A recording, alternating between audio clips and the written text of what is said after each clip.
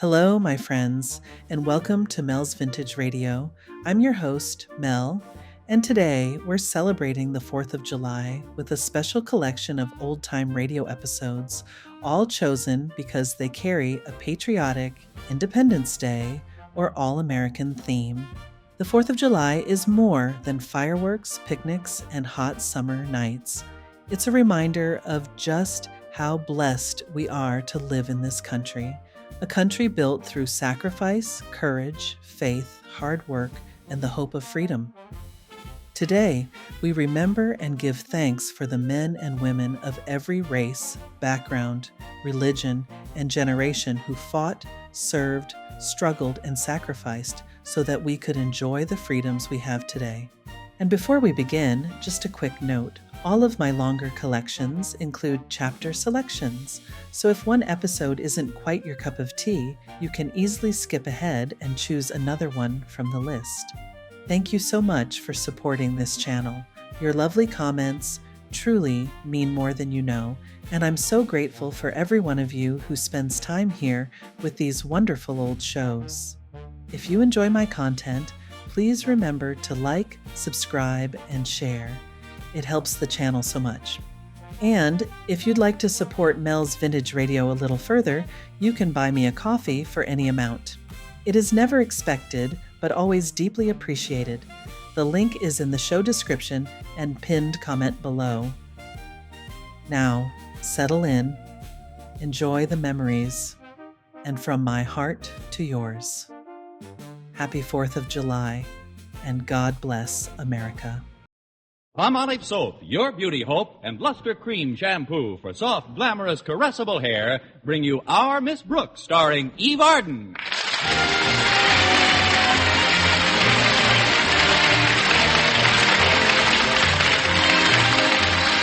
When the 4th of July weekend arrived at Madison High Summer School, it was welcomed most enthusiastically by Our Miss Brooks, who teaches English there. I don't know why I looked forward to such a brief holiday with such keen anticipation. I like my work, and I'm very fond of my pupils. Then there's the school principal, Mr. Osgood Conklin. Well, what do you know? I just found out why I look forward to such a brief holiday with such keen anticipation. Mr. Conklin and I never have been what the scientists call chemical affinities. But last week we really reached the ultimate in mutual harassment. I would hesitate to describe Mr. Conklin's temper as volcanic, but by last Thursday I would swear I saw a thin trickle of lava flowing out of his ears. I was telling my landlady, Mrs. Davis, about it Friday morning at breakfast. He hasn't been this irritable since last month when I broke his new glasses. My goodness, Connie, how did you do that? It was an accident, Mrs. Davis. They broke when we both bent down at the same time. You both bent down? Yes, to pick up a hammer I had dropped on his foot. Osgood is certainly hard to get along with. Oh, Connie, did you say you wanted tea or coffee this morning? I said I wanted milk, Mrs. Davis. Oh, of course you did. I'm getting so absent-minded lately. Almost as bad as my sister Angela. How is Angela, Mrs. Davis? Angela? Your sister. Oh. She's terribly absent-minded, poor dear.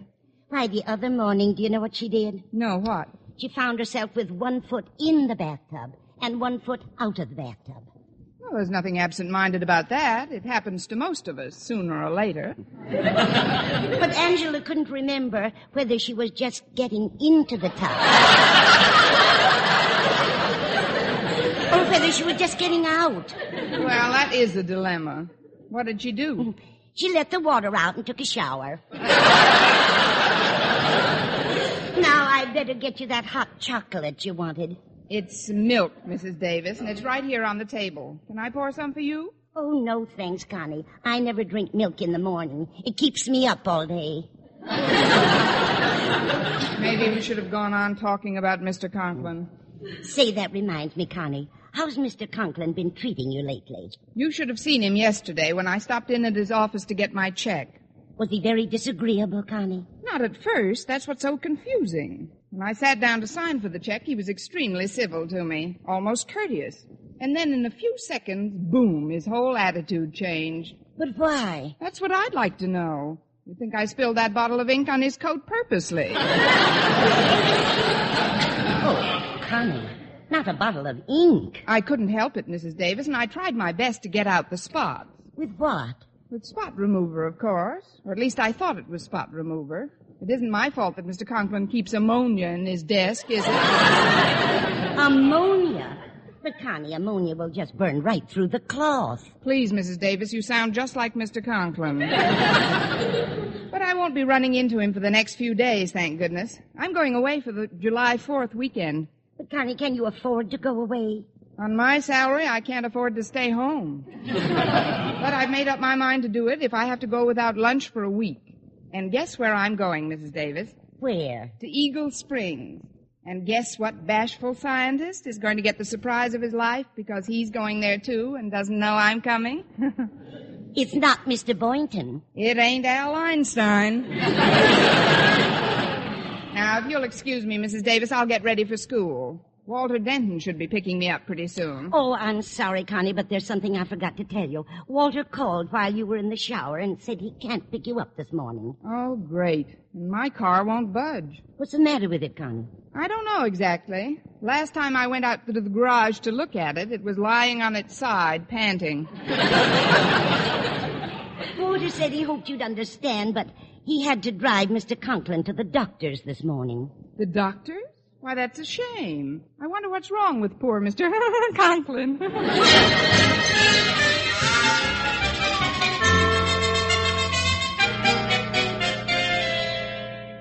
Well, Osgood, I can't seem to find anything radically wrong with your physical condition, outside of a slightly elevated blood pressure, that is. What is my blood pressure, Dr. Haney? Oh, nothing to worry about, Osgood. Around 180, I'd say. Of course, if it gets to 200, I'd advise you to sell.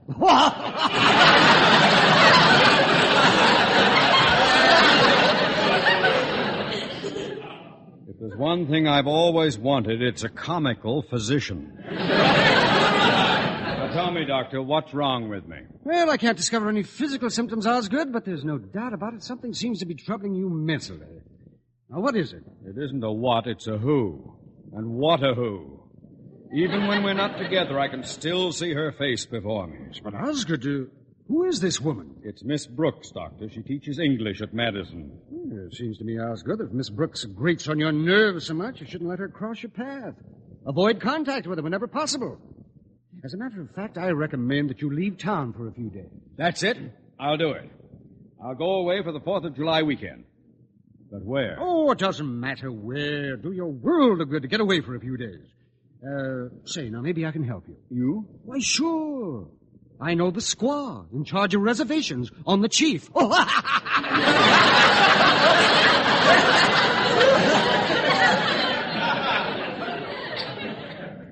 it will be good to get away.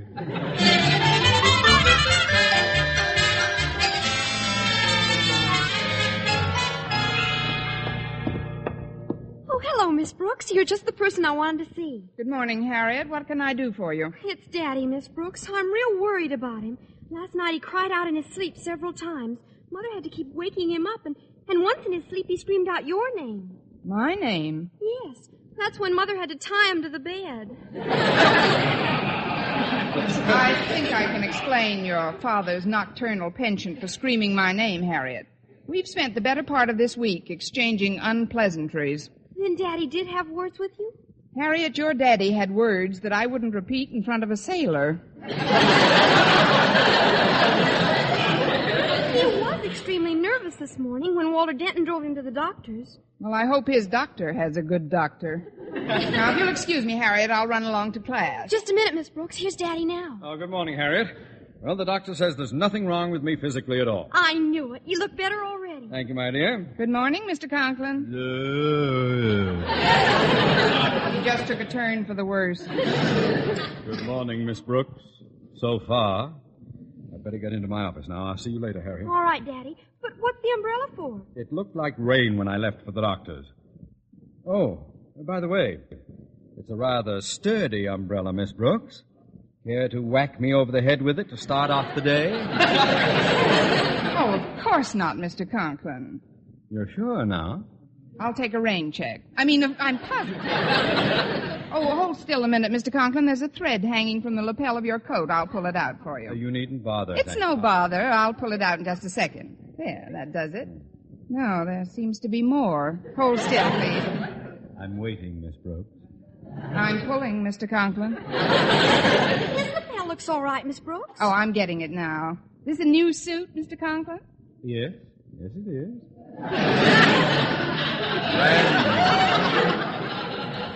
No doubt you remember my old suit, Miss Brooks. The one with the ink spots. Ink spots? How in the world did you get... Oh, that one. Yes, that one. I thought you'd like to know that I cleaned Walter Denton's windshield with it this morning.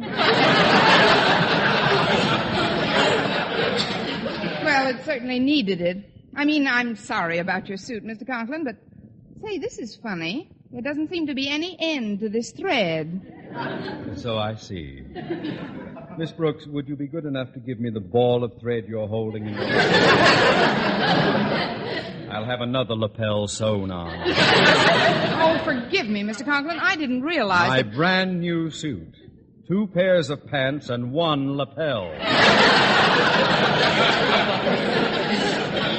Let me in that office immediately.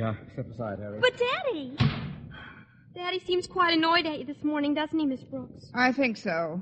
In fact, there's an old Eskimo saying that describes his feelings toward me perfectly. It goes, Pulikamu konakrio exo. What does that mean? Baby, it's cold outside.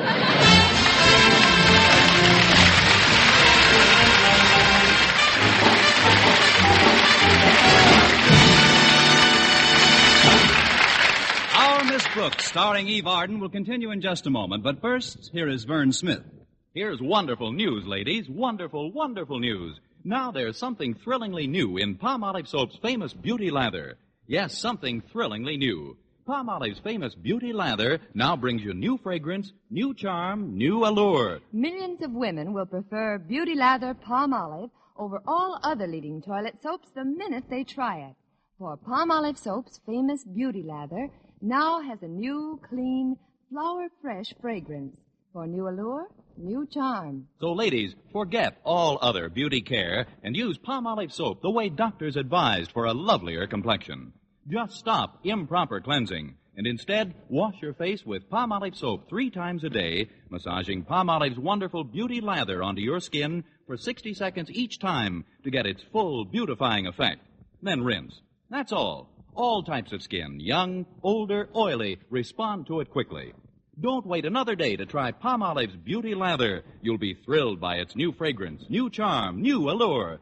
Thrilled again by the fresher, brighter complexion doctors prove may soon be yours. For new loveliness all over, use big bath-size Palmolive in tub or shower.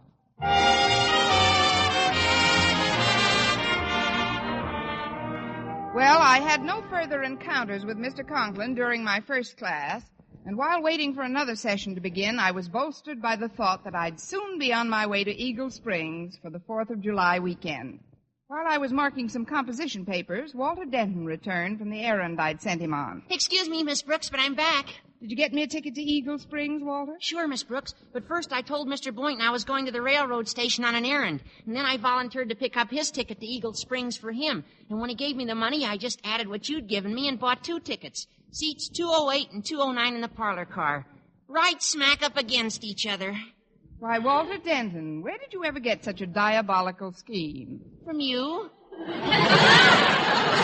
Now, don't you remember, Miss Brooks? You laid the whole thing out for me. Never mind, Walter. Are you sure the seats are together? Positive. And it was a lucky break I got any seats at all. The trains are sure crowded for this 4th of July weekend. Gosh, the station was alive with travelers. Those are the best kind. Now, look, Walter. You have got to promise me you won't mention my trip to a Seoul. I don't want Mr. Boynton to know I'm going to Eagle Springs until he sits down next to me on that train. You have my word as a gentleman and a scholar. I've just read your composition. Your word as a gentleman will do. No, all kidding aside, Miss Brooks, how did you like my composition? Great baseball yarn, isn't it? Frankly, Walter, it's a little hard for me to judge. I know how crazy you are about baseball. I'd like to be fair in marking your composition, but, well, this time you've really got me stumped. But why? Maybe it's because the first 6 pages contain nothing but the American League box scores. I just put that in to make it more dramatic. Well, some of it is pretty exciting at that. I remember one very eloquent phrase that keeps recurring in the story. Had me right on the edge of my seat. Let me find it. Oh, here it is. Coleman to Sternweiss to Phillips. That's a famous double play combination. You know, on the Yankees. Oh, Yankees, of course. The northern team. Now, you'd better be getting on to your next class. Now, okay, Miss Brooks. Oh, before I go, is there anything I can do for you while you're out of town? Yes, Walter. Come to think of it, there is something you can do. You'll probably be seeing a lot of Harriet Conklin over the weekend, won't you? That's for sure. Well, you can do me this one big favor. Whenever Mr. Conklin's in the vicinity, please don't mention my name. When Mr. Conklin's in the vicinity, I'm usually not. He hates me, you know.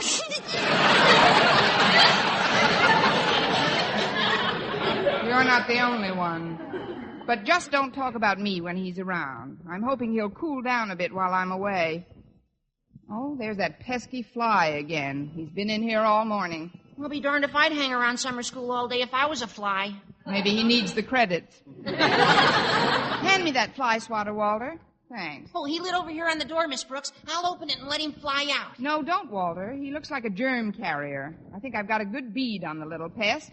Here goes.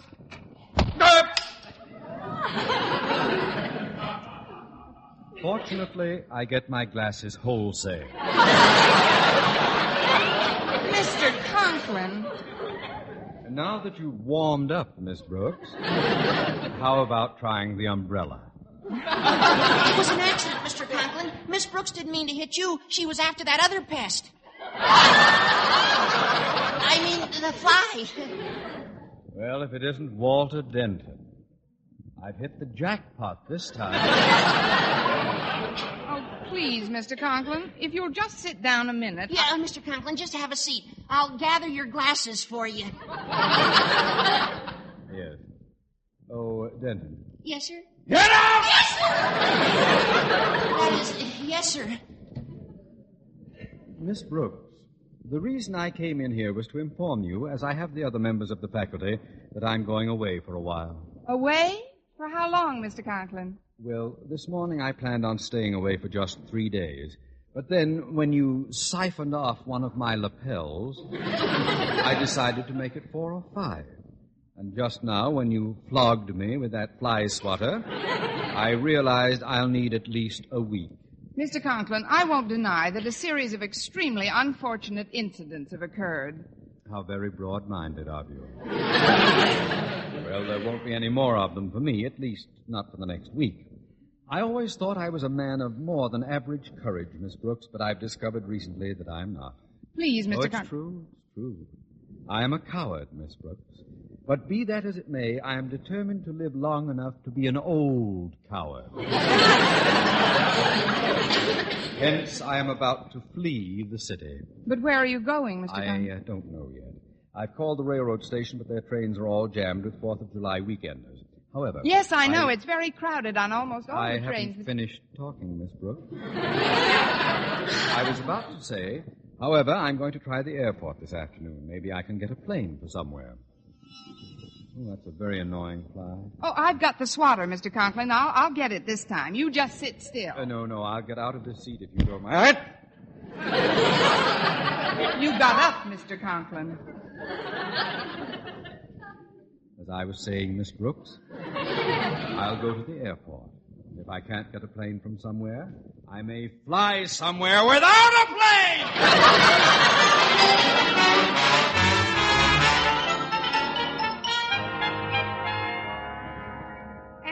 Class, it only requires a little concentration to avoid embarrassing mistakes in conversation. We'll take up next the works of Lord Byron. That's all for now. Class dismissed, and have a nice weekend. Oh, excuse me, Miss Brooks. Could I see you for a minute? Why, Mr. Boynton, you may see me for longer than that. Come in, won't you? I just wanted to say goodbye, Miss Brooks. Oh? Going somewhere? Yes. Walter Denton just got me a ticket on the 4:15 to Eagle Springs. I'm going to spend the 4th of July weekend up there. How nice for you, Mr. Boynton. It should do you a world of good. Yes, I really need the rest. I've been working pretty hard lately. Still, I want you to know I'll miss our regular Friday afternoon date, Miss Brooks. I don't see why. That was a pretty tiresome crowd we were running around with. Miss Brooks, we went to the zoo on Fridays. That's what I mean. Every week, the same old hairy faces. Well, it does a man good to get away from town every so often. Gives him a chance to think things out. Commune with nature, as it were. You know, I like to get next to Mother Nature once in a while. Now, isn't that funny? I feel the same way about Father Nature.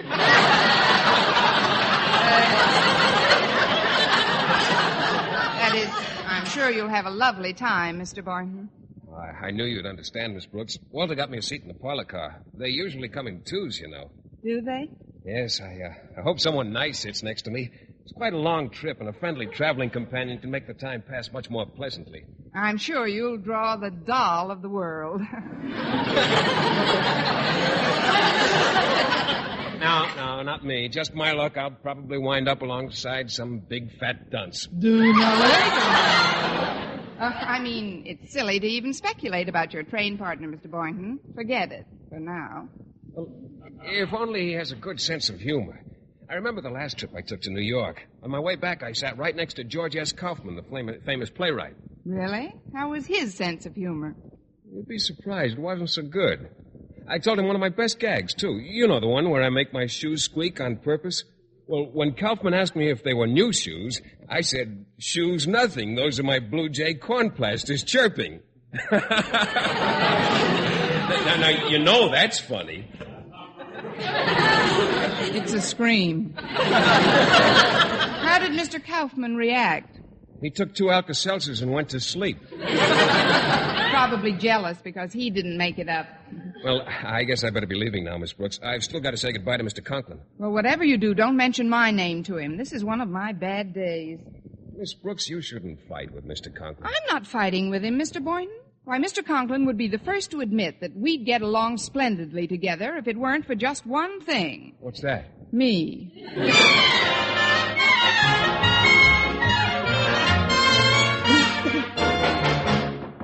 Come in. Oh, I just dropped in to say goodbye, Mr. Conklin. Oh, sit down a minute, Boynton. I'm just getting some information from the Travel Bureau. What did you say the name of that train was again? The Snake Eyes Limited? No, I'm afraid I don't care to go as far as Las Vegas. Goodbye. Now then, you were saying? Just goodbye, Mr. Conklin. I'm going up to Eagle Springs for the weekend. Eagle Springs? But you won't be able to get a train ticket. I've tried every which way to get out of this town, but it's just impossible. Oh, not for me, it isn't. I've got my ticket right here. Seat 209 in the parlor car on the 415. Well, let's see that ticket, Boynton.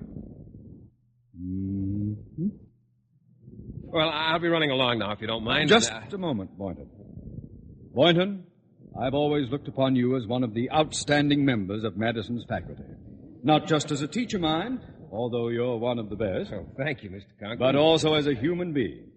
You, Boynton, are the type of chap who would never let anyone down. Oh, gosh, Mr. Conklin. That's why I know you'll sell me that ticket and postpone your own vacation. Postpone it, but Mr. Conklin, I can't. Can't? In the vocabulary of a Madison High School teacher, there is no such word as can't. Well, then I won't. Oh, I'm sorry, sir, but I've worked very hard for this vacation, Of course you have, my boy. It was selfish of me to even suggest that you give me your ticket on the train. The fact that I'm on the verge of complete mental breakdown should not sway you in the slightest. Mental breakdown? Well, I'm sorry to hear that, Mr. Conklin. Oh, chin up, boy. Wipe that frown from your face. You should be smiling. You're going on a trip. A happy, carefree trip. Forget about me trembling in my stuffy little office. You're on the train, boy. I can see you now, sitting there in that plush parlor car, the sun streaming through the windows. What's this? Conductor is approaching. Tickets? Tickets, please. Where's your ticket? Here it is. Thanks, Boynton. I knew you'd come through.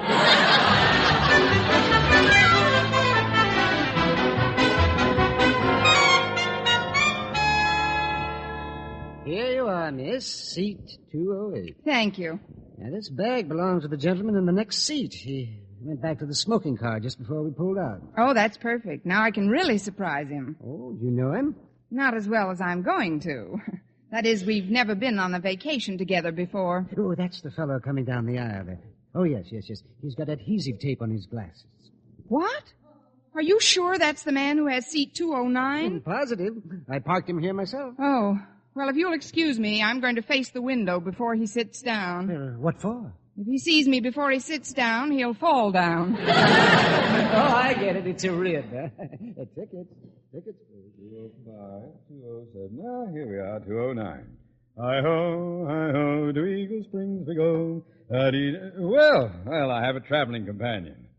Yeah, I don't blame you for gazing out the window. Lovely scenery, isn't it? Mm-hmm. Nothing like taking a little trip, eh? Mm-mm. I don't mind telling you I was a candidate for the Mayo Clinic before I got on this train. But it's going to be different now. Hi-ho, to Eagle Springs we go, and as we go I sing ho, ho. Hey, look at the sun coming from behind that cloud. Hmm? Shining on the window that way, it's beginning to reflect your features. Yes? There are your eyes. Nice eyes.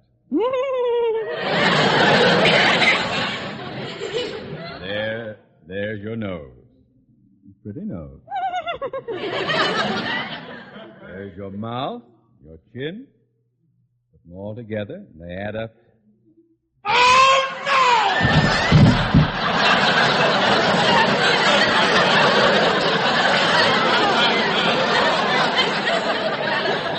Hi-ho, hi-ho, to the Mayo Clinic we go.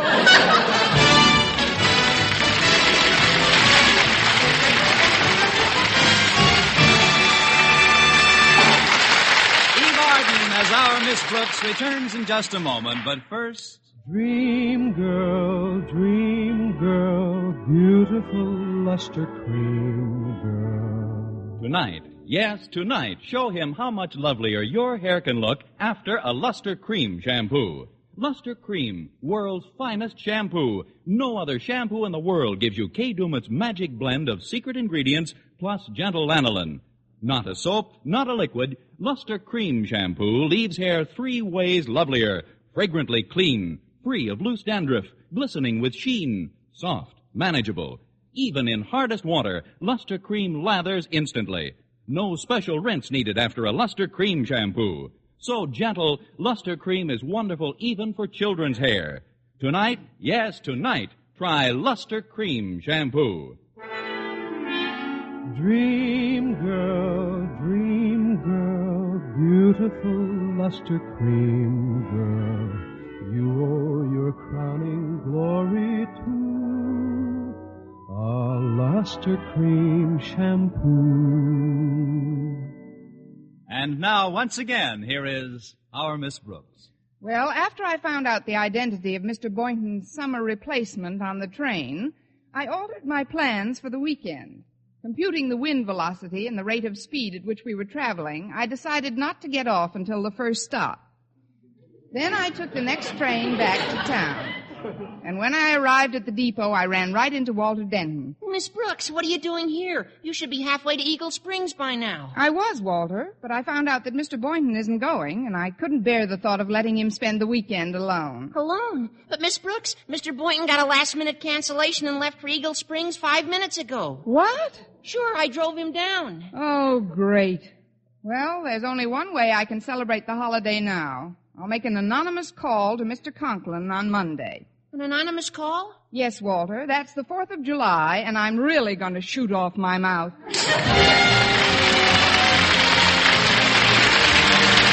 Next week, tune into another Our Miss Brooks show brought to you by Palmolive Soap, Your Beauty Hope, and Luster Cream Shampoo for soft, glamorous, caressable hair. Our Miss Brooks, starring Eve Arden, is produced by Larry Burns, written and directed by Al Lewis, with music by Wilbur Hatch.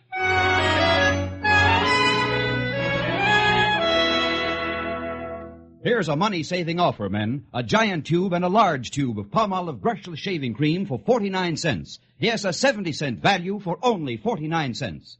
This offer is made solely to prove you, too, can get smoother, more comfortable shaves the Palmolive brushless way. Just follow directions on the tube and treat your face to wonderful shaves. Yes, for extra shaving comfort at extra low cost, don't miss this Palmolive brushless bargain. At drug and toilet goods counters, get both giant and large size Palmolive brushless. A 70-cent value for only 49 cents. Last year, forest fires laid waste 30 million acres of America's timberland. This year, only you can keep it from happening again. So when you or your family are camping, motoring in, or even near a forest area, remember these 4 rules. 1, crush out, completely out, all cigarette, cigar, and pipe ashes. 2, break matches in 2 after using. 3, drown all campfires, then stir and drown again. 4, before going near timber, ask fire authorities where campfires or even smoking are permitted. Remember, another 30 million acres will burn this year unless you are careful. For mystery liberally sprinkled with laughs, listen to Mr. and Mrs. North, the exciting, fun-packed adventures of an amateur detective and his beautiful wife.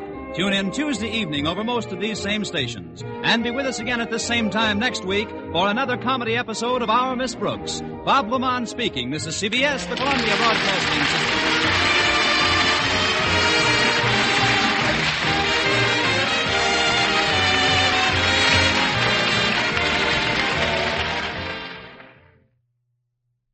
Mother, is Maxwell House really the only coffee in the world? Well, your father says so, and your father knows best.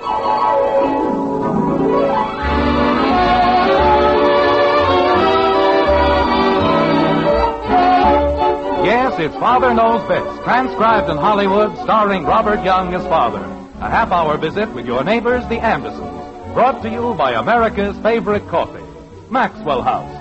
The coffee that's always good to the last drop.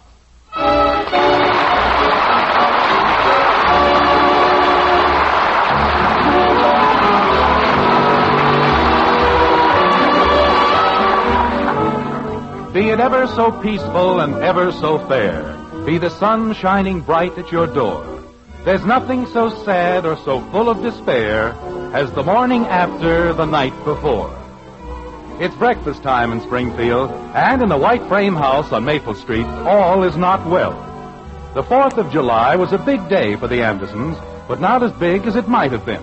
That's why, on the 5th of July, the family goes to work on the greatest fall guy the world has ever known. Poor old Father.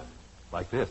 But you said we weren't allowed to shoot off firecrackers. That's right. Well, Jimmy Woody had firecrackers and he shot them off. Kathy, I've told you a dozen times, shooting off firecrackers is against the law. They shot them off in the park. You eat your breakfast. Well, didn't they? Betty, do as your father tells you. Can't I even talk? Eat your breakfast, dear. Jumping creepers. Everybody else got to shoot off firecrackers except me. I never get to do nothing. You never get to do anything. You said it. Everybody else. Kathy, for the 10 millionth time, the use of firecrackers within the city limits of Springfield is illegal. Then why did they shoot them off in the park? Because that was a fireworks display. It's entirely different. Mom, I can't find my other shoe. Look under your bed, dear. I did look. Never mind. I found it. But hurry up or you won't get any breakfast at all. Okay, Dad. Couldn't find his ears if they weren't fastened on. Why is shooting firecrackers in the park different? Because it was part of the city's celebration. That's why. Jimmy Woody shot off firecrackers, and I'm as much a part of the city as he is. Kathy. His father didn't tell him it was different. Margaret, may I please have my coffee? Of course, dear. Every time somebody does something and I can't, it's different. There you are. Thank you. Everybody gets a bigger allowance than I do, but it's different. Kathy, in just about 1 minute... I have to go to bed when it isn't even dark, but that's different, too. Margaret, will you please tell her to be quiet? People don't even like me around here. I'm going to join the wax. That's what I'm going to do. I'm going to show the whole bunch Kathy, of you. be quiet. But why can everybody else? Eat your breakfast. Gee whiz. I don't know what she's got to complain about. I was the only girl at the whole dance who had shoulder straps on her dress. Now, don't you start. Father, if you just wouldn't be so old-fashioned. I am not old-fashioned. But I will not have my daughter traipsing around in a dress that's held up by nothing but a prayer and a city ordinance. Jim, there's really no reason why. Well, for the love of Margaret, one of these days that boy's going right through the stairs, so help me. I don't think so, dear, but I'll speak to him again. It's like living in a house with a bull rhinoceros. Good morning, everybody. What's cooking? Father is. Betty, please. Bud, is there any reason why you can't come down the stairs like a normal human being? How do they do it? They walk. That's what I did. You... May I have the cream and sugar, please? Oh, here you are, dear. Thank you. Nobody even cares if kids have fun on the 4th of July. Dad. Kathy, let me explain it to you once more. The reason children are not permitted to have firecrackers is a very simple one. They don't want us to have any fun. They don't want you to get hurt. Dad. Jimmy Woody had firecrackers and he didn't get hurt. Good. He only got 3 little blisters. Fine. On each hand. Dad. What is it, Bud? Do you know how old Jerry Wilson is? 87? He's 12. Well, you certainly had me fooled. Would you care for some more toast, dear? No, thank you. This will be fine. And his father bought him a gasoline scooter. Bud. I'm 15, and I had to go to the picnic on a bicycle. How would you like to wear an evening gown with shoulder straps? I don't even like the 4th of July. I never saw such an awful day in my whole life. Well, you all had a pretty miserable time yesterday, didn't you? Well, gosh, Dad, if a 12-year-old kid can have a gasoline You had scooter... nothing on your busy little minds but firecrackers and shoulder straps and gasoline scooters. Important things like that. Father... Nobody thought about the 4th of July, what it means, what it is. When I was a boy, the biggest thrill of the year was raising the American flag on Independence Day. But you were busy with more important things. Maybe that's the trouble with a lot of people in this country. They haven't the time to honor their flag or think of what it means to them as individuals, as a people. Holy cow, Dad. Be quiet, Bud, and listen. Yes, ma'am. We've all lost sight of the fact that the freedoms we take so much for granted, the right to speak our minds, the right to live as we choose, weren't always ours. Less than 200 years ago, our ancestors had to fight for them. And they didn't intend that Independence Day should be spent killing one another on the highways or blowing ourselves to bits with firecrackers. They fought, and some of them died, to give us freedom. And now we've forgotten them. Father, we know all about Thomas Jefferson and Benjamin Franklin. I know about George Washington Fields. I don't mean people like that, kitten. I mean plain, ordinary people like ourselves. The families of merchants and lawyers and hard-working farmers. Those are the people we've forgotten. The people who fashioned a whole new nation out of blood and tears and gossamer dreams. You know, 175 years ago, there was no United States of America. There was only a feeling of great unrest and resentment among the American people. In the larger cities, Boston, Philadelphia, New York, there was a sort of seething tension in the streets, in the coffee shops, everywhere. But life went on. People lived as they must always live.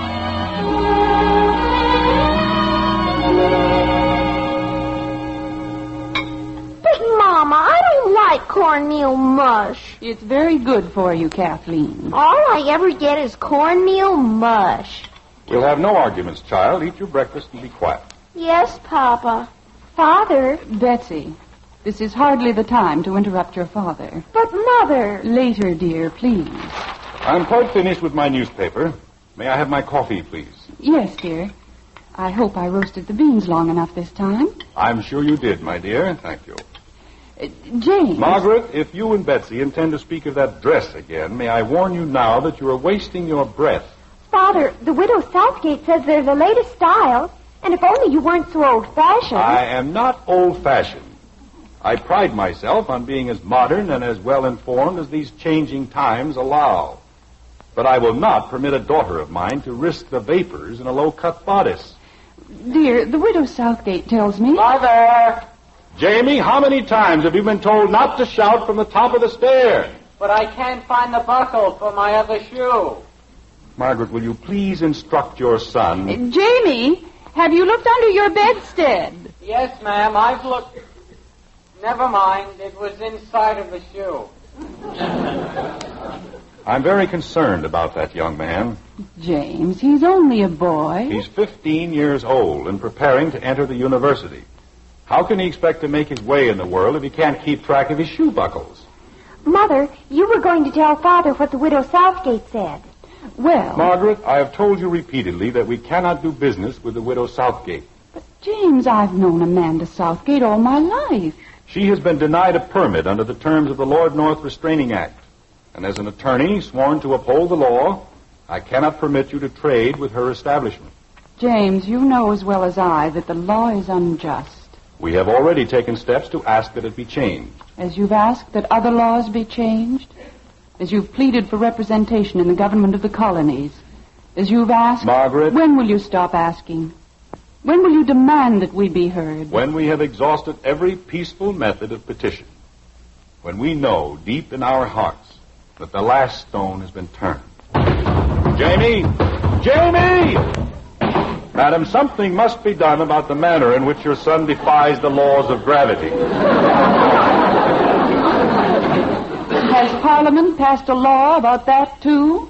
Good morning. I trust everyone is well. Good morning, son. Brother. Jamie? Yes, Father? What are you trying to establish in this constant attack on a perfectly innocent staircase?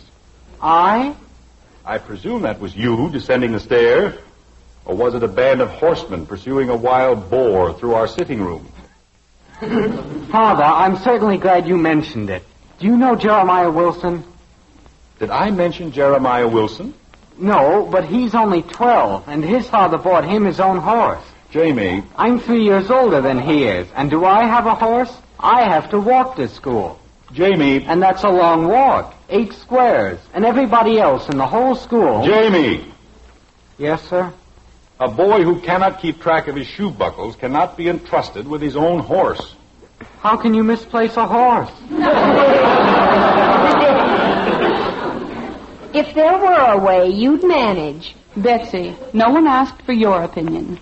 I didn't say anything, did I, Mama? No, Kathleen. I've been very good, haven't I, Mama? Yes, Kathleen. Do I still have to eat my cornmeal mush, Mama? Yes, Kathleen. Gee willikins. Jamie, the front door. Nobody's afraid that I'll misplace the front door. I could close my eyes and find the front door in the dark. I don't know. When I was a boy, my father never permitted this turbulence at his breakfast table. Breakfast was a quiet meal, peaceful and calm. There was none of this excitement and confusion. Everything was well ordered and contained. Everything... Mother, it's Mistress Smith. Elizabeth! Margaret, you've got to help me. We're in the most terrible trouble. Girls, perhaps you'd best go outdoors and take your brother with you. But I haven't finished my mush. Go along, Kathleen. Good day, Mr. Smith. Come along, Katie. Don't call me Katie. Now, Elizabeth? Oh, I'm just beside myself. Nothing like this has ever happened in the entire history of our family. Elizabeth, may I suggest that you calm yourself? You. The entire affair is your fault. My fault? Elizabeth! You were the one who put him up to it. You were the one who told him not to pay his taxes. You mean Hector, I presume? My husband.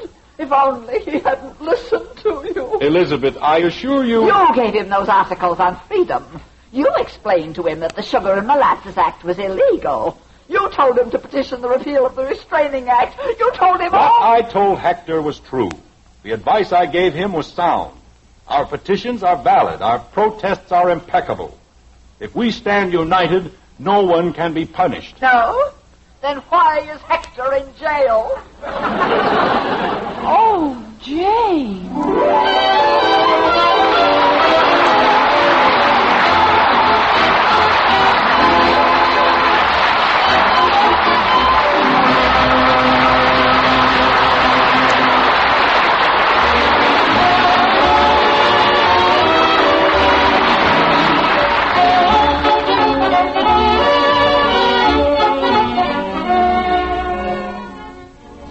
that's what I call truly good coffee. How about a second cup, darling? Those are wonderful words to hear, especially when you hear them from the world's greatest coffee expert, your husband. Of course, lots of folks think of us as experts, too, since more families do buy our Maxwell House coffee than any other brand. But when you make coffee for your husband, why, he's the expert whose say-so you care about. And tomorrow, if you'll just pour him a cup of heartwarmingly good Maxwell House coffee, we're mighty sure he'll say, best coffee I ever tasted. In fact, we'll return your money if he doesn't say that. You see, only Maxwell House has that wonderful good to the last drop flavor, because only Maxwell House has the recipe. It's one that demands choice, extra flavor coffees, blended and roasted just so. And since no coffee is made like Maxwell House, no other coffee tastes like Maxwell House. Tomorrow, serve our Maxwell House to your husband. If he doesn't say, best coffee ever, why, just send us the can and unused portion, and we'll gladly refund your money. Our address is right on every familiar blue tin. Yes, to please the world's greatest coffee expert, your husband. Serve him Maxwell House coffee. Always good to the last drop.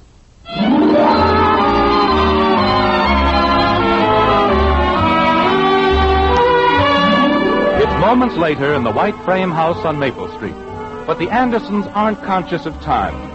They've been swept back to the days of the American Revolution, to the story of a family much like their own. They've moved through the streets of an early American city, through the doors of the Court of Justice, and there they sit quietly, patiently, while an 18th century Anderson prepares to defend the rights of his friend Hector Smith. Like this. Hector, you must be truthful with me. Did you say anything more? Jim, I take my oath. I told the man just what you told me to, that I was not going to pay taxes unless I had a voice in my own government. And naturally, you had to say it to a man who was a representative of the king. Elizabeth, how was I supposed to know my that husband. Thousands of people in the city, and he has to argue with tax collectors. Elizabeth, I'm sure it isn't as bad as you fancy. Is it, James? I don't know, Margaret. In these affairs, one can never be sure. Oh, the disgrace. That I, a Stuyvesant on my mother's side, should live to see the day that my own husband... The court will rise. Margaret. Yes, dear. They're about to begin. Why don't you take Elizabeth to a seat? All right, James. Come along, dear. We'll find a comfortable bed. If only he wouldn't argue with people. If only he would listen to me. The Crown calls Hector Smith. Jim, maybe if I plead guilty, they'll give me a lighter fine. You can't plead guilty, Hector. The tax is unjust, and we must prove it so. May it please your lordship. Are you Hector Smith? I am James Anderson, your lordship, a solicitor engaged by Hector Smith for his defense. Well, step forward. Don't stand there. Yes, my lord. Jim, why don't you ask him? Please, Hector, not yet. The bailiff will read the charge against the prisoner. May it please your worship. Silence. Hector, please be quiet. The bailiff will proceed. Hector Smith, territorial colonist, is hereby charged by the Crown with failure to pay his just taxes under Section 7 of the Act governing the sale of sugar and molasses. How do you plead? Your worship... May it please your lordship, this is not a proper charge, and a plea cannot therefore be entered. Not proper? Ridiculous.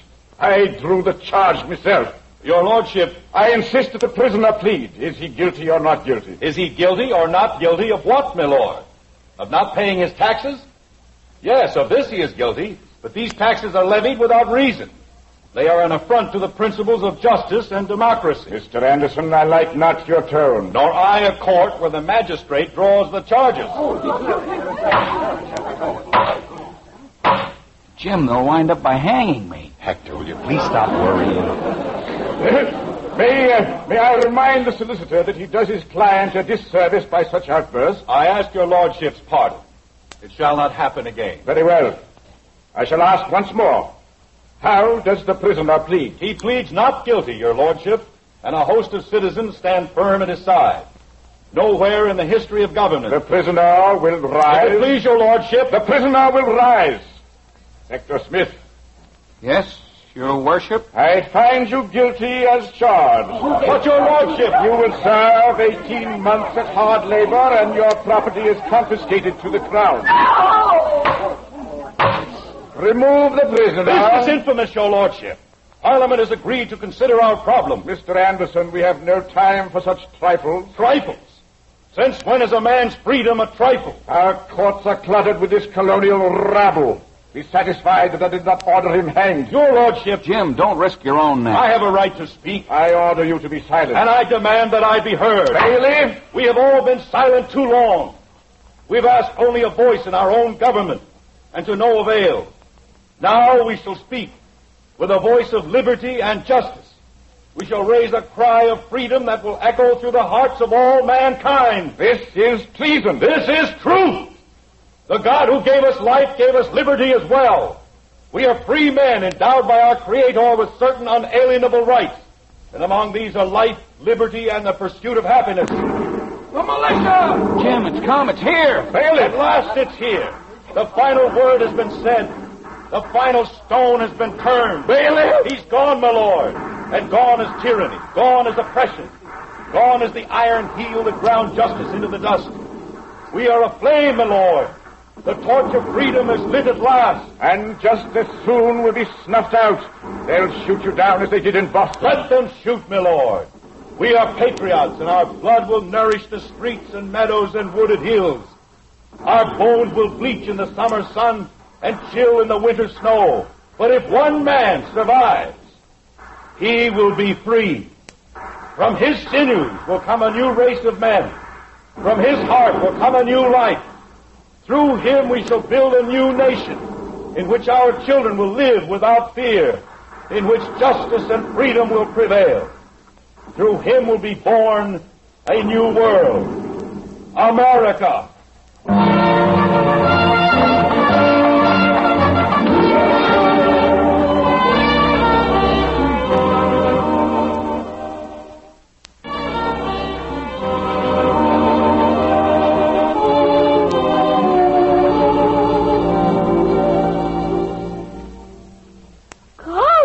Did that happen on the 4th of July? Well, not exactly, Kitten. That sort of thing went on for years, all over the colonies.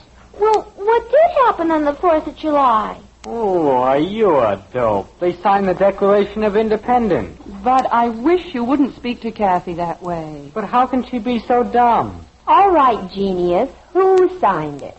What? Who signed the Declaration of Independence? Oh, gosh. Practically everybody. Bud, the Declaration of Independence was signed by 56 men. Well, that's a lot, isn't it? Daddy, Yes, Kathleen. there's only one thing I don't understand. What's so wonderful about the Declaration of Independence? He'll tell you some other time, dear. Margaret, if you don't mind, I'd just as soon tell her now. While he's in the groove. While I have all three of my knot-headed children in a listening mood. What did I do? Not a thing. And let's keep it that way. Jim, if you're going to tell them... All right, honey. The Declaration of Independence was written not to point out new principles or new arguments or even to say things which had never been said before, but to put before the people of the world an announcement of the fact that the American people considered themselves from that day forward an independent nation. Do you understand that? Oh, sure. Dear, she didn't understand one word you said. Of course she did. Maybe she did, but I sure didn't. Well, I couldn't have made it clearer. You understood me, didn't you, Bud? Yes, sir. Well, I promised Joe I'd help him do something. What did I say? About what? The Declaration of Independence. You mean the whole thing? Or any small portion thereof. This is going to be good. Well, you said that the Declaration of Independence was important because it told everybody that on the 4th of July, 56 fellas got together and, well, anyway, it's the birthday of the United States. That's the important part. Oh, that's what it is. Well, you could put it that way. And you know, come to think of it, isn't it strange that no one ever gives the country a birthday present? Jim, really? I mean it, honey. Everybody else gets them. Father, if you'll buy the wool, I'll knit the country a pair of argyles. Take her up on it, Dad. How will she know what size?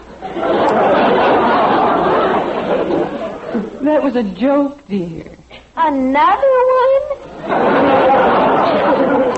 I'm being very serious. Father, you're not. I certainly am. We have the good fortune to live in the greatest country in the entire world. A country that has given us blessings far richer than we know. Our country has given us a heritage of freedom. Freedom of speech, freedom from want, freedom from fear, freedom to worship in any church we may choose. It gathered us, all sorts of Americans, from the far-flung corners of the earth and made for us a home.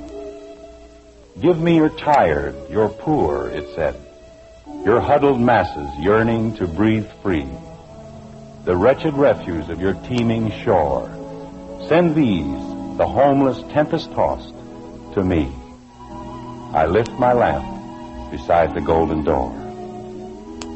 Our country has a birthday every year, celebrated on the 4th of July, and all of us, no matter how rich or how poor, can afford the only gift it wants, a pledge of undying loyalty and devotion, a vow that in the year ahead we'll remember and observe the simple principles of democracy, a promise that, to the best of our ability, we'll live as Americans.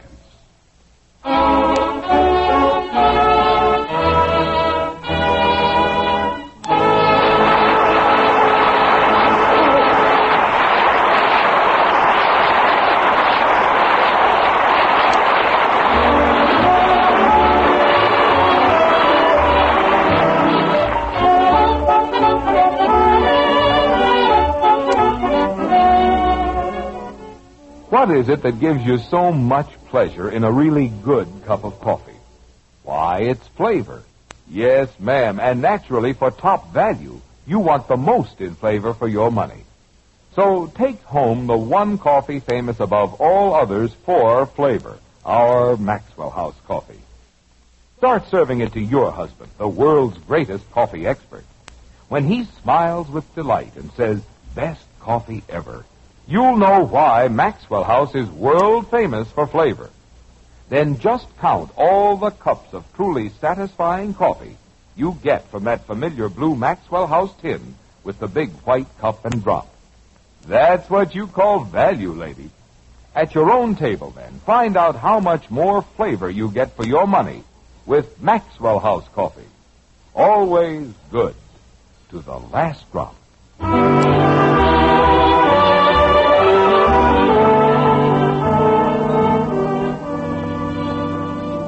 Ladies and gentlemen, this is Robert Young. Tonight, Father Knows Best brings to a close its second season of broadcasts, and all of us will leave on our annual vacations. Before we go, however, the members of my radio family have asked permission to say their individual goodbyes. Being an indulgent husband and father, quite naturally, I had to agree. So here they are. June Whitley? I hope you have a very nice summer, and be sure to come back with us in the fall, won't you? Goodbye. Rhoda Williams? Goodbye, goodbye. Parting is such sweet sorrow that I shall say goodbye till it be morrow and have a real keen summer, gang. Norma Jean Nilsson?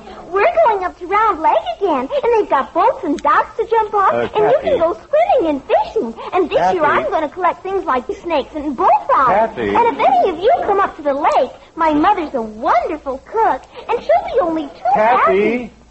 Did I say something wrong? You're supposed to say goodbye. That's what I was doing. Well, say it. Gee whiz. Goodbye, everybody. And finally, a word from Ted Donaldson. So long.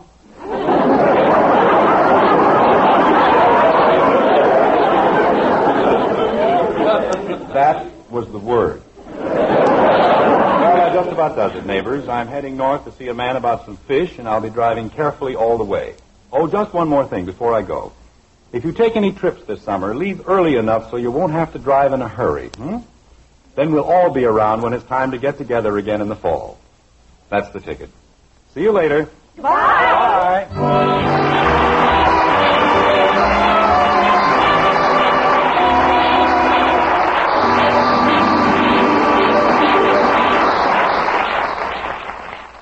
Folks, Gainsey, the famous talking dog, always says, Gaines Meal. What about Gaines Meal, Gainsey? Nourishes every inch of a dog. It sure does.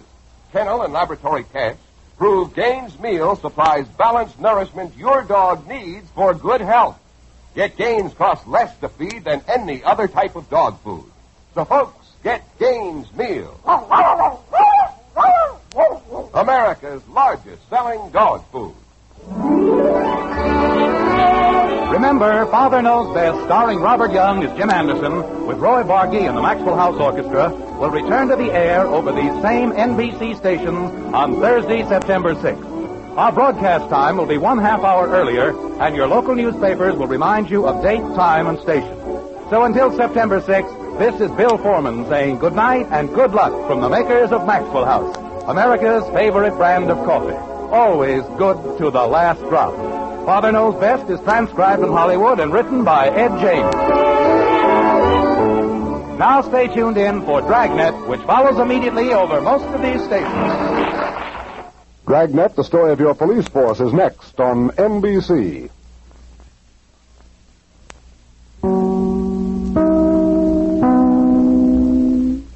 The Kraft Foods Company presents The Great Gildersleeve.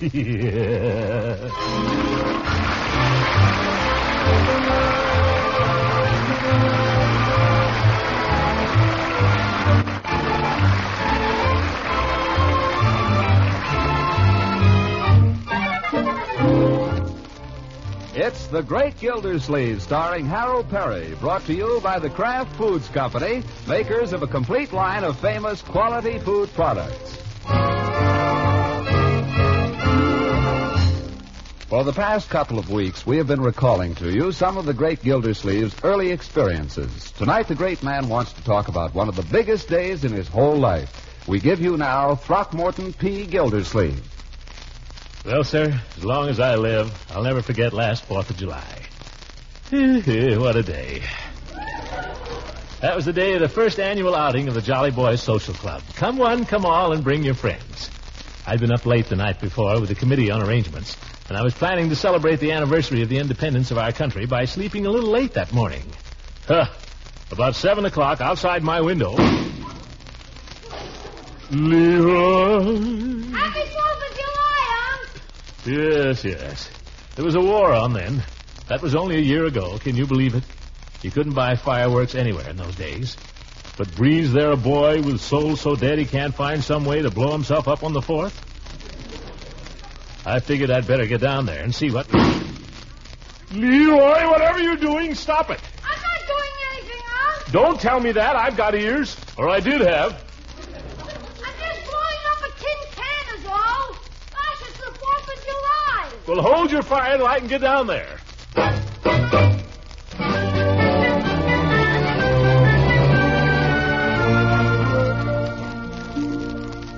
You can't deny a small boy the 4th of July. That's his day. But I still remember the time I made the mistake of carrying a 3-inch salute in my hip pocket. And my best friend sneaked up on me with a piece of punk. It was burned in my memory.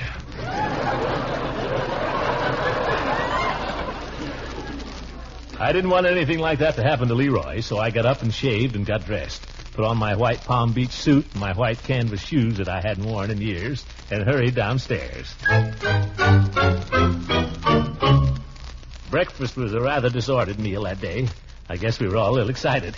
Marjorie kept jumping up and down and rushing off places. I finally told her to sit down. Marjorie, I said, for heaven's sake, light somewhere. But I'm all through, Uncle Mort. I don't care. Sit down. You make me nervous. But I'm supposed to be helping Bertie make the lunch. That can wait till after breakfast. One thing at a time here. Where's my cereal? Leroy, wipe your chin. Bertie, I'm ready for my cereal. We ought to get a bell. Here you are, Mr. Gildersleeve. Leroy, how about you? Oh, Uncle. What's this you've given me, Bertie? That's your... Oh, my goodness. That's the chopped olives for the sandwiches.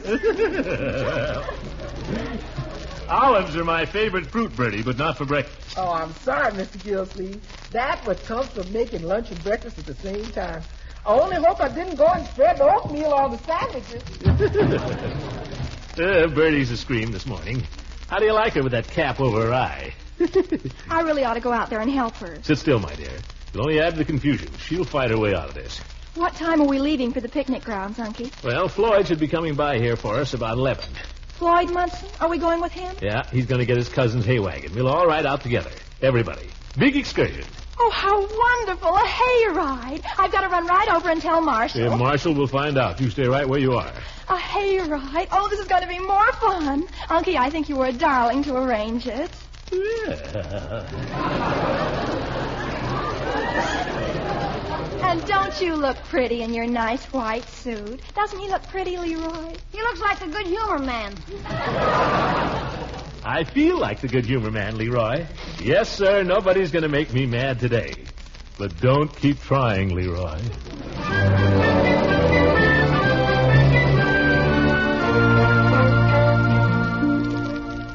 Well, we had work to do that morning, but all of a sudden nothing would do. We should drop everything and hang out the flag. Well, what's the use of having a flag if you don't hang it out on the 4th of July? All right. So you tramp upstairs to the attic. 2 flights.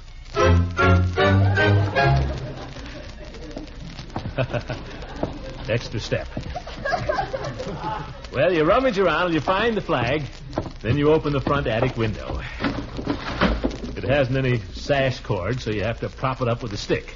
Only you can't find a stick, so you use a coat hanger. I'll go out in the yard, Uncle Mort, and see how it looks. Now, Leroy, when I get out the window, you hold on to my legs. What for? What for? What do you think? Just hold on to them, that's all. Now, don't let go. Okay. No, not yet, Leroy. Wait till I get out there. I thought you said to hold on to them. Well, use your head, my boy. Now, you lower the flag out the window, and you squirm part way out yourself. And then you look down. Hold on, Leroy. Oh, sure. That's the time the telephone always rings. Leroy, telephone. For me. Yes, for you. I'll be back, Uncle. Okay. Whoa, Leroy. You come back here. The little devil. There you are. Half in and half out. Straddling the windowsill on your stomach. In a Palm Beach suit that's just been cleaned and too tight. There's only one thing to do. You try to inch your way back in. There you are, teetering in space while your life hangs in the balance. And then it happens. Your elbow hits the hanger, the window drops like a guillotine. Oh, right in the back. You're pinned there like a rat in a trap, clutching at Old Glory. 4 or 5 hours pass. Maybe it's 4 or 5 minutes. You've been hollering as loud as you can, with the wind knocked out of you in your heart and your throat. And then some fool happens along and calls to you. What you doing, Throckmorton? Leela! Shoot if you must, this old gray head, but spare your country's flag, he said. Leela, help! This is no joke, Leela. I'm stuck. Oh, gracious. Get help! You stay right there, Throckmorton, you hear? I'll be up. Marjorie, Leroy, Bertie, everybody,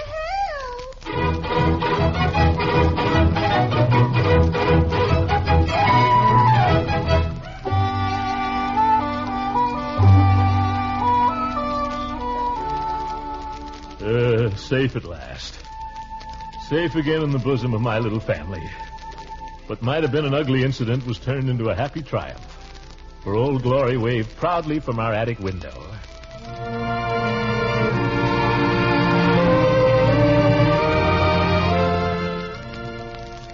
We all went out front to look at it.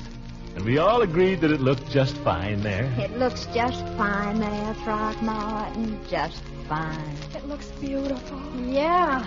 How do you like it, Bertie? Mr. Gildersleeve, if I had my way, I'd leave it there all the time. Yes, sir, it looked fine.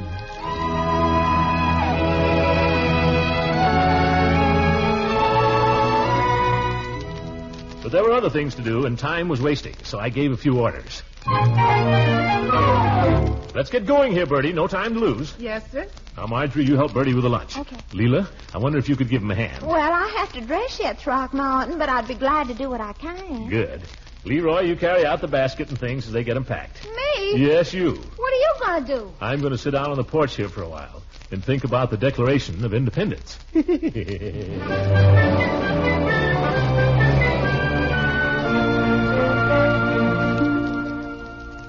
Well, I sat down on the swing there and lit a cigar. And I thought how different this was from other 4th of Julys I'd known. How quiet and how nice. And I thought how a man's tastes change as he grows older. Why, when I was a youngster, I lived in a world of high explosives. Dynamite caps, 5-inch salutes, red devils, Roman candles, erupting strombolis, 50-cent skyrockets. I loved them. Not anymore. Suddenly I looked down the walk, and here came a little boy that might have been me at the age of 6. Only it wasn't. It was little Craig Bullard from across the street, and he was pulling a toy cannon. I knew what he was going to say before he said it. Can Leroy play? Well, hello, Craig. What's that you got there? I want Leroy to play with me. Well, Leroy's inside right now. Trying to come out. Well, he has some work to do, Craig. I want him to come out. Later, perhaps later. Who gave you the cannon? My father. Oh, that's fine. Doesn't go off, does it? Now, Craig, surely your father's told you not to aim that thing at people. Craig, what are you going to do? I'm going to shoot you. Now, Craig, what's that string for? I'm going to pull it. Don't you shoot that thing. I'm going to pull it. 1. Craig, do you hear me? Don't you shoot that. 2. Look, Craig, I thought of a game. 3.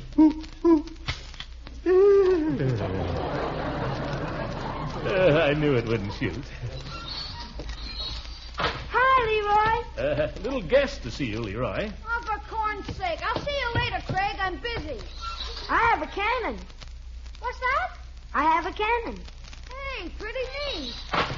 Let's have a look at it, Craigie, old boy. Maybe I can show you how to shoot it. You do, and I'll shine Why, this is one of those carbide cannons. I pull the string and nothing happens. Well, no wonder. What you need is carbide. I've got some around in the garage. Come on. Hey, did you ever think of loading it with gravel? Leroy? Yeah? No carbide, Leroy. But it's meant for carbide. And no gravel. Okay, no gravel, just carbide. And no carbide. Okay. Come on, Craig. I know what we'll do. What were they going to do? I sat there uneasily, wondering how little boys ever live to reach the age of 12. But pretty soon they were back again. Leroy knocked over my cannon! Wait a minute. Leroy knocked over my cannon! Stop it. Stop it, Craig. Yeah, stop it, you little snitcher. Leroy. Well, he claims he's General Eisenhower. Leroy, Craig's a little boy. That's no reason to get angry with him if he wants to imagine things. I'm General Eisenhower. He's Rommel. Yeah. Now he wants to change sides, the dirty guy. You must have discovered how the game comes out. You're going to take my cannon and go home. Yeah, well, that's all right. I think that's a very wise decision, my boy. Very wise indeed. Rommel would have been smart if he'd done the same thing.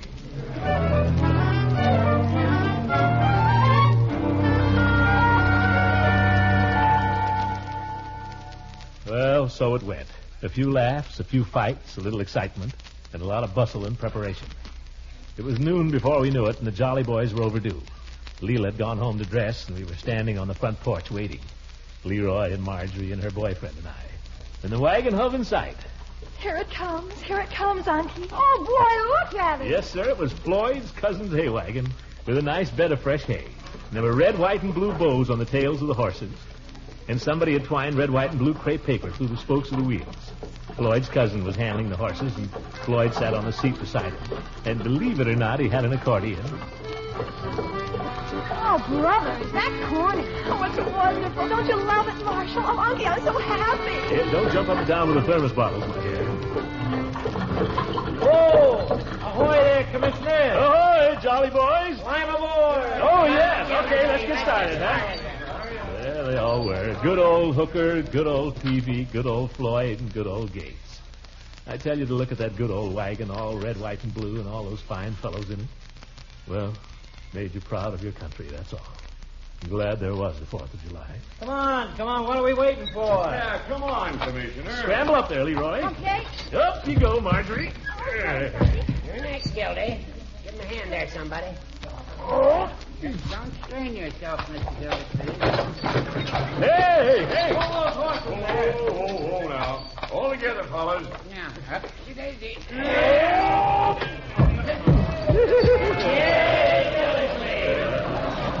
Well, let's go. Giddy up there. Yeah, hey, wait. Don't forget to stop for the girls. Are you kidding? Oh, take me out to the lawn. Take me out with the crowd. Buy me something that's a Cracker Jack. I don't care if I never get back out of the room.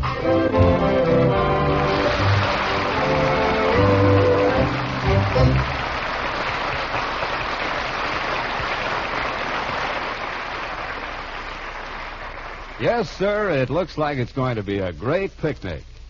You know, when a person's hungry, there's nothing quite so satisfying as a slice of bread with your favorite spread.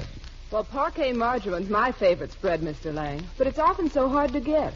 And right now we're all being asked to go easy on bread, so there'll be more for hungry people who really need it. So surely you're not trying to sell me on the idea of using more. That's right, I'm not. The point I'm trying to make is that bread and spreads are basic, hunger-satisfying foods. Two of the foods most vitally needed in the world today. Here at home, we're fortunate that there's some of both for everyone. Not all we'd like, perhaps, but enough. And by conserving bread and spreads when they're in short supply, it helps everyone to get a fair share. That, Mr. Lang, is going to make me use parquet sparingly and to appreciate its fine flavor and food value all the more. And I'd like to just add that Kraft will continue to make all the parquet margarine possible under present conditions and distribute it as fairly as we can. Thanks again for being so patient when supplies of parquet are temporarily limited.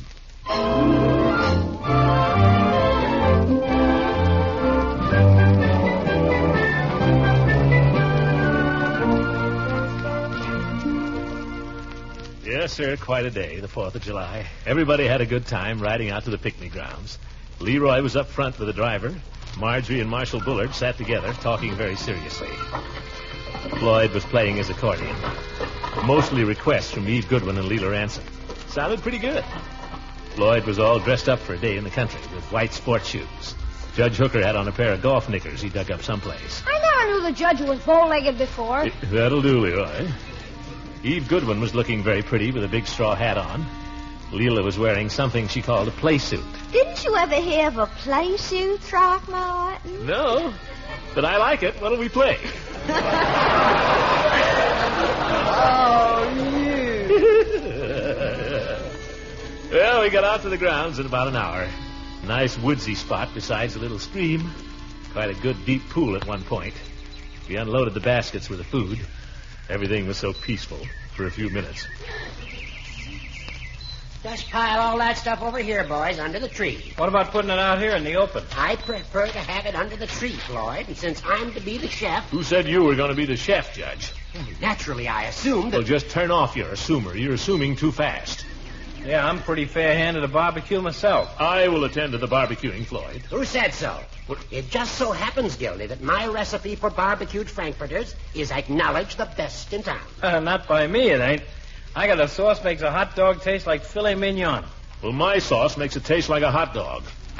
I still say if you have any regard for our guests, you let me be the chef. Oh, is that so? Yes, now, wait a minute. Fellas, is this any way to behave? Why, what'll our guests think of the Jolly Boys? Gee, I never thought of that. We've got an organization with a reputation to maintain. Summerfield has its eye on the Jolly Boys Club. Chief Gates is right, fellas. I'll withdraw my claim to the chef's job. So will I.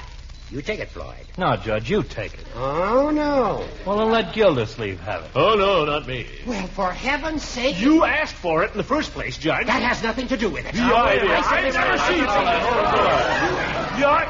seen it. Let's be jolly boys, shall we?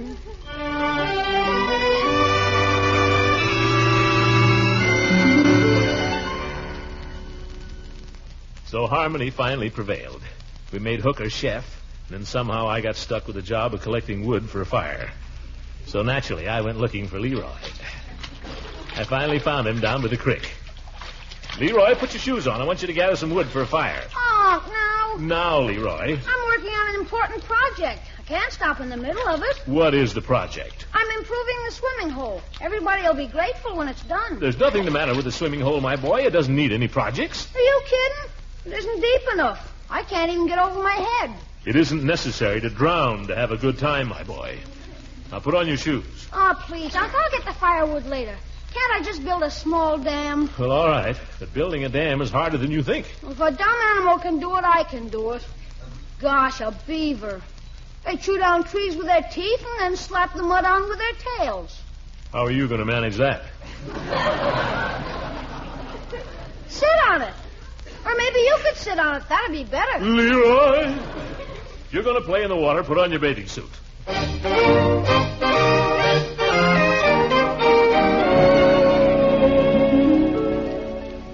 Well, I finally got Marjorie and Marshal Bullard to go out and collect firewood. They'd been mooning around with nothing to do, and they seemed glad of an excuse to go off for a walk by themselves. Of course, when they came back an hour later, they'd forgotten to bring any firewood. But they didn't seem to mind going back for some more, although by that time the rest of us were getting ready to go swimming. Say, Commish, that school teacher don't look bad in a bathing suit, does she? Miss Goodwin is a lady, Floyd. Did I say she wasn't? Ransom ain't bad either. Are you referring to Mrs. Ransom? Well, sure. What's the matter? You better watch your step there, Floyd. Remember, Mr. Gildersleeve's been engaged to practically every woman on this picnic. Now she hear you, fellas. Only kidding, Commissioner, weren't we, Floyd? Well, I thought so. Come on, let's go swimming. Well, gentlemen, off for a plunge in the brook? Peavy. Come on, get into your bathing suit. No, thanks, Mr. Gildersleeve. Not today. Oh, come on, Peave. It'll cool you off. No, really. The fact is, I'm not much of a swimmer. Oh, just float then. Anybody can float. Well, no, I wouldn't say that. I've always had trouble floating. Oh, there's nothing to it, Peave. Just lie on your back and don't move. And that's what they always told me. Well? And every time I try it, water goes up my nose. Your head must be heavier than your feet. That's what I say. You two, aren't y'all going in the water? We'll be right there, Leela. We're trying to get Peavy to come along. What, Peavy? Not going swimming? No, Judge, not today. Well, good way to work up an appetite, Peavy. Well, I dare say, but the fact is, gentlemen, I promised Mrs. Peavy I wouldn't go. She has a theory it's bad to go in the water on a hot day. That's a lot of baloney. Well, no, I wouldn't say that. Not to Mrs. Peavy, anyway. Of course, right now, she's out of town. Yeah, that's right. Come on, Peavy. Come on, fellas. Last one into the water is a rotten egg.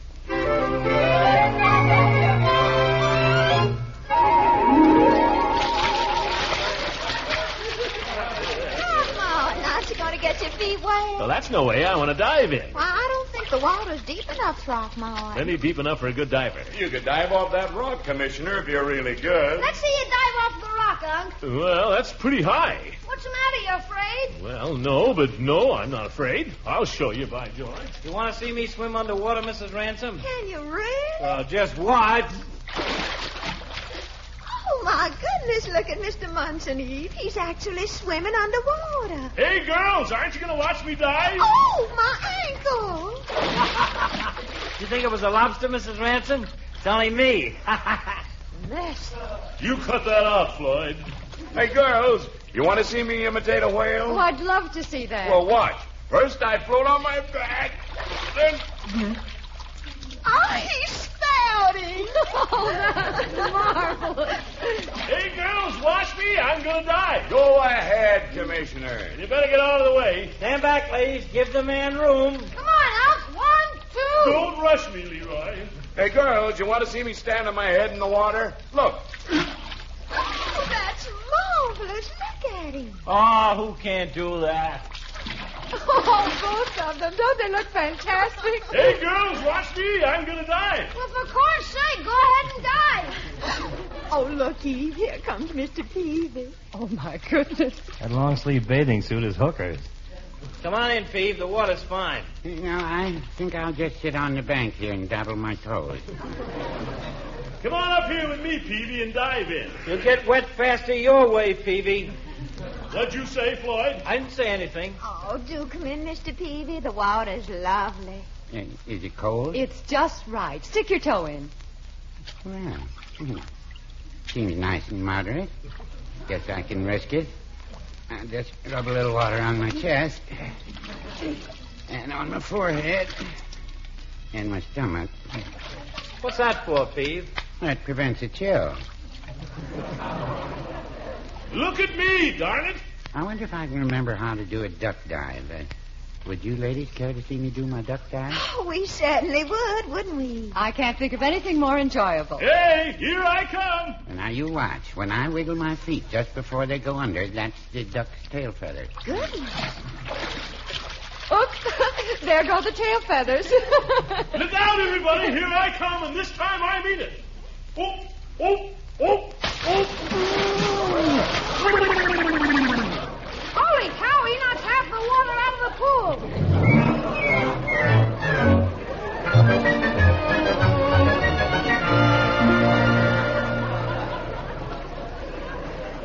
Well, we were all having a good time in the water, but the judge made us come and eat his barbecued frankfurters.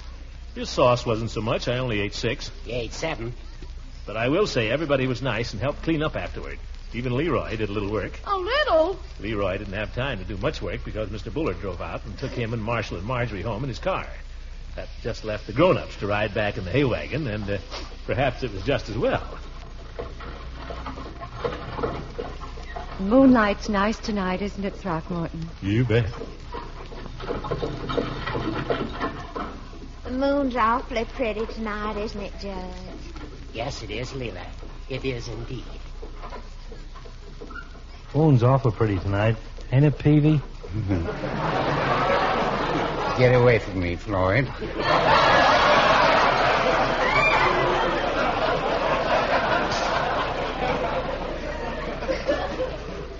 Are you comfortable, Eve? Mm-hmm, yes. Comfortable, Leela? Yes, thank you. Although the hay gets a little itchy after a while. Are you cold, Eve? Oh, mercy, no.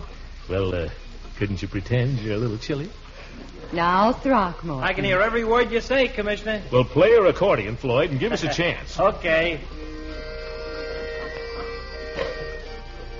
Floyd played some nice old songs, and Eve snuggled up to me a little. But I couldn't seem to get my mind on her. Maybe it was because I couldn't help noticing the judge kept trying to slide his arm around Leela.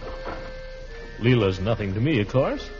But just the same, when she called over to me... Why don't you sing, Throckmorton? Sing? Why, George, that's a good idea, Leela. Why don't we all sing? Come on, Floyd, something we all know. Well, let me see.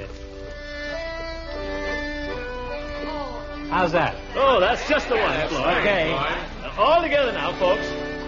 In the good old summertime, in the good old summertime, strolling through the shady lanes with your baby mine, hold her hand and she holds yours, and that's a very good sign that she's your Tootsie Woosie.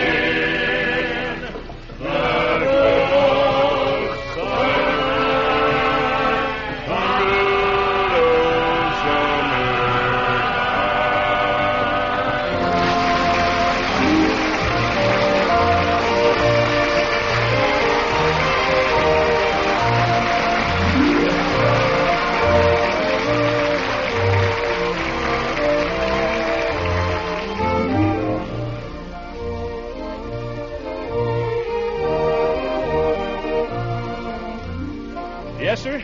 We hope that all of you can have at least a day this summer as fine as our last 4th of July.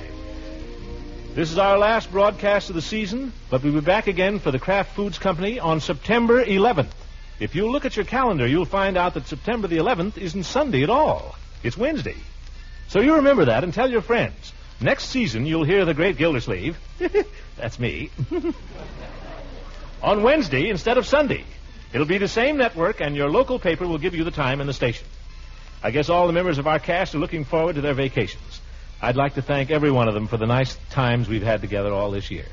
There's Louise Erickson, who plays Marjorie, Walter Tetley, our little Leroy, and Lillian Randolph, whom you know as Bertie. Getting outside the immediate family, there's Shirley Mitchell, who plays Leela Ransom, and Bea Benaderet, who's Eve Goodwin. Thanks, too, to the Jolly Boys, Arthur Q. Bryan, and Ken Christie, who are Floyd and Chief Gates. And to that not-so-jolly little boy, Tommy Bernard, who plays Little Craig. And to jolly Johnny Lang, our announcer. And, of course, with every season that goes by, we appreciate more and more our two fine old standbys, Earl Ross, who plays Judge Hooker, and Richard LeGrand, who is Mr. Peavy.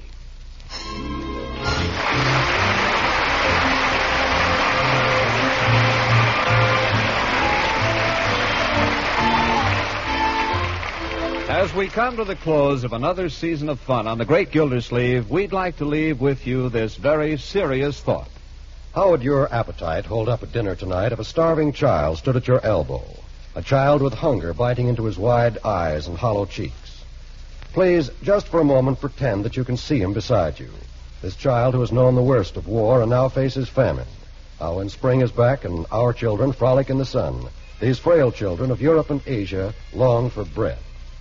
Help to feed them, and you can by buying and eating as little wheat and rice as possible, by turning in used fats and oils, eating more of the plentiful foods, as much as possible from your own garden, preserving all you do not eat, wasting not a scrap. A child in Europe, when he gets some strength back in his body, will thank you for it. This is NBC, the National Broadcasting Company.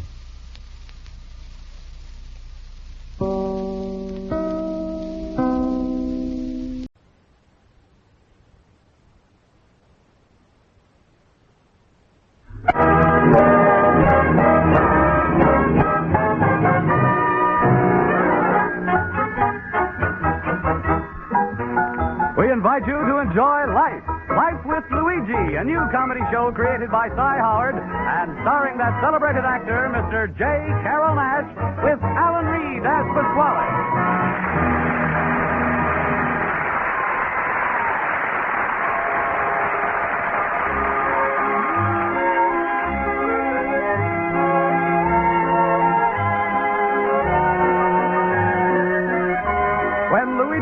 Left Italy to start his new life in America, he promised his mother that he would write and tell her about his adventures.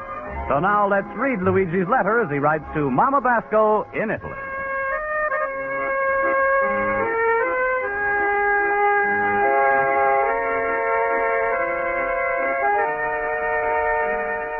Dear Mamma Mia, tomorrow is going to be one of the biggest days of my life. I'm going to march in my first big parade since I'm in America. I'm going to remember when I'm first to come here, you know how I'm like a parade, Mamma Mia. Well, I'm a silly little one, but 5 or 6 people. So I'm going to get behind the man with the big bass drum that go boom, boom, and I'm a march. Oh, it was so wonderful. Everybody is calling me brother. People is throwing money at me. And when it's all over, I'm going to find out I'm a member of the Salvation Army.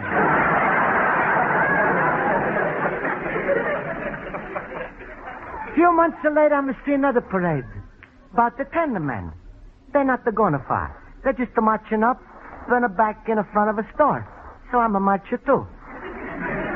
Here they also call me brother, but nobody is throwing me pennies. And I'm going to find out I'm what they call a picket. A few weeks later, I'm going to see in the street another parade. This is a much longer. So again, I'm going to get in the back in a march. Nobody is calling me brother. Nobody is throwing me pennies. Nobody is even talk to me. Then all the people, they take out their handkerchief. So I'm going to take out my handkerchief. Then they start to cry. So I'm going to cry too. Soon I'm going to cry louder than anybody else. Everybody is turning to me and say, must be poor Charlie's brother.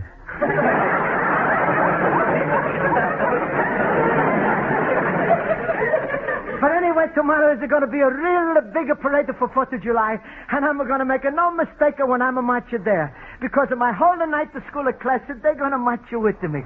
But it's time for me to go to school now, Mamma Mia. And my teacher, Miss Spaulding, is going to tell us about the parade. Oh, what a big day is it going to be. Amen. America, I love you. You like a papa to me, from ocean to ocean.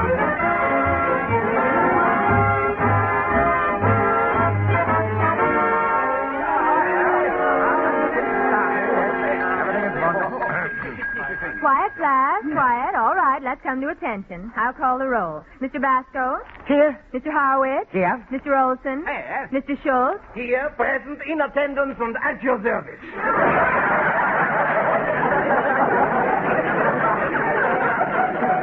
Mr. Schultz. Oh, I'm so sorry. For a minute, I thought I was a gas station attendant. Thank you, fellow boobies. Mr. Schultz, can I please have some quiet? Sorry, all we got is mobile gas. Mr. Schultz, what am I going to do with you? Oh, have I got a suggestion?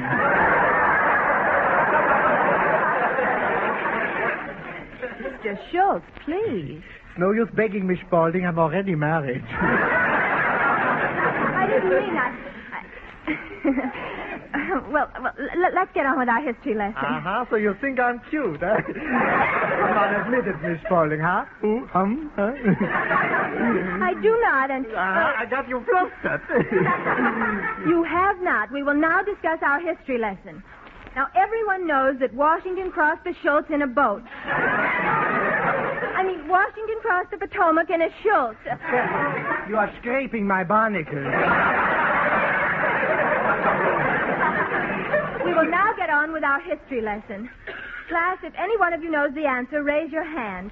Now, who can tell me 5 causes of the Revolutionary War? Oh, no, Miss Spaulding. Don't ask any further. I have got the whole answer. What a show-off. Will somebody please call up Washington and have him throw Olson across the Potomac? Mr. Olson, I know you know all the answers, but I want to see if anyone else knows. Oh, come now, class. 5 causes of the Revolutionary War. Anybody? Well, how about 4 causes? All right. 3. 2. Miss Spaulding, the war is over. What do you want to do? Start up again? Please. Mr. Basco, do you know the answer? No. Mr. Harwitz? I'm sorry, I don't carry a grudge. Miss Spaulding, nobody knows. It's my turn to give the answer. There he goes. One good apple spoils the whole rotten barrel.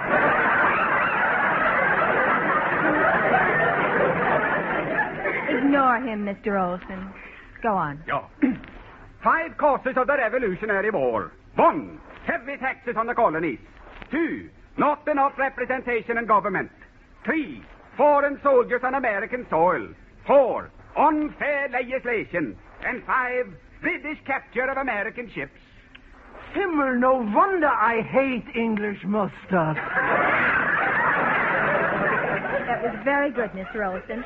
Mr. Basco, why is it you couldn't answer any of the questions? Well, Miss Spaulding, to tell the truth, I was thinking of the big parade tomorrow and how happy I'm going to be tonight. Yes, I'm glad you reminded me. Class, I want you to remember this carefully. Now, we're all meeting tomorrow at 12 o'clock on the corner of Michigan and 16th, right by the Armory, where we'll join the parade. Oh, I can hardly wait until tomorrow. It's going to be a wonderful parade. Yeah, and I know a place on the way. A fella sells the most delicious hot dogs in the world. And we're going to stop and buy from him, huh? What for we have to buy hot dogs? My wife Esther, she'll bake a wonderful strudel. It'll be enough for all of us. I think hot dog. Oh, that's a good idea, Horowitz. I will bring some smorgasbord. That's wonderful. What's the matter with hot dogs? Hey, and don't forget to me. I'll go to Pasquale's Spaghetti Palace and order some pizza. Oh, that's kill me. I like hot dogs. Class, that sounds wonderful. Mr. Schultz, why do you insist on hot dogs? Because I was the fellow who was going to be selling them.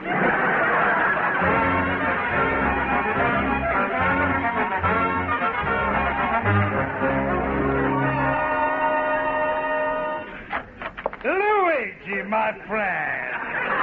Hello, Luigi. Hello. Pasquale, I want you to do me a favor. You got to make me a lot of pizzioli. I'm going to feed a big crowd. Luigi! Luigi, my son. Oh, I could have kissed you. Pasquale, what the for? All I'm saying is I want you should make me pizziola for a big crowd. That's right. You taking my daughter Rosa on a picnic. Oh, no, Pasquale. Not for me. It's for a parade. I'm going tomorrow with my night school class. Ah. How much money you want for 5 big orders of a pizza? Money. You think, Luigi, everything in life is money? Is there some things in life that money no can buy? Like what, Pasquale? Like love, marriage, good wife. Pasquale, I'm not going to marry your daughter Rosa. Please, Luigi, you marry her now. I promise I'm never going to ask you again.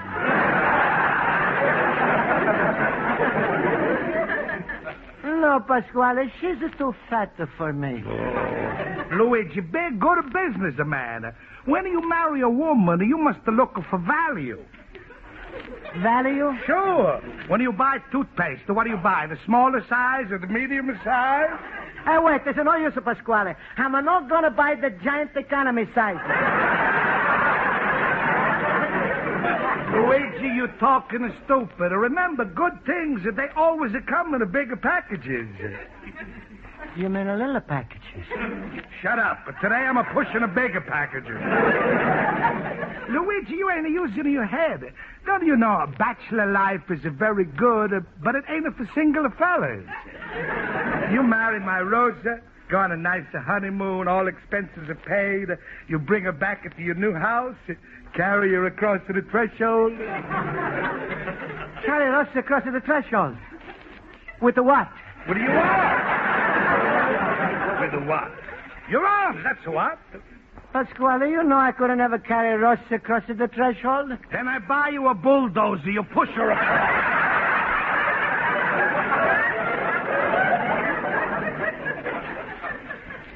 Pasquale, please.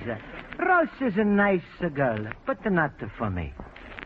Now, just to tell me, are you going to make me food for this parade tomorrow? No. I'm going to have nothing to do with...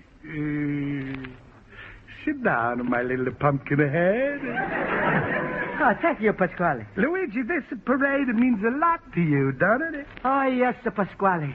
I'm going to be so proud to walk into my first big parade tomorrow. I'm going to feel like a real American. Luigi, I got a way as a guarantee to make you the biggest and the best American in that parade tomorrow. That's so wonderful. How, Pasquale? When the parade is passed to the Review in the stand at the 9th of the Michigan, you're going to explode the biggest of firecrackers you ever saw. But Pasquale is not illegal to explode firecrackers. You're crazy. What else you going to explode? The sunshine crackers? But Pasquale, I think I'm heard that shooting off firecrackers is against the law. Oh, Luigi, you're right. But that was before they invented the 4th of July. Oh. After the 4th of July, they made illegal the fireworks by passing the 4th Amendment. This amendment is also called the Taft-Hartley Act. Now, that's mean what anybody can shoot off of firecrackers unless their name is a Taft or a Hartley. What's your name? Luigi Basco. Ooh, you lucky pup. Hey, Pasquale, how you know so much about the law? Well, I'm always like to keep misinformed. Every chance I'm going to get, I'm going to read that in Washington paper, the Congressional Racket. Now, Luigi, you leave everything to your good friend Pasquale. I'm going to buy you the biggest firecrackers in the town. Oh, Pasquale, you're so wonderful to me. Hey, you think when I'm explode the firecrackers, they're going to take my name and put my picture in a paper so I can send it to Italy? Luigi, you don't have to send your picture to Italy. They're going to send you there. What? On a goodwill tour. Oh, Luigi, tomorrow's going to be a big day for you. Believe me, when you explode those firecrackers at people, they're going to be so touched, they're going to be carried away with emotion. Oh, Pasquale, I'm going to get you to thank you for that. That's all right, Luigi, and if my thinking is right, you're going to be carried away, too. Now, you go. I take care of everything. All right, Pasquale, and thank you for everything. Goodbye. Goodbye, my little banana nose. And remember, don't tell nobody how you're going to shoot off the fireworks, because then they do it, too, and it's not going to be no surprise. All right, Pasquale. I'm going to tell anybody. So here's the 4th of July parade is more important than my rose, eh? I'm going to fix him good. I'm not a mean man, but when somebody is purposely go out of his way not to marry my daughter, I'm the biggest rat in Chicago. Hello? Hello, police department? This is the Pasquale, the rat. Hello. That's a fellow who's a good friend of yours. I've got a tip for you. My name? Sorry, but I'm got to keep my identity under my head. Anyway, if you stand on a Michigan on the 9th tomorrow at 12 o'clock when the parade is passing by, you're going to see a fella who's suddenly go crazy and shoot off firecrackers. No telling what else he's going to do. Huh? What kind of fella he is? Well, I'm not to say, but all I can tell you, he's eat only pink salmon. He's seen the picture Red the River 5 times, and his favorite drink is a Moscow Mule.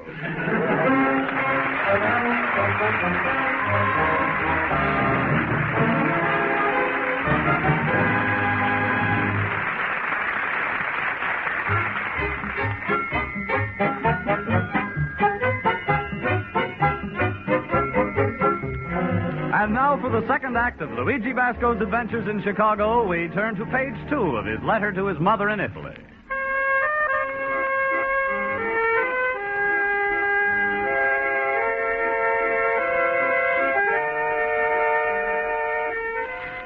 And so, Mamma Mia, in a few minutes the Schultzes are going to meet me here, and we're going together to my first 4th of July parade.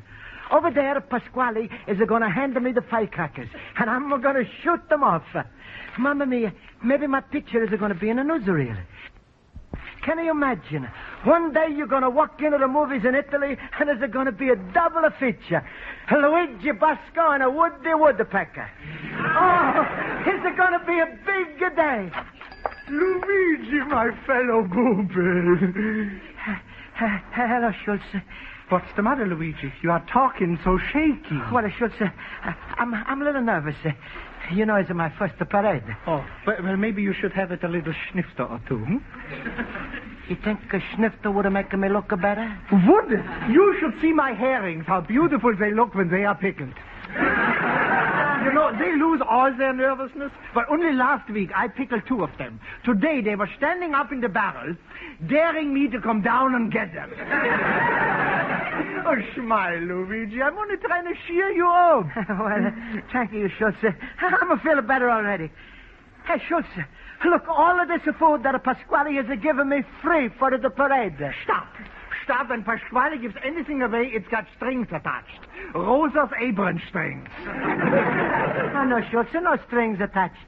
Pasquale is a very good-hearted man. And believe me, he's plenty smart, too. What? You are talking about the biggest stupid cops that ever lived.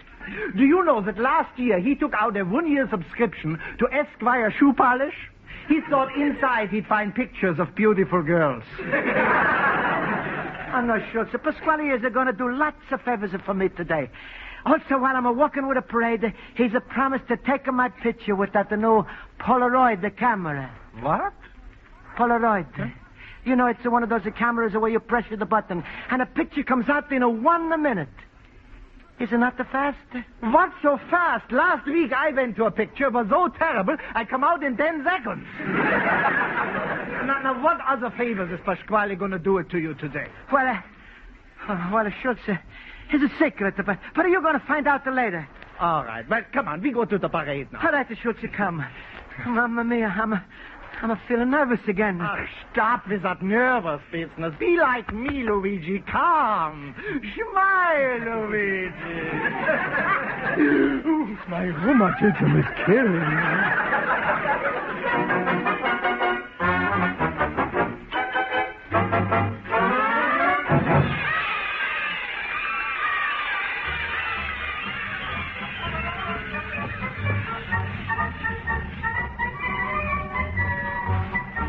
Now, class, let's all stay together. We're going to join the parade in a moment, and we don't want anyone getting lost. Oh, this is such fun. Look, I brought the Wiener Schnitzels. And I brought the smorgasbord. Wait till you taste my strudel. And I'm going to get the pizza. Oh, Himmel, it sounds like the United Nations with heartburn. Well, don't worry. I brought something American, the bicarbonate of soda. listen. Mrs. Spaulding is funnier than you. Yeah, Miss Spaulding, maybe you and me will go on television together. We're going to have a program called Breakfast in Night School.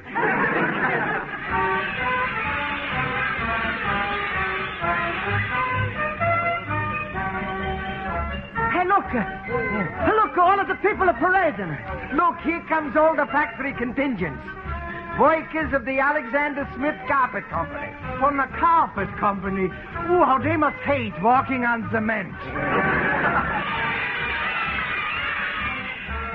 Hey, here's another one. Look.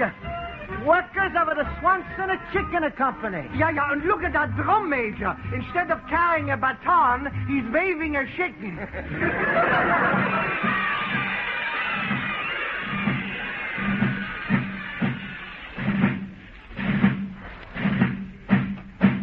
All right, night school classes, fall in. All right, class. The parade captain is motioning us.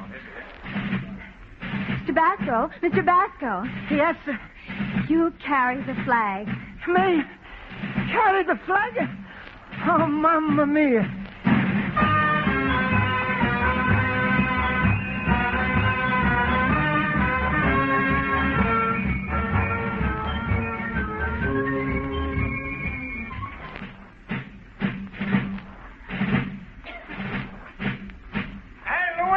Luigi, I'm here on the sidewalk. Hey, Pasquale, look at me. I'm the carrier of the flag. Give me the flag at the Horowitz and come on over here. What? Oh, yes. Yes. Horowitz, please hold this flag for me. I'm coming right back. Mr. Basco, where are you going? Well, it's a surprise. I'm coming right back. Don't be too long, Luigi. All right. Pasquale, where's the stuff you brought? Hey, Luigi, here's the firecrackers, here's the matches, and you like them. All right, Pasquale. Hey, where are you going? I'm going to call a cop and make sure he don't miss you. Oh, well, thank you, Pasquale. Now I'm light the match. Hey, look, everybody, look. Well, now I'm going to light the bigger one. Oh, shit. Hey, it's like the Revolutionary War again. Now, listen to this. Hey, why are you all running away? Hey, who's lighting all these firecrackers? It's me, officer. I'm the one. Oh, yeah? Let me have that. Okay. Here.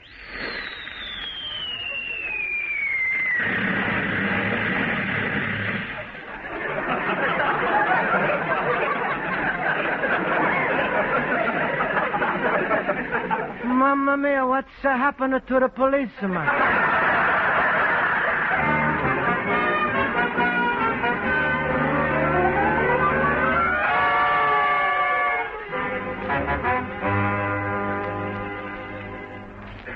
Luigi, I tell you got nothing to worry about. I'm going to give you the best lawyer there is, and I'm going to have you out of jail in 15 or 20 years. But, Pasquale, you told me it was not against the law to shoot off the firecrackers. All right, so I made a mistake. But believe me, the whole thing was purely intentional. Besides, who told you to hand the cop the firecracker in his hand? You know, when he's climbing down from that lamppost, he was ready to kill you. Mamma mia, it's the worst day of my life. I wouldn't do anything to get out of this. Anything, Luigi? Almost anything. Listen, Luigi, visiting time is almost up. In 2 minutes, you're going to be in front of the judge. If you marry my Rosa, I'm going to give you the best lawyer in town. We put up your bail. He's a habeas corpus. We drag your case through court to 5 or 6 years. And by that time, you get your citizen papers and the case is dismissed. What do you say, my son? All right, Papa. I'm going to call her the bashful bride. Rosa! Rosa! Rosa! You call me Papa!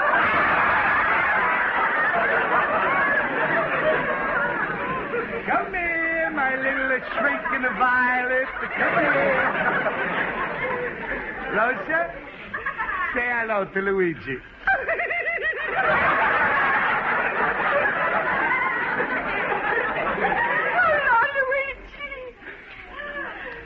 Hello, Rosa.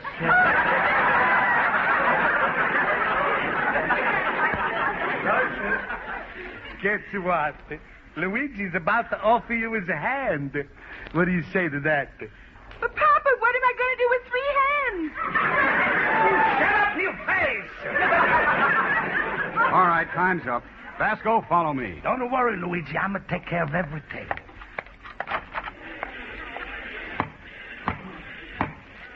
Hear ye. Court now in session. Judge Mitchell presiding. Your Honor, all these men here are charged with violation of the fireworks ordinance. Please, Your Honor, I'm a try to be good American.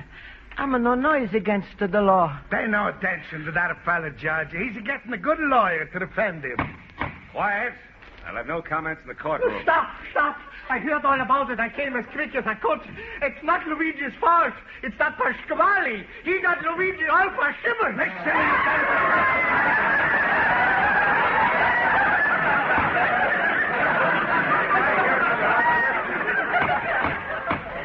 If I hear another outburst, I'll clear this court.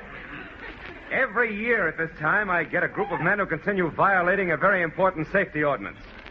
Almost every city in the United States has a 4th of July spectacle where you may witness a fireworks display in a safe and sane way.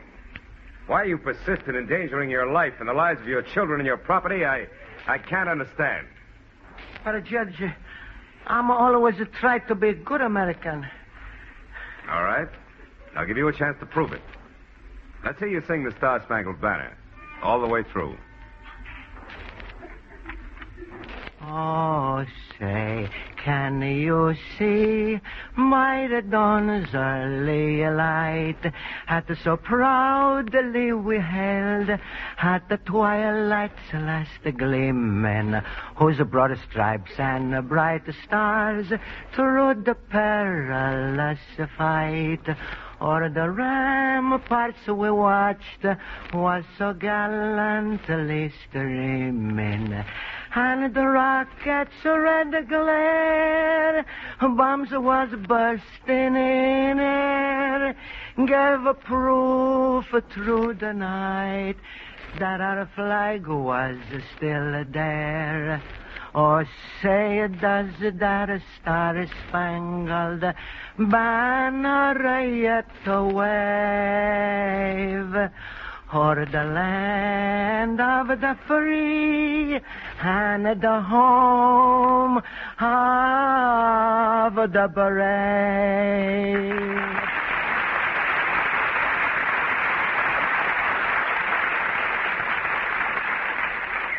What's your name? Luigi Basco. Now, don't be frightened. The case against you is dismissed. You're the only person I've ever heard sing the Star-Spangled Banner through from beginning to end. Judge, you can't let him go. I'm going to hire a lawyer. Who are you? He's 𝒆𝒔, the fellow that gave Luigi the fireworks. That's not true. I've got nothing against you for that. In fact, I'd like to get some fireworks myself. You would? Certainly. But I don't know where to get them. You'd be a friend of mine if you told me. In that case, Judge, I'm happy to be of service to you. 321 and North the Holstead Street. That's all I want to know. I thought you were the guilty party. 2 days in jail. Where you going, my son? I'm going to get me a lawyer. What? Heaviest the corpus to you, Papa.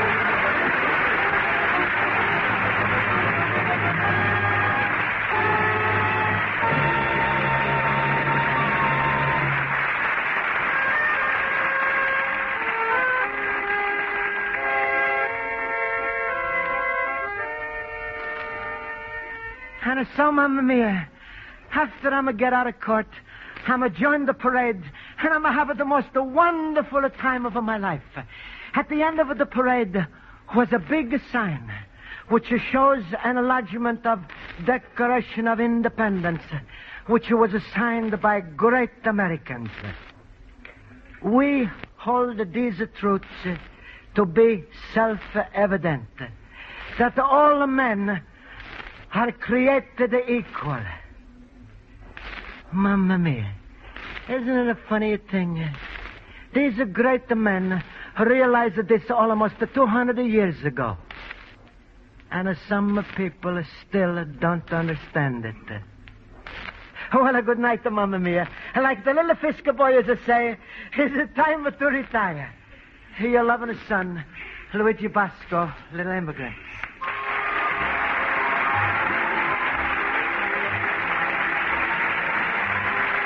Life with Luigi is a Cy Howard production. It is written by Mac Benoff and Lou Durbin and directed by Mac Benoff. J. Carroll Nash is starred as Luigi Basco with Alan Reed as Pasquale, Hans Conried as Schultz, Mary Shipp as Miss Spaulding, and Jody Gilbert as Rosa. Music is under the direction of Lynn Murray. There'll be some new faces in that famous Monday night CBS spot while Lux Radio Theater takes its annual summer vacation. And you'll know just how many laughs are awaiting you when we identify the owners as Joan Davis, the oft-crowned Queen of Comedy, and Abe Burrows with their new shows. CBS cordially invites you to hear the premiere of these two bright and funny programs tomorrow night, July 4th, when they'll be heard on most of these same CBS network stations. Bob Stevenson speaking. Now stay tuned for Earn Your Vacation, which follows immediately over most of these same stations. This is CBS, the Columbia Broadcasting System.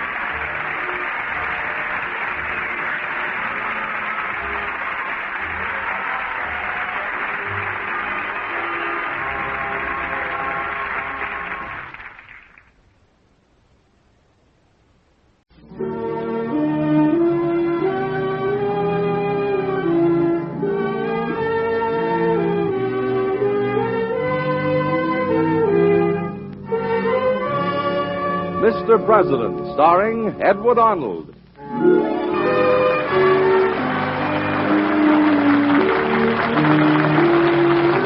The American Broadcasting Company and its affiliated stations present Mr. President. Mr. President, at home in the White House, the elected leader of our country, our fellow citizen and neighbor. These are little-known stories of the men who've lived in the White House. Dramatic, exciting events in their lives that you and I so rarely hear. True human stories of Mr. President.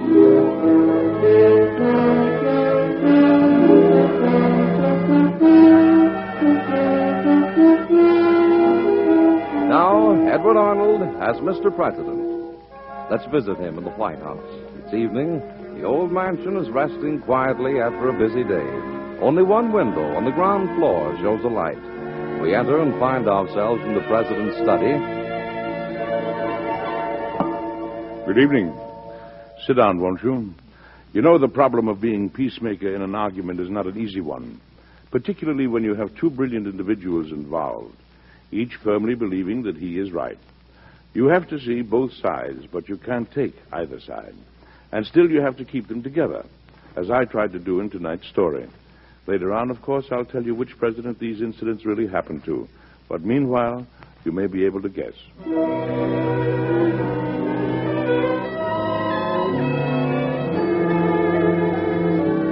The personal controversy between Ed Taylor and Tom Faraday had been going on for some time.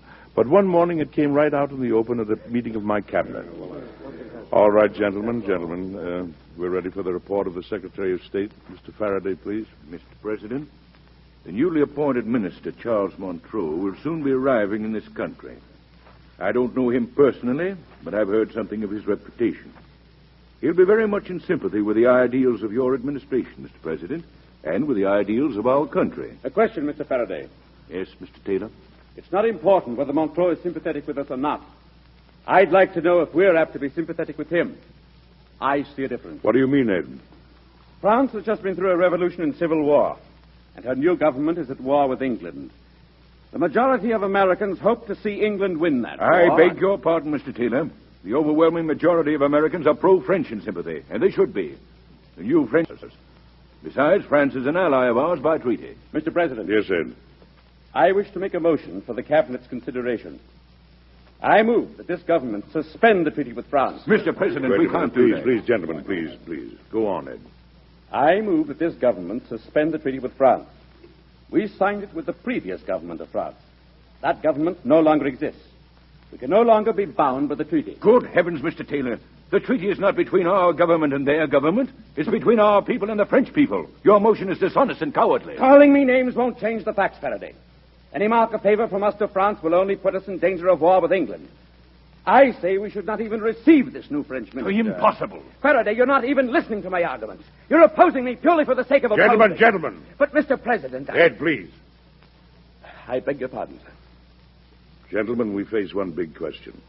Is our treaty with France still binding? Whatever we decide, there's the plain risk of war, and that's the last thing we want. Meanwhile, I want all of you to forget your personal feelings and ask yourselves only what's best for our country. Tom, when is Montague due to arrive? In about 2 weeks, sir. But I want to warn this meeting. We'll solve nothing by following advice such as Taylor's been urging. I am Secretary of State. And if I'm to be hampered and obstructed by the Secretary of Treasury, my advice ignored, I can no longer remain in this cabinet. Oh, Tom, please now.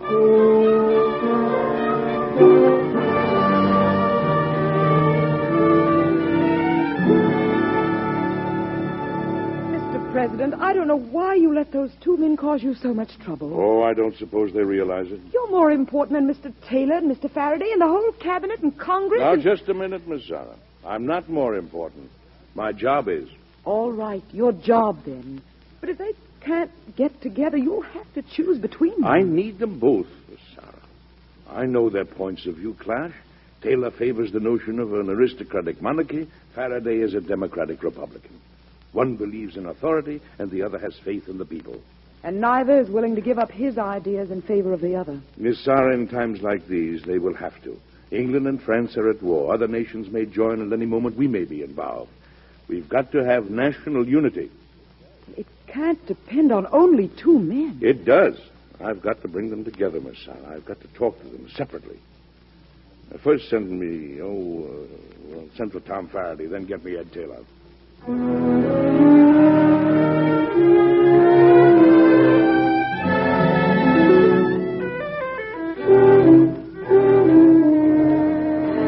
Sit down, Tom. I've asked you to come here because of what happened at the cabinet meeting this morning. I would have said more, Mr. President, but I was afraid of losing my temper entirely. You heard Taylor in the meeting. Of all the short-sighted, dangerous, cold-blooded suggestions I have ever... Listen, I have listened to him, sir, for over 3 years. I have seen him twist you around his little finger. Anything to block me. Well, I have something to say about that, Tom. Then I've got to ask you, sir. Either demand his resignation from the cabinet or let me resign. Sour grapes, Tom?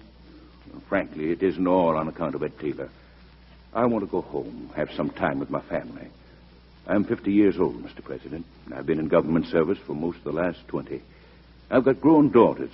I want to know them better before it's too late. I'd like to go home, too, Tom. But I can't.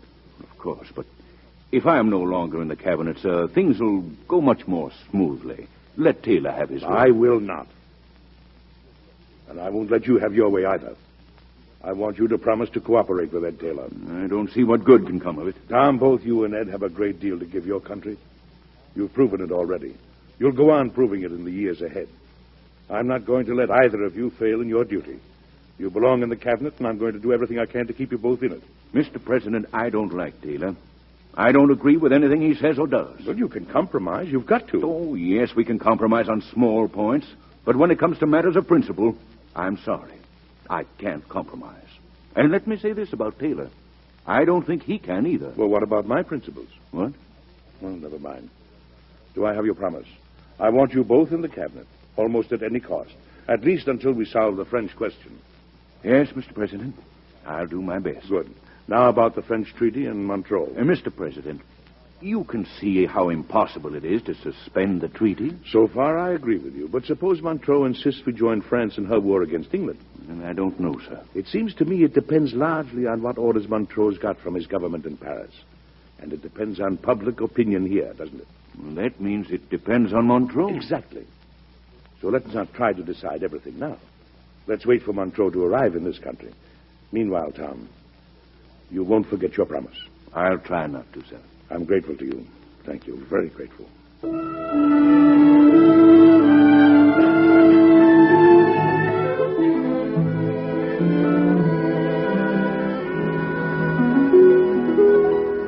I'm glad to see you, Ed. Sit down, won't you? I want to talk to you about what happened at the cabinet meeting. If it's about Tom Faraday, that was disgraceful, sir. I'm sorry that your feelings had to come to a head on such an important question. Ed, England and France are at war. If we're not careful, we can easily find ourselves in the middle. We cannot allow personal antagonism to threaten our nation's unity. I agree entirely, Mr. President. But the situation's impossible, and you've got to do something about it. Got to? Faraday is a schemer. The ideas he gives you are false, dangerous, tricky. Ed, I frequently get ideas of my own, you know. Faraday knows how to make you think they're yours. He knows how to fight me through you. I can fight him alone and beat him. I can't fight him and you. I've reformed the finances of the country, but still he resists. And he won't be satisfied till he's spoiled everything I've done. Will you ask him for his resignation? No, I won't. Then I want you to accept my resignation. Aren't you forgetting something? Aren't you forgetting that your work isn't the whole thing? It's only part of the whole? Spoil a part and you spoil the whole. I don't want to take any credit from you that's rightfully yours. But I'm the only one who can judge what each of you is. Exactly, sir. I want you to judge between me and Faraday and choose between us. I refuse to do that, Fred, emphatically. Then I'll do it for you. Ed, would you... Well, I'm sorry. I don't mean to get angry, but I've got to tell you a simple truth you're losing sight of. You're responsible to me, but I'm responsible to the whole country. Of course, but... Just a moment now. You're an honest, conscientious public servant, and you naturally think only your ideas are best for the country. But maybe not all of them are. You have your opinion about the French situation. Tom Faraday has his. But we can only find out which is right by a little less fighting and a little more cooperation between you. You've got to learn to cooperate with Tom Faraday. Me? Let him learn to cooperate. Oh, cooperate doesn't mean give in, Ed. It means cooperate. If Faraday cooperates with you, give and take. Reasonable compromise. Will you cooperate with him? Will he cooperate with me? I've talked to him. I think he will. I'm asking you to do the same. Will you, Ed? I'll do everything I can, which is in the best interest of my country. Thank you very much, and I'm very grateful to you. Good day, Mr. President. Good day, Ed. Good day, Miss Sarah. Goodbye, Mr. Taylor.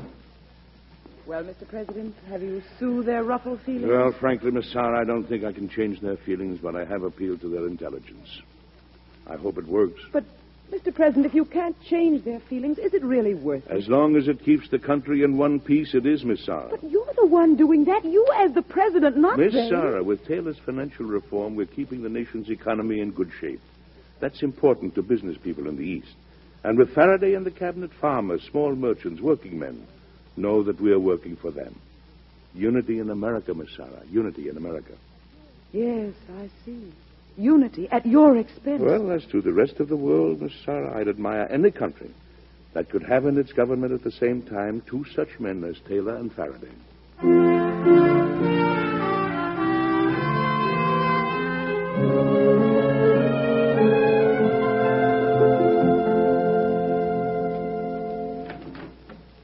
President. Yes, Miss Sarah. Mr. Taylor is here to see Oh, you. good. Come in, Taylor. Come in. Mr. President. How are you? Montague has arrived in this country, sir. Well, didn't we expect him to? Yes, Mr. President. But where would you expect him to come on his arrival in this country? Oh, to the capital, of course. It might interest you to know, sir, that he disembarked at Charleston, South Carolina. Well, he must have had a good reason. I see nothing to be alarmed about. I tell you, Montague is up to something. I wouldn't be surprised if Faraday hadn't arranged Now, just for a moment, Ed.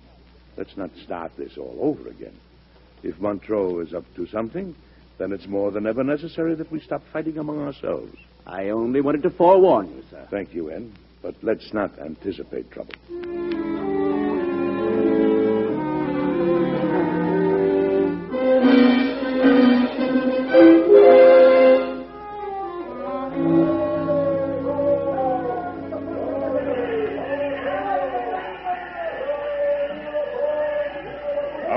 Has been anticipating your arrival, Mr. Monroe. I assure you, you have many supporters here, sir. Thank you, Monsieur Bellows. Yeah, we've made all the preliminary arrangements, but these are the best accommodations we could get for you here in Charleston. Oh, but they are charming, Monsieur Bellows. Charming. Listen to the people outside. Yes, maybe you ought to say a few words to them, huh? Speak to them? Yes, sure. Yes, a good idea.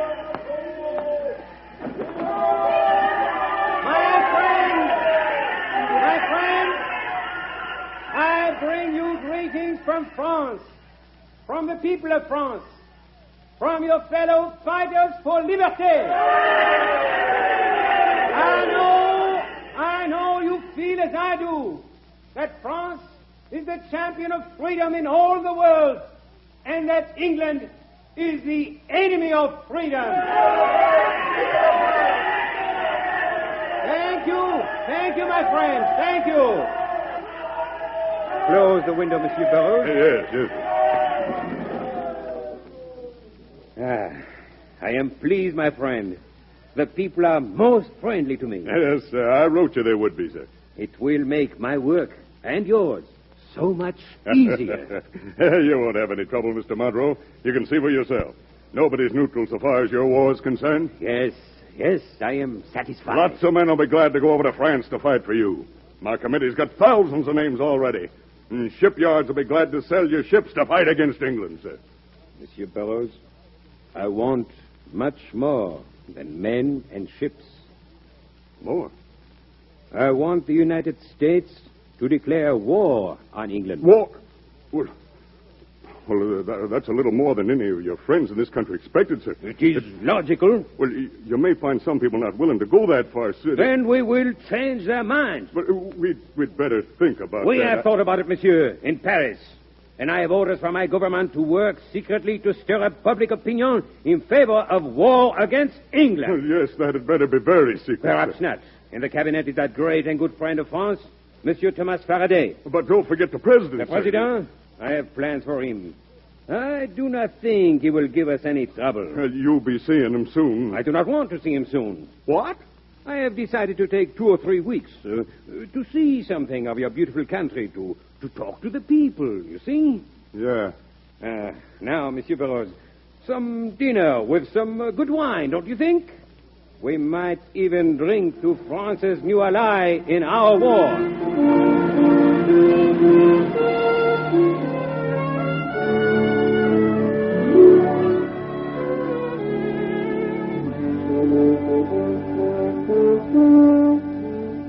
Tom, Ed, I've asked you both here to find out your opinion about Minister Monroe. I've been reading reports of the speeches he's been making in every town on his way here from Charleston. He's not behaving like a minister. Trying to influence public opinion in a country where he's only an official guest. It is very strange, Mr. President. Strange. It's outrageous. A number of papers are supporting him, too, and pro-French groups are forming. Especially in the South Town, with help from your friends. Well, that's not my doing, sir. Besides, what about the pro-British sentiment stirred up by tailors' organizations in New England? Listen to me, Faraday. You now, dare... Wait a minute. Wait a moment, both of you. Trying to beat each other isn't any help. Now, let's stick to Monroe. Mr. President, I think his behavior is a deliberate insult to you. Ed, I didn't think that would bother you. I beg your pardon. Anyway, that's not important. It's true he's taking his own time and coming here to be officially received. But on the other hand... It's an outrage, sir. I urge you to refuse to see him when he does come. Let him go back to France, a failure, and face the humiliation. What do you think, Tom? I agree that Monroe is behaving badly, sir, but let's bear in mind there's great sympathy for France in this country. He may be overwhelmed by it. That pro-French sympathy you're always talking about, Faraday, it comes from the most stupid part of the population. Taylor, Well, let's not argue. Since the treaty is still binding, Mr. President, we cannot refuse to accept Monroe as minister. I'm sure he'll be more discreet in the future. Let's not act against him now. You agree, Ed? I don't see what difference it makes, what I think. It does make a difference, Ed. Don't you see that... Very well, sir. Now, the important thing to remember, however, is that Monroe's got to be handled very carefully by all of us. For instance, when he presents his credentials, I must receive him as an accredited representative of a friendly power.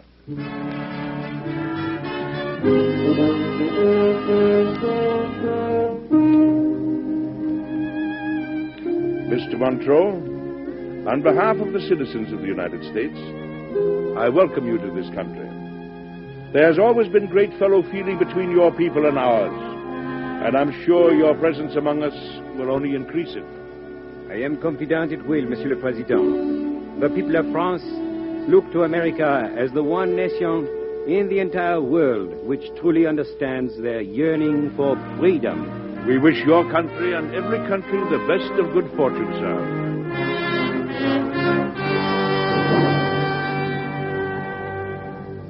Well, Mr. Monroe, how did the president receive you, sir? Oh, well, he was very polite, but, Monsieur Burroughs, I am not sure that he understands our problem. Well, when it's presented properly, he will, sir. After all, you have an eloquent champion in the Secretary of State, sir. Ah, yes, Monsieur Faraday. But why not? Our cause is the cause of freedom. And is that not also the cause of this country? Whoever helps France helps the cause of freedom. Whoever keeps France and the United States apart is an enemy of freedom. But, Monsieur Barroso, we have many friends here.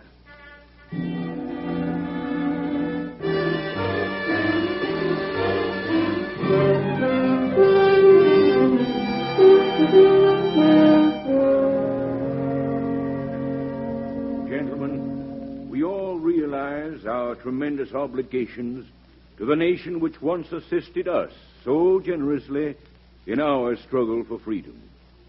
A nation to which we are still financially indebted. That nation is now fighting her own battle to win a similar freedom. Gentlemen, as Secretary of State, I am privileged to introduce to this club our great and good friend, the French Minister, Monsieur Charles Montague. Gentlemen, France is fighting for her life. It is not enough for you, our American friends, to give us sympathy. We need you as an ally.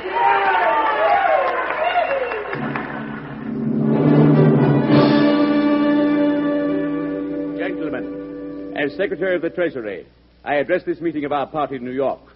And I want to warn you, don't be carried away by the passions of those who are trying to take us into a war against England.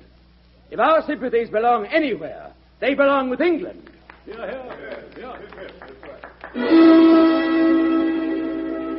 Gentlemen of the newspapers, my colleague in the Cabinet, Secretary of the Treasury, Taylor, sees fit to arouse public opinion against France. He forgets the bonds that unite us and that great country. Bonds between us and France? I ask you, gentlemen, where can it lead us? Only to a war against England. The Secretary of State should choose his friends more carefully.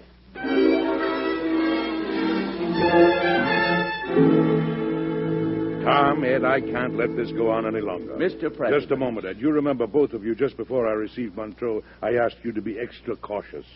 You remember that, don't you, Tom? Yes, but Mr. Both President... of you have ignored that request. Tom, you've openly favored Montreux, deliberately helped him arouse pro-French feeling. Ed, you've deliberately stirred up opposition feeling. I've only been trying to strike a balance. Faraday... All right. Which one of you started it isn't important now. The point is, how do we stop it? Gentlemen, I'm going to issue a proclamation of neutrality.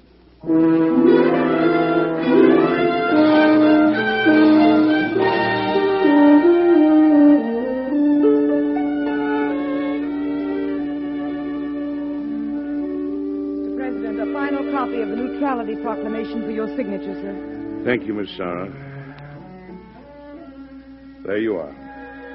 Is something wrong, Mr. President? Oh, the usual, only more so. Mr. Taylor and Mr. Faraday. Everything I've done with those two may come to nothing, Miss Sarah. I've just got to hope they'll come to their senses of their own accord, or that something will happen to wake them up.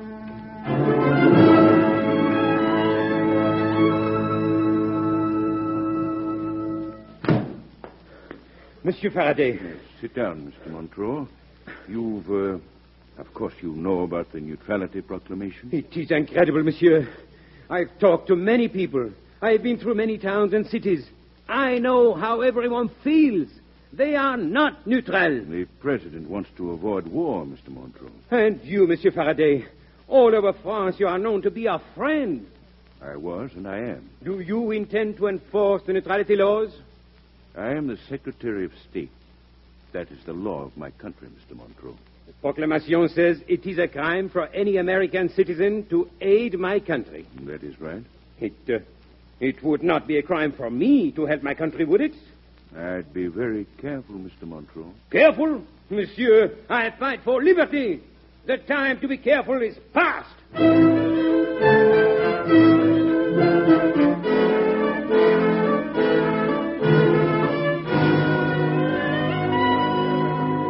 Come in, gentlemen. Come in. I have invited you here, gentlemen, because I know that the newspapers you represent are already friendly to my country. I know you will be interested, therefore, in these documents. What are they, Mr. Montreux? These are copies of the official correspondence between myself and the American administration. You may publish them all. Well, this is an unusual thing to do, Mr. Montreux. These are unusual times. In these letters you will find all the true reasons why this country owes our allegiance to my country. And you will find, too, the ridiculous reasons given by the President and his cabinet for not honoring our treaty. Mr. Montreux, only yesterday the President proclaimed neutrality. Well, you can't change that by publishing these letters. You're wrong, my friend. Once the people and Congress read the truth, they will see that the President has acted like a coward. Congress, the true rulers of your great country, will obey the popular feeling. They will force the President and his cabinet to change.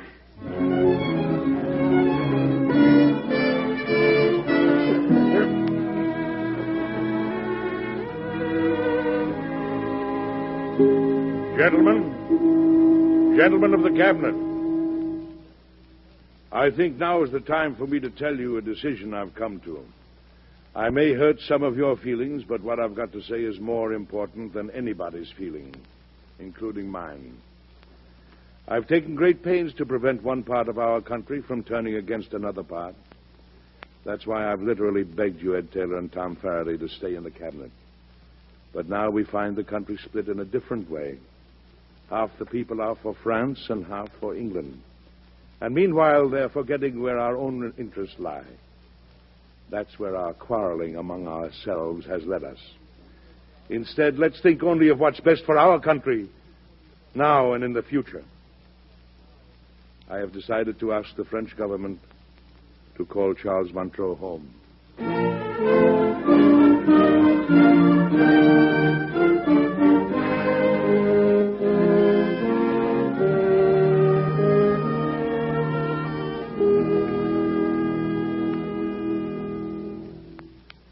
President, sir. Mr. Montreux is very anxious to talk to you, sir. Of course, Tom. Good evening, Mr. Montreux. Monsieur le Président, you should be glad to know I have sent my resignation to Paris. Frankly, I'm glad. Though I'm sorry this all happened. I was, monsieur. You were, Mr. Montreux? Well, I am afraid... Well, I admit... I made many mistakes. But, Monsieur le Président, I have learned a great deal while I have been here. I have learned a great deal about the kind of freedom we are fighting for. That freedom exists only here. I like this country very much, Monsieur le Président. I am not going back to France. Well, I'm glad to welcome a new citizen, Mr. Montreux. And what are your plans? They are somewhat romantic, monsieur. Oh, really? I plan to marry. Well, congratulations, Montreux. Congratulations. And I shall settle down in New York State. Well, that's fine, Mr. Montreux. At the beginning, I wasn't so sure we'd have a happy ending. But thank you for coming to see me. And, gentlemen, I think there's one thing we all agree upon. We all like it here.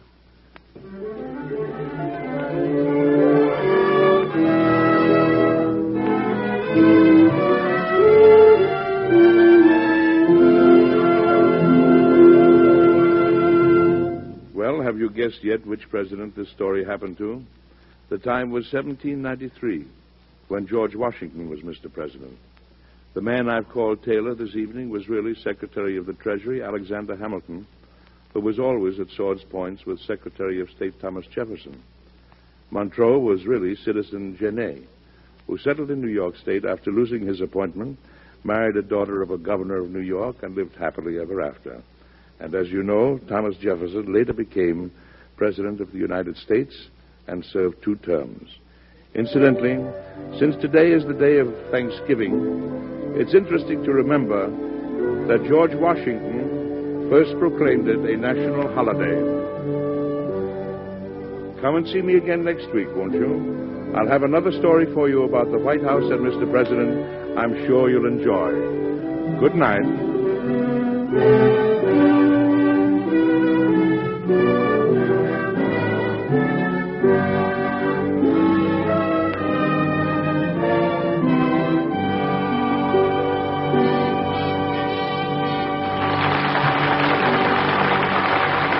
Abbott Arnold appears as Mr. President by arrangement with Metro-Goldwyn-Mayer. Producers of Sinclair Lewis cast Timberlane, starring Spencer Tracy, Lana Turner, and Zachary Scott.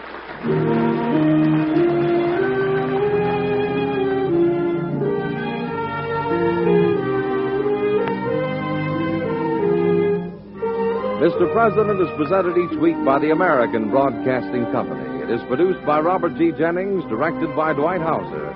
Miss Sarah was played by Betty Lou Gerson. Tonight's story, by Paul R. Milton, was suggested by incidents in the administration of President George Washington. Music was composed and conducted by Basil Adlam.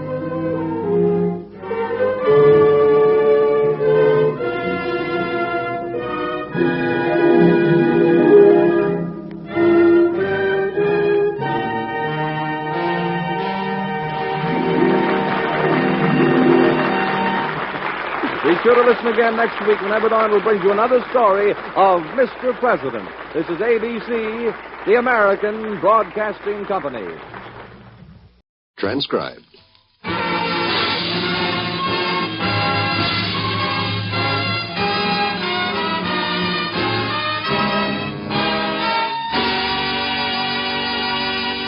Inheritance. The National Broadcasting Company, in cooperation with the American Legion, presents a story out of that great composite of visions, struggles, and victories of the American past, our inheritance.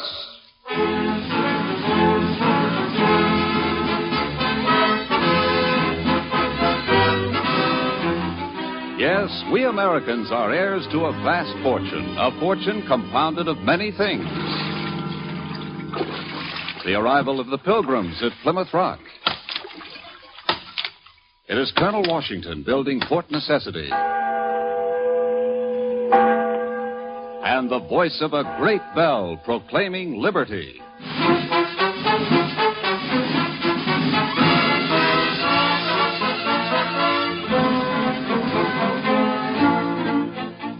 Let us now go back to a significant chapter in America's history, one which we all share in our inheritance.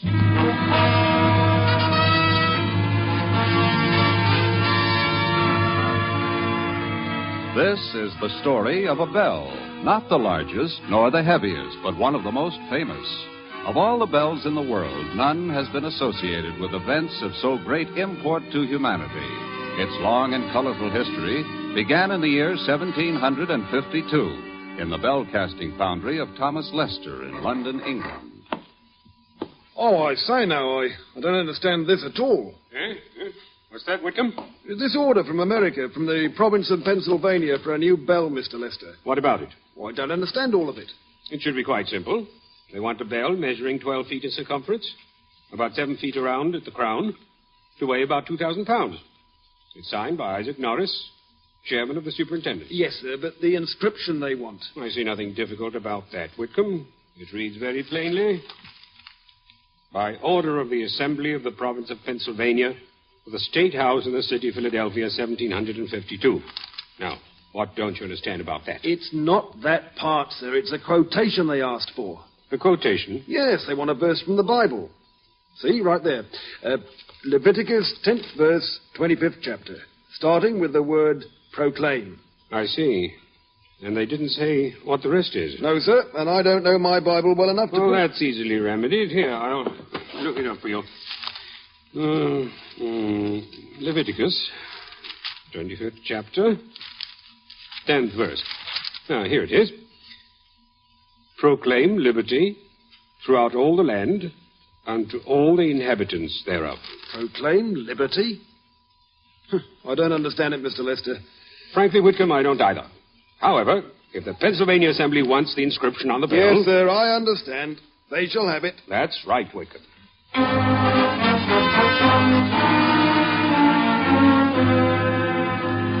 The great bell was cast that summer, and, accompanied by its maker, Thomas Lester, started on the long ocean voyage to America. Too large to go in the hold, it was lashed to the main deck. When the ship ran into a storm and was severely mauled by heavy seas, several of the bell's lashing ropes broke. For a time, it appeared the bell might break loose completely and be lost overboard. Only with the greatest difficulty was it finally made secure. On September 1st, 1752, the bell was delivered in good order to the chairman of superintendents of the Pennsylvania Assembly, Isaac Norris. It appears a fine bell indeed, Mr. Lester. What about its tone? Well, frankly, Mr. Norris, it has not been rung yet. Did they not test it before it left London? Well, testing was not necessary. It was designed after Great Tom of Westminster, and no one can deny that bell's fine tone. I've not heard Great Tom, but I shall take thy word for it. 'Tis only that when shipping something halfway around the world, it seems they should make certain everything is perfect. Oh, your fears are groundless, Mr. Norris. The bell is in perfect condition. By the way, how did the Pennsylvania Assembly happen to select the quotation, "Proclaim liberty throughout the land"? It was my suggestion. It seemed appropriate. Appropriate? Yes. So many have come to America seeking freedom. Freedom of speech, freedom of worship. But, Mr. Norris, freedom and liberty are not quite the same. Aye, Mr. Lester. But someday, perhaps someday, they may be quite the same here in America. So you're going to test your new bell, Mr. Lester? We are, Captain Button. I hope it performs better on dry land than it did on my ship. I've handled difficult cargo before, but that bell was about the worst. I see 'tis hung now. Is the rope firm to the clapper? Good. Thank you, lads. I'll take it. Mr. Lester, would thee care to test its tone? Thank you, Mr. Norris.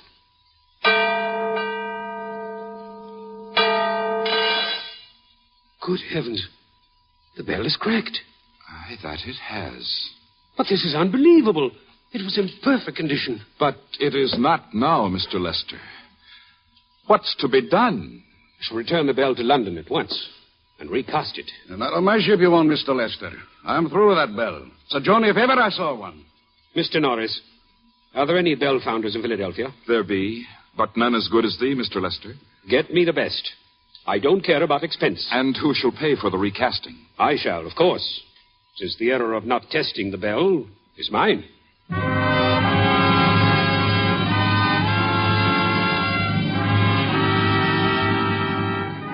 The job of recasting the bell finally was given to two young bell founders, John Pass and Charles Stowe, Jr. They studied the problem most carefully. Stowe finally decided to add more copper. So they melted down the cracked bell and carefully added 187 pounds of American copper to the 2,000 pounds of the original metal. The bell was recast. Upon being tested, it cracked again. The young bell founders were still perplexed when Isaac Norris called. We may have to go up, Mr. Norris. We add the copper, as Charlie suggested, and she cracks again. There's something about the design of this bell. Mr. Lester said it was designed after Great Tom of Westminster. No, that's not it. Wait a minute. I think I have it. Oh? What's that? Well, it's probably completely crazy, but, well, I think it's worth a try. What are you talking about? The two inscriptions. What about them? Well, let's put the shorter one on top. You mean the one, Proclaim Liberty? That's right. Well, I don't see how Well, it's just an idea. Maybe it won't mean a thing, but... well, it's worth a try. Maybe Mr. Norris objects? Not at all, lads. In fact, a Bible verse should always be placed over a mere order of the assembly, particularly this verse. Well, now, we may have to shorten it even a bit more. Shorten it? Yes, to make the letters fit just right. For instance, well, now, change throughout to through. And, we'll shorten the word unto so it reads to. If a sound bell results, thee hast my consent. Very well. Let's try it.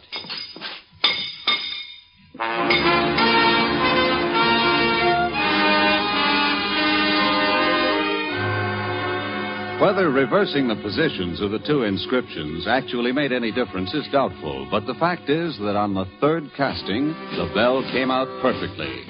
It was hung in the bell tower of the State House in Philadelphia in November and was first rung to convene the Pennsylvania Assembly. The bell soon became a leading actor in America's history. February 1757. Dr. Benjamin Franklin is hereby directed by the Assembly of the Province of Pennsylvania to go to England to seek redress of grievances from His Majesty the King. July 1763. Joyous news for the people of Philadelphia. The French and Indian Wars at last have come to an end. October 5, 1765. The people of Philadelphia today mourn the arrival in the Delaware River of an English ship, bearing the first of the hated tax stamps. February 1771. The Assembly of the Province of Pennsylvania is hereby called into session to write a petition to King George asking for repeal of the tax on tea. June 1, 1774. The people of Philadelphia are in mourning. Word has been received this day that the port of Boston has been closed by the British.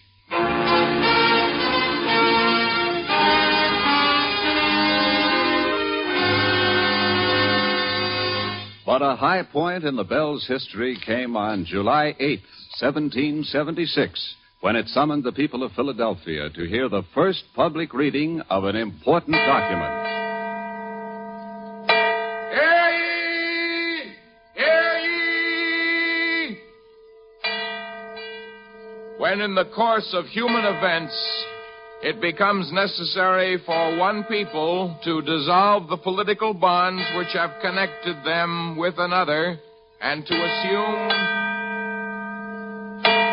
we hold these truths to be self-evident, that all men are created equal, that they are endowed by their Creator with certain unalienable rights, that among these are life, liberty, and the pursuit of happiness. And for the support of this declaration, with a firm reliance on the protection of divine providence, we mutually pledge to each other our lives, our fortunes, and our sacred honors.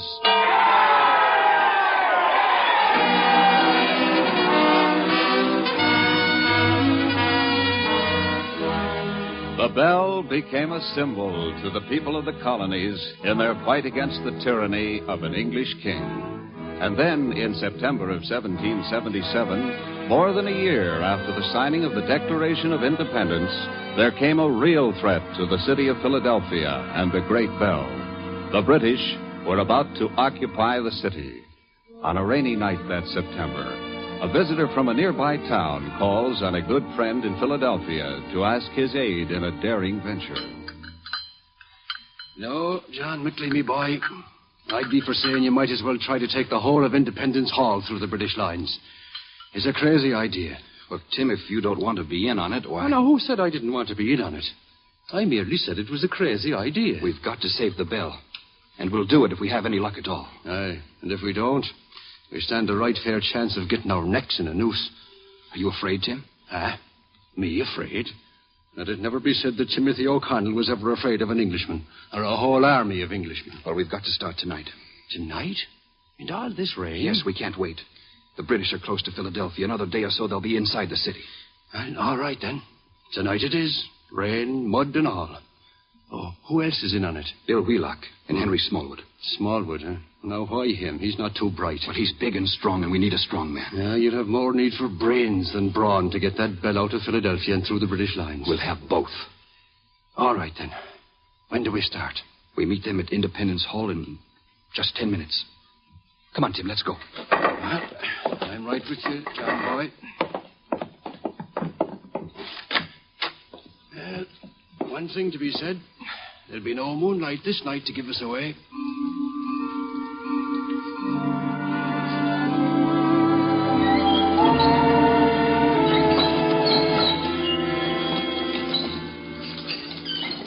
There, lads. She's all fastened down. Thank you for all your help, Mr. Norris. 'Tis but my duty. As custodian of the bell, I've a duty to protect it, particularly from the British. And we'll be taking the best of care of it. I'm sure they will. Wish I could go along, but I be a mite old for walking. I could not keep up with thee. Walking? Well, what's this, John boy? Aren't we riding? No. Load's too heavy for the horses. We walk alongside. Henry Smallwood. Yeah? Give us a hand with this canvas. We don't want to advertise what's on this wagon. Yes, sir. I bet we don't. That ought to do it now. All set, John, me lad? Where's Bill Wheelock? Up here with the horse. All right, then. Let's go. Head for Trenton. Yep. Good luck, lads. And may they get our bell through safely.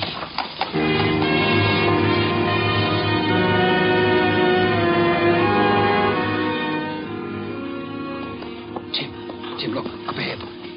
British sentry. Well, glory be. Well, there may be some excitement after all. Just take it easy, Tim. We don't want an alarm sounded. Oh, never fear that, lad. Leave him to me, John, lad. Just leave him to me. Halt! In the name of the king! What are you rebels doing out this time of night? Rebels, sir? Why, we be but loyal subjects. What have you got in that wagon? Oh, it is some household goods we were taking to Trenton, sir. Household goods? Yeah, now, let me see. Good heavens, Tim, you've killed him. Oh, no, John, me boy. A little tap like that just gets him out of our way. He'll come through in due time. With a bit of a headache, of course. Want me to drag him off the side of the road? A good idea, Henry. Ah, it is a shame that a pretty red coat should get so muddy. But we'll learn him a lesson. Never an Englishman should turn his back on an Irishman. Bill. Yeah? Turn left at the next fork. You're not going to Trenton? No. That was to throw off anybody who might have overheard us. Take the old Minzy Trail to Northampton town. I've a hiding place all picked for the bell. All right. You better be getting along. It'll be daylight in a couple hours. Right. Let's go. Yep. Here.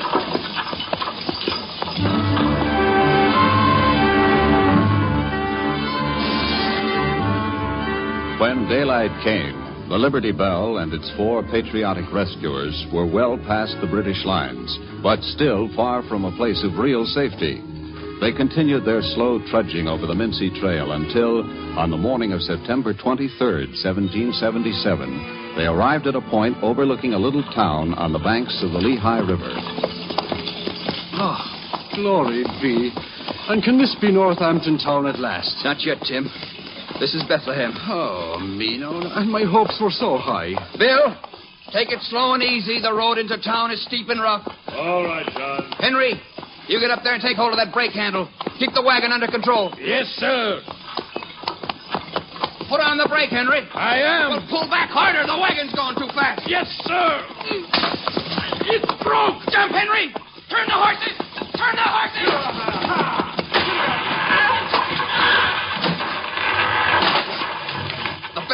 The bell's fallen off.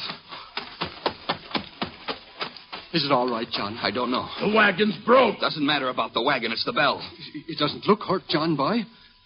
No. No, it looks all right. Couldn't hold the horses. I had to turn them. Sorry. Don't worry about that, Bill.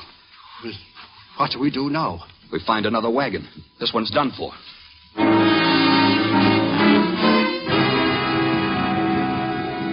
From the several wagons offered, John Mickley selected the sturdy wagon of Fred Leeser. That the great bell had passed safely through the British lines was now no secret to the people of Bethlehem. Yet no word was said about its destination, nor did the people ask questions. They wanted only to see the bell safely on its way. Using block and tackle, the bell finally was hoisted into place on Leeser's wagon. Miraculously, it had not been damaged in its fall. John and his companions next day moved slowly and with extra caution over the road to Northampton town. It is getting near sundown, John, me boy, and my stomach keeps complaining. It's such a long time since breakfast. Not much farther, Tim. Northampton town is just ahead. How far have we come? About 60 miles. Well, it doesn't seem like more than 100. There's Northampton town ahead. Good. And that's where I'll be getting a good meal, I'm hoping. Where do we head for, John? The Zion Reformed Church on Hamilton Street. You're going to church? And me about to starve to death? Don't fret, Tim. We'll hitch the horses and wagon there and go over to the Northampton Town Tavern. And the food's good down there. Oh, the best in the whole countryside. Aye, Bill, get your horses going, lad. There's a hungry Irishman here craving to be fed.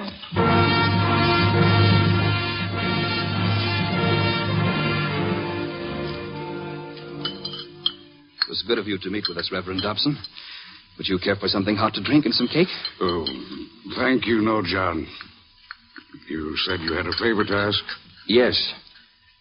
You may think it a rather odd request, sir, but... I trust I may help you.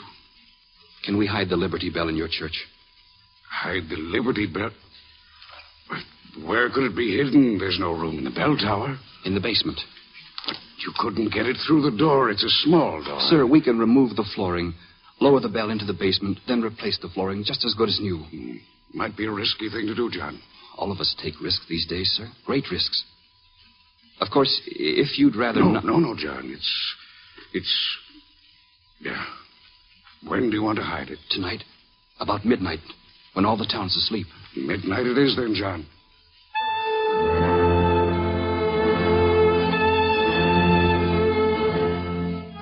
That midnight, John Mickley and his 3 friends from Philadelphia, with the Reverend Dobson holding a lantern that they might see, quietly removed the church floor, lowered the bell into the basement, then replaced the floor. There, all back, neat as a pin. Reverend Dobson, sir, I have a plan to confuse the British. Yes? What is it, John? Well, sir, we'll load a big rock on our wagon and cover it with canvas and start back Trenton way in the morning. That British sentry may or may not have suspected something. But, sir, if we double back on our trail, it should confuse them. Oh, John, me boy, you don't need a big rock to confuse a Britisher. Sure, any little stone will do. No, we'll use the largest rock we can find. It's got to weigh about the same as that Liberty Bell. Oh, me, and I thought the hard work was over. I think I know where there's just such a rock as you want, John. And I like your plan. Thank you. And please remember, Reverend Dobson, secrecy is essential if we are to keep the Liberty Bell safely hidden. Of course, John. My lips are sealed.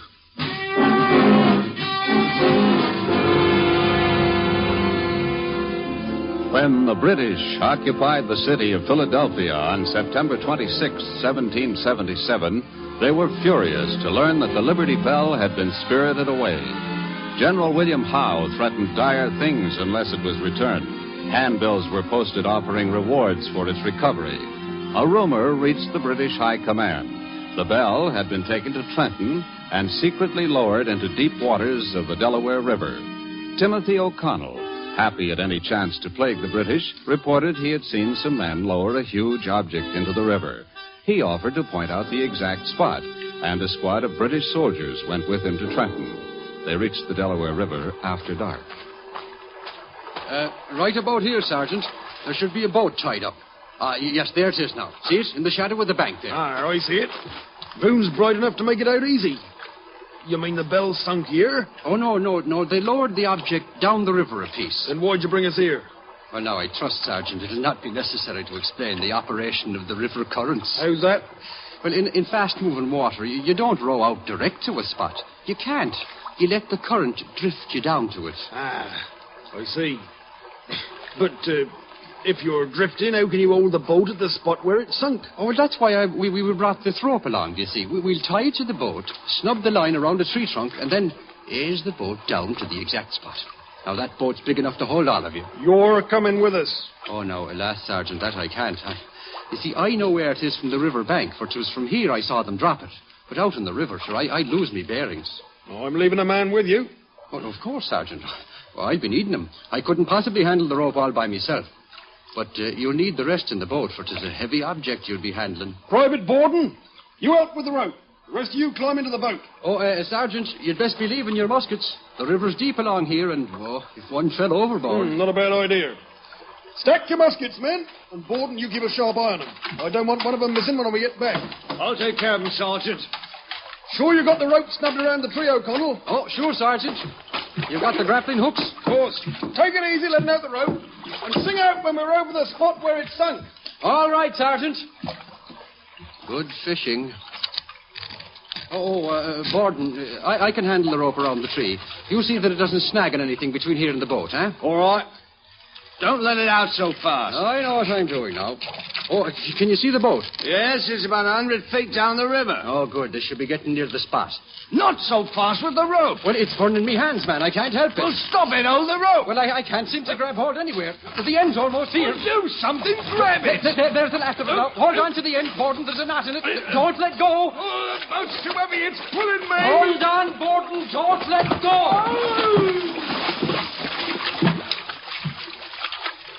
Ah, me. 'Tis good that His Majesty's troops have such a nice moonlit night for a sail. Too bad there'd be no oars in that boat. Oh, well. Perhaps General Washington can find some use for these muskets. Sure, they'd only rust if left out in the night's dew.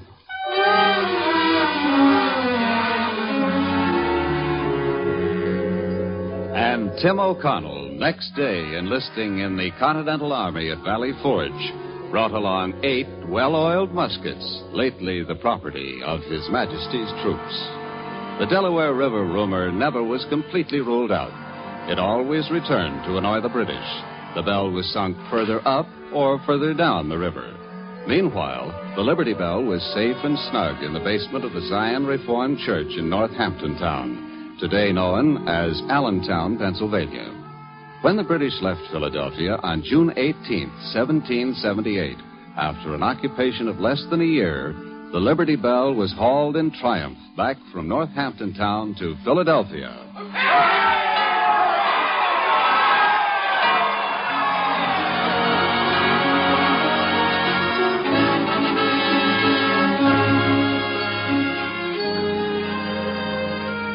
And on October 24th, 1781, it was joyfully rung to announce the surrender of Cornwallis at Yorktown, the final chapter in America's fight for independence.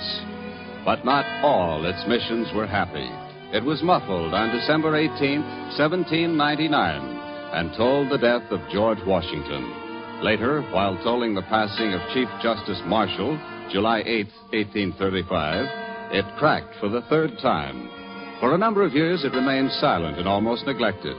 Then it was repaired and made ready to be rung on February 22nd, 1846, the anniversary of the birth of George Washington. The famed bell sounded clear and true.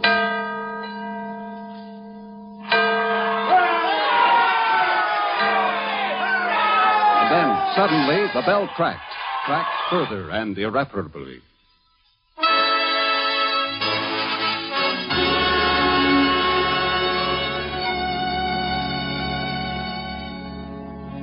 In Independence Hall at Philadelphia, the 202-year-old bell now rests in silence, its mission gloriously complete. Today, we pause to pay tribute once again to that July day in 1776 when the great bell for the first time did proclaim liberty through all the land, to all the inhabitants thereof. This day, the 4th of July, and that great symbol of our liberty, share highest honors in our inheritance.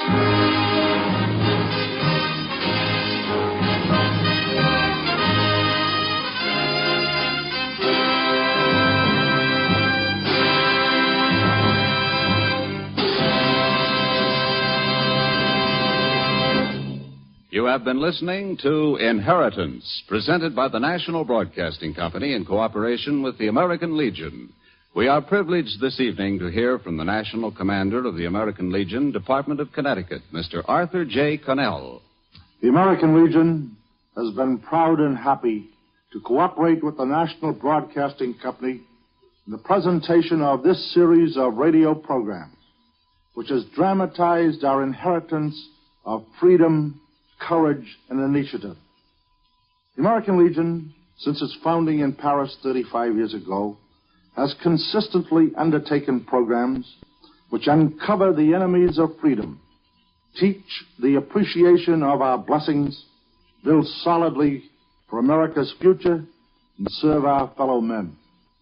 Our aims have not changed since they were first phrased in our immortal Legion preamble. For God and country, we associate ourselves together for the following purposes: to uphold and defend the Constitution of the United States of America, to maintain law and order, to foster and perpetuate a 100% Americanism, to preserve the memories and incidents of our associations in the great wars, to inculcate a sense of individual obligation to the community, state, and nation, to combat the autocracy of both the classes and the masses, to make right the master of might, to promote peace and goodwill on earth, to safeguard and transmit to posterity the principles of justice, freedom, and democracy, to consecrate and sanctify our comradeship by our devotion to mutual helpfulness. This is our preamble. This is our pledge. This is our inheritance. Thank you, Mr. Arthur J. Connell.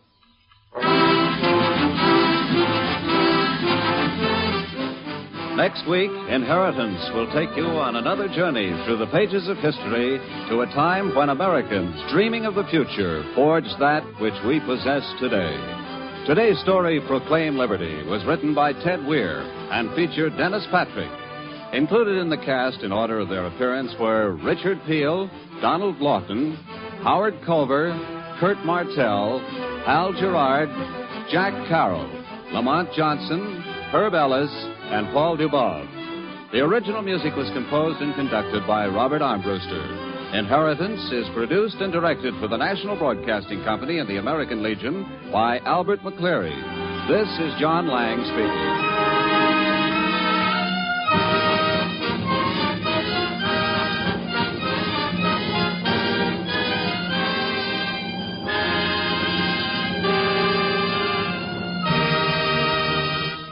Transcribed.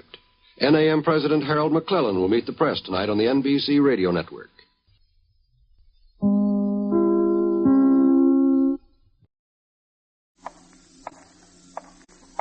Beaneman, the Marvin Chewing Gum Laxative, presents fun, facts, and fun-page features in the original radio show of its kind. The fascinating game, Now Then, Double or Nothing. Music by Brusilov. Announcing Alois Hevrilla. Star of song, Frank Torres. Guest contestant, Pat Rooney.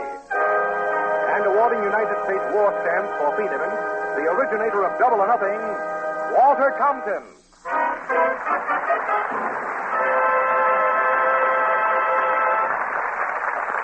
Greetings, everyone. Tonight, Double or Nothing joins with the rest of the nation in honoring Independence Day, a forceful reminder of those precious freedoms we're fighting for. At the same time, we'll pay tribute to a distinguished patriotic organization, the National Society of the Daughters of the American Revolution. Two prominent members of the DAR will be among our contestants, including their President General, Mrs. William H. Pouch. Also, the President of the Empire State Society for the Sons of the American Revolution, the Honorable William S. Bennett. Our group achieved variety with a veteran song and dance man, the managing editor of our Army's official newspaper, and a visitor from down south.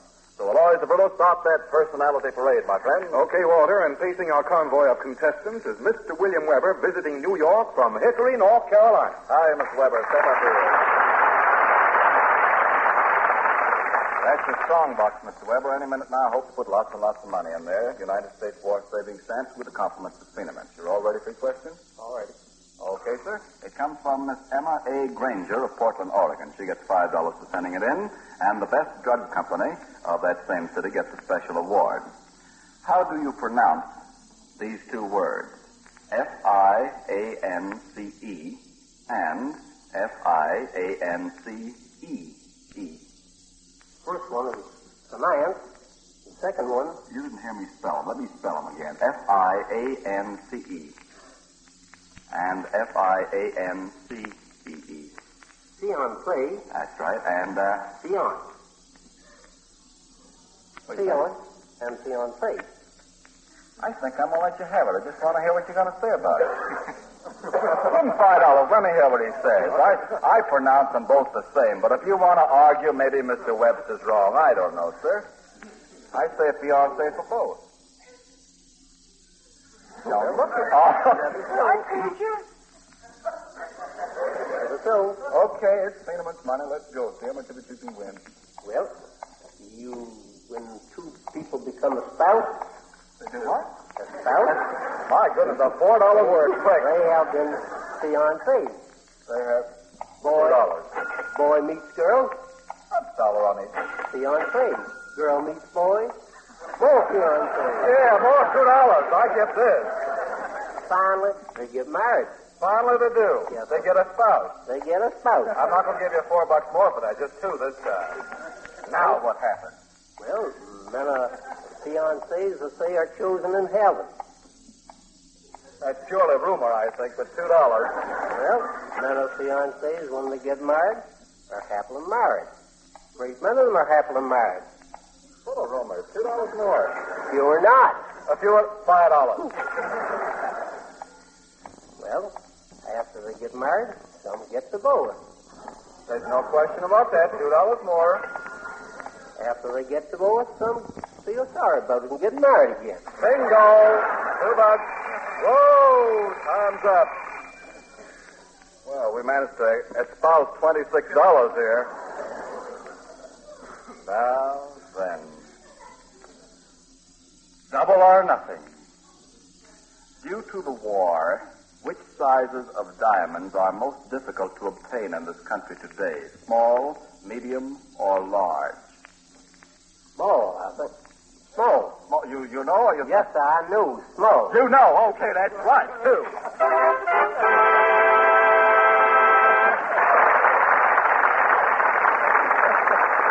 That's $52 plus 5. That's $57 in United States war savings stamps with a compliment to Spieneman. I really think he ought to give me that $5 back at the beginning, though.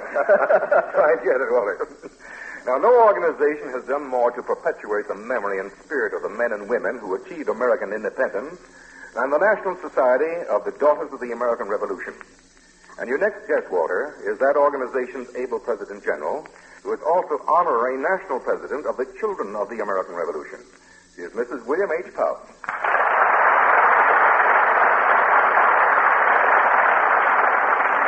Welcome to Double or Nothing, Mrs. Pouch. Before I give you your quiz, we'd like to chat with you a minute about the DAR. Just what are the aims of the society? The aims of the society are patriotic, historic, and educational. But this year we have two principal goals. First, to give all possible aid through home service to winning the war. And secondly, to keep intact our American way of life. And how old is the organization?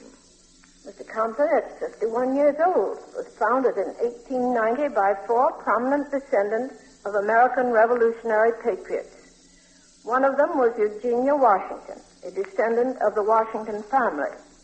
When it began, the DAR had 818 charter members. Now, how many members have you now, Mrs. Pouch? Mr. Everett, we now have 150,000. And they live in all 48 states, the District of Columbia, and in war-torn England, Germany, France, Italy, and China. We have 12,000 girls and boys of the CAR, among whom are those now doing their war service here and in countries over the seas. Well, just how can a woman apply for membership in the DAR? That's very easy, Mr. Forrest. Any woman who is a descendant of a person who served the cause of freedom in the Revolutionary War is eligible. There are still many thousands eligible for membership. So you certainly broke with tradition this year when your convention was held in Chicago instead of Washington. Why was that done? Well, Mr. Compton, you, a native of Washington, asking that, have you ever tried to get a hotel room there? We had 4,000 delegates, so we decided not to add to Washington's congestion. Well, Mrs. Pouch, can you tell us about some of the important resolutions that were passed at that convention? Our members subscribed to over $500,000 in war bonds. We have organized our society to serve effectively on the home front by helping build morale, contributing buddy bags to the servicemen, raising funds for DAR War Project to assist in the expansion of blood plasma programs and the purchase of medical and surgical equipment. And we also resolved to continue our regular activities. What are some of those, Mrs. Pouch? Mr. Habrilla, we support 3 workers in the occupational therapy department at Ellis Island Hospital. We teach Americanization among the foreign-born children and adults and contribute to schools and colleges in the mountains of the South. 2 schools are supported entirely by our society. One at Tomasi, South Carolina, and the other, the Kate Duncan Smith School in Gunter Mountain, Alabama. Well, as President General of the DAR, you must do a lot of traveling across the nation. Can you tell us your opinion of the spirit of American women as they adjust themselves to wartime conditions? Mr. Compton, they're magnificent. From coast to coast and everywhere I've gone, I have found women cooperating splendidly, yet doing and going about their duties as wives and mothers calmly and confidently. I'm sure they can be depended upon to do their part in winning this war. Well, I understand that you have always been keenly interested in American children and their destiny. Yes, indeed, Mr. Forrest. We're very proud of our boys and girls of the Society of the Children of the American Revolution, of the Boy and Girl Scouts. In fact, the welfare of all the children of America is very close to our hearts. Many of them today are our brave soldiers, sailors, and Marines. Tomorrow, they will be the country's leaders.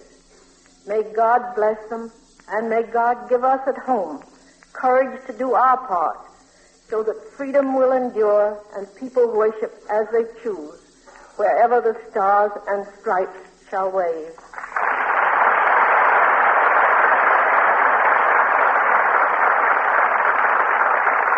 Listen now as Frank Forrest sings a stirring song tribute to Old Glory, I Pledge Allegiance to the Flag.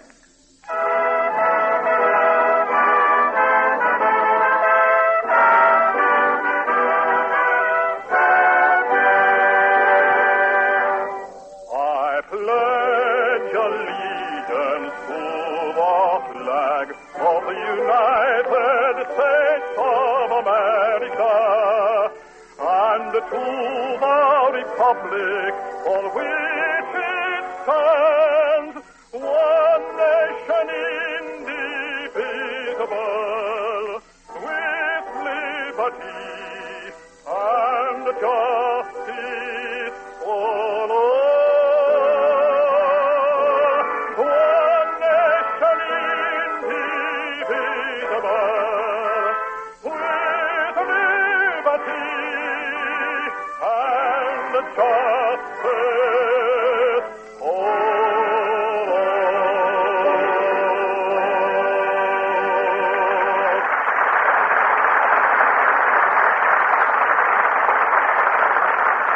And now, Mrs. Pouch, this is where we have some fun with you. Here is your strong box.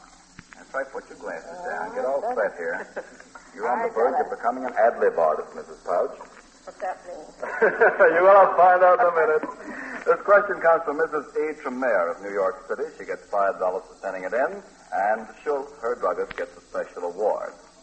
This is a very hard question. Who invented the lightning rod? Benjamin Franklin. That's right. $5 goes in there. That's ad-libbing, Mrs. Pouch. Oh, thank You've you. done it. That's very nice. Let's How go did you now. get that? Well, Benjamin Franklin was a short, chubby man. I wonder if anybody knows how he looked. I don't know. $3, though.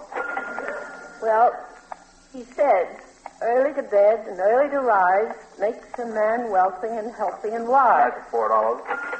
Sounds very much like my husband, so when you ask me... Okay, good luck, Lord.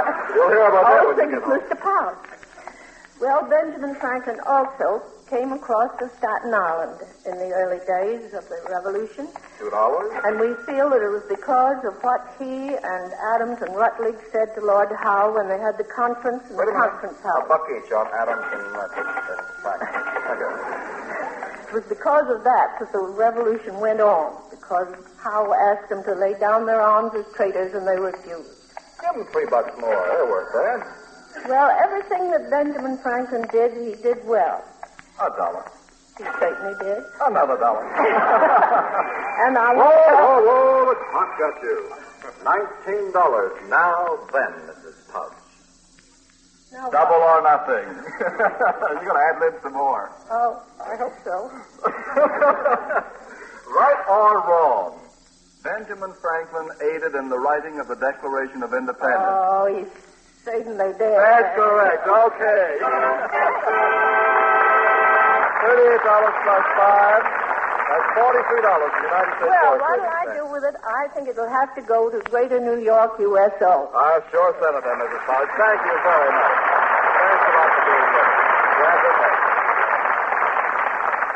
Walter, did you know that Carl was widely used as a remedy in medieval times? Oh, that's nothing. It's a remedy in modern times. Didn't the Carl O.C. give us just the remedy we've been needing to slow up that plague called Japitis?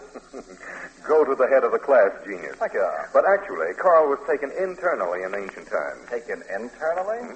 You don't mean people took coral necklaces as a medicine, I boys. certainly do. No. They ground coral, mixed it with wine, and drank the concoction. Kill or cure, eh? But at that, I guess it didn't taste much worse than some of the stuff people take nowadays. Well, most folks don't take bad-tasting doses anymore, Walter. For instance, millions of modern Americans are now relying on Feedamin, the modern chewing gum laxative. Here's the modern Phenomen plan so many now follow when a laxative is needed. You just chew Phenomen at bedtime. As with all medicines, take it only in accordance with package directions. Get a night of undisturbed rest. Start the next day feeling top of the morning again. Thank you, Aloy Zabrilla. Walter, the men in our army are now avidly reading a fine young newspaper prepared just for them. It's called Yank, and its circulation stretches from Iceland to Ireland, from Panama to Port Down. Right you are, Aloys, and even stubborn World War I veterans admit that it's just as good as their old chief, the Stars and Stripes. Well, the 23-year-old managing editor of Yank is your next contestant. Before donning khaki, he was a Sunday editor of the San Francisco Chronicle. And here he is, Sergeant Bill Richardson of Raleigh, North Carolina.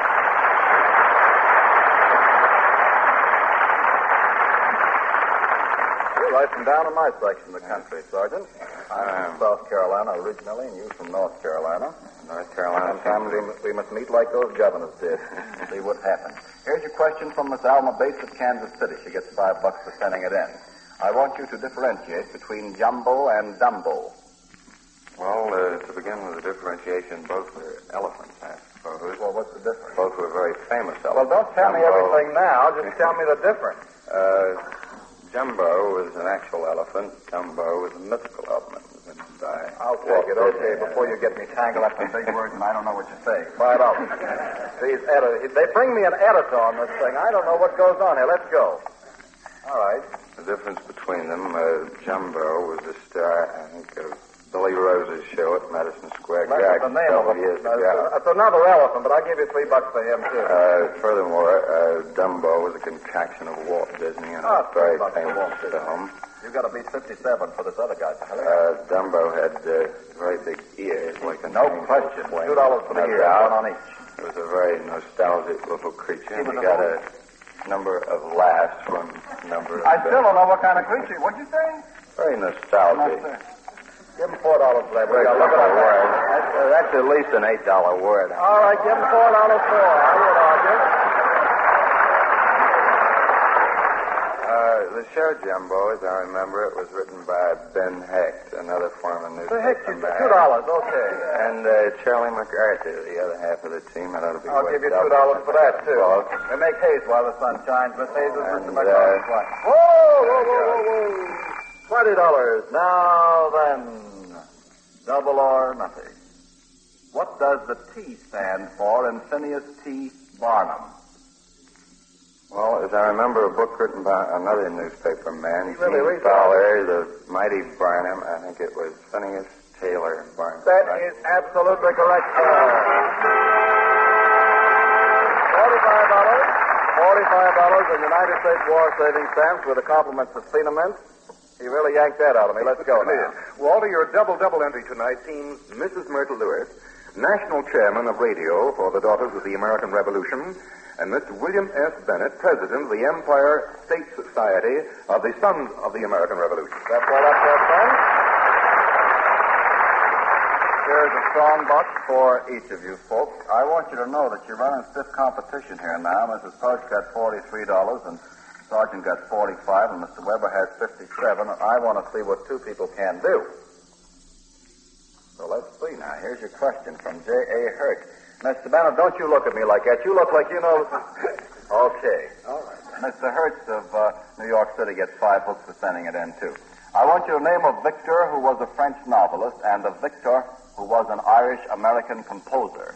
Victor Hugo was the novelist. That's right. And the Irish-American composer? Victor Herbert. Victor Herbert, right. $5 in more stamps. I always give it to the ladies. It makes the man mad. Let's go. See what happens. Now, let's talk. Victor Herbert, I remember extremely well many years ago. Now, don't tell me how far. Now, you'll date yourself. I'll give it $3. Victor Hugo was a great spiritual leader, great dramatist. He also Les Miserables. about Miserables. That's the whole world. Victor Herbert. And I wet bitter tears over She's not going to let you say a word. All right, $2 for the bitter tears. Victor Herbert was a great writer of lyrics. He occupied the... All right, now. He occupied his life. Whoa, now let's stop the clock. Now let's get organized here. Let's do this thing right. Now you say something, Mr. Bennett, will you? Yes, sure. Thank you very much. $2. Now you go on. Won't you please, Mr. Lewis?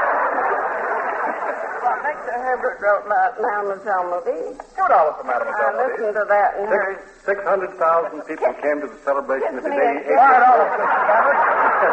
wrote Kiss Me Again. Kiss You Again? Oh, yes. A drop, Mrs. Lewis. Give us $50 for that. I'll give you $3 for it. Oh, you should give me more than All right, that. $2 more. Victor Herbert wrote The Red Mill, and he wrote the music Lonely for the Mary Birth of the Evans. Nation. I bet you didn't know that he wrote most of the music for Birth of Nation. I just either. said that. Oh, You said that, but I couldn't hear it, so I'll give you $2. I beg your pardon. He found out when I told him. I beg your pardon. Oh, that clock got him in. Say, you did all right. I'm going to take lessons from you, too. $32. I don't know how I got there myself. I just kept saying $3, $2, $4, because I didn't know what was going on. Now then, double or nothing. Speaking of possible victors, what generals are leading the German and British armies in Egypt now? Rommel and Auchinleck. Rommel and Auchinleck is correct, sir. That's all right. 64 plus 5 is $69 in United States War Savings Stamp. With the compliments of being $69 in all. That's almost our top, but not quite. You missed May we contribute these to the U.S. You certainly may, Mrs. Lewis. I'll tell them how you talked your way into $69. That goes double. Okay, thank you very much, folks. It was a pleasure to have you. And now our singing star, Frank Forrest, gives us a grand new fighting hymn. A Navy chaplain during the attack on Pearl Harbor was heard to shout, "Praise the Lord and pass the ammunition." So impressed was that fine actor, Gene Lockhart, with his vivid re-expression of that famous revolutionary battle cry, that he wrote this fighting hymn. So, friends, listen now as Frank Forrest sings, "Praise the Lord and pass the ammunition."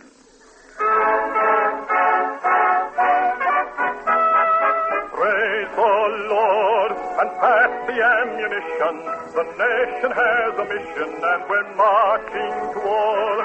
Hallelujah, stand to your position. Invoke the old tradition as in days of yore. Keep your powder dry, be on guard tonight. Prepare to do or die, arise and fight. Praise the Lord and pass the ammunition. Uphold the proposition that in God we trust. On right we sword we've drawn our sword. Oh, pass the ammunition and praise the Lord.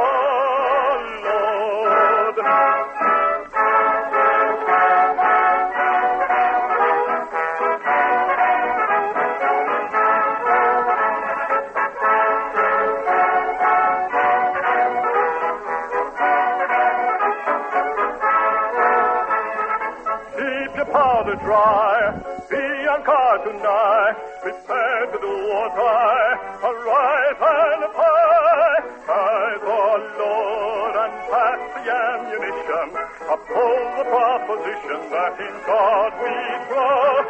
All right, we thought we trod our sword. Oh, pass the ammunition and praise.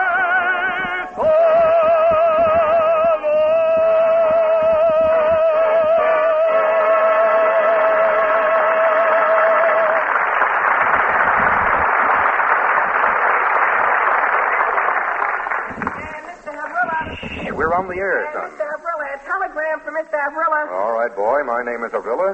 Wait a minute. Are you going to sing this? Nah, Joe sings them. I give him you straight. Okay, go ahead. Double or nothing, coming in swell. Stop. What do you mean, stop? Well, that's what it says here. Stop. Oh, that stop doesn't mean stop. Go ahead. Stop means go ahead. Go ahead. Keep up the good work. There, there's that stop again. Don't stop. Isn't it time for you to... Yes, it is. If the program is coming in swell, we know you can hear what we have to say about Phenomine. That's the modern chewing gum laxative, you know, spelled F-E-E-N-A-M-I-N-T. Phenomine tastes so good, you don't even know you're taking medicine. And above all, Phenomine is gentle and dependable. So next time a laxative is needed, why don't you try Phenomine? Only 10 cents. Stop.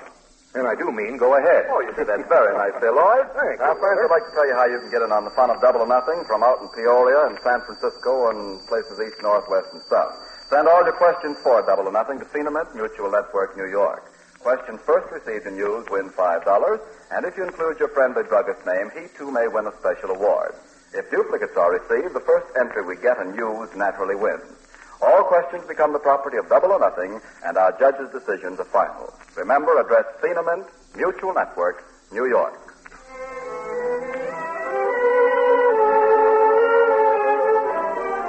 Hear that tune, Walter Compton?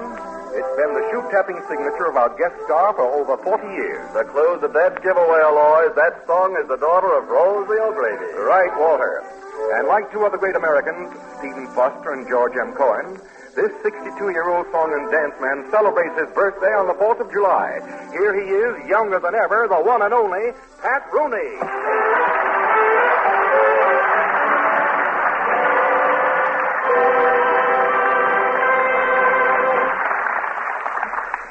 It's empty. There's nothing in it yet. So am I. You want to hang on to it? I will. We always give everybody a strong box. Sometimes they don't put anything in it. Sometimes they do. We always give them a strong box anyhow. Well, I've always wondered what you look like, Pat Rooney. Now I know. Funny, huh? No, you're all right. You're not as big as I am, but you... Could you tap? Let me hear you tap this one. That's enough. Thank you. Thank you. You can still do it. Okay. And well, too, I need not add. You're the guy who used to always dance with your hands in your pockets, didn't you? That's right. If I'd have kept my hands in my pocket, I'd have been better off. Here's a question from Carl Barr from Denver, Colorado, who gets $5 for sending it in. I want you to differentiate between a sarong and a jabot. Is that Gaelic? Sure. A sarong and what? And a jabot. A sarong is what Dorothy Lamore wears. That's right, Lamore Lamaria. Is that right? And a jabot is it? Jabot. You want a right jabot or a left jabot? No, just a jabot. I thought you wanted a dempsey. That's, wait a minute. That's a trimming the ladies wear around, isn't it? Where? Around the neck. Yeah, it's all right. That's around the neck is right. $5 in United States War Trading stamp.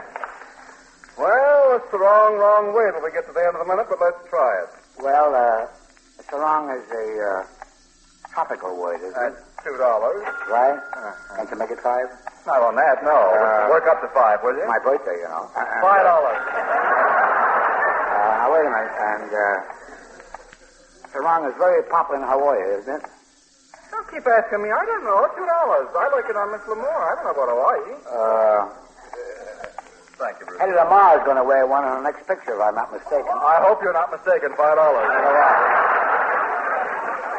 I ought to get 10 for Hetty. She's a nice looking girl. girl. No, I won't do it. No. All right, $5 more. What do I care? Where I'm working at Rogers Corner, there's 3 girls wear those sarongs, 3 of them. They do? They certainly do. All right, $2 each. And, give me $2 and I'll wear one. Give me $2 quick. Give me $2 more and I'll take it off. Give him $4. That settles that. Give me $4 and you can wear it. I'm not going to get... Whoa! Hands up. I wanted to get the brutal up, but I didn't get to it. He needs 2 sarongs. I got $5 more for brutal up. You got $31. Now then, double or nothing. That's brutal up. Here it comes, here it comes, here it comes. In wearing apparel, what is a Mother Hubbard? Bucket. My mother done told me. Oh, that's a gown they wear around the house like a robe, a Mother Hubbard. They wear like a house robe. Is that correct? I don't know. Can you go a little further? Sure. My mother wore one. Pay him off. It's all right. 62 plus 5, $67. United States War Trading Stamp. Thank you very much, Pat Rooney. Friends, next week our special guest will be Miss Gertrude Neeson playing a return engagement here.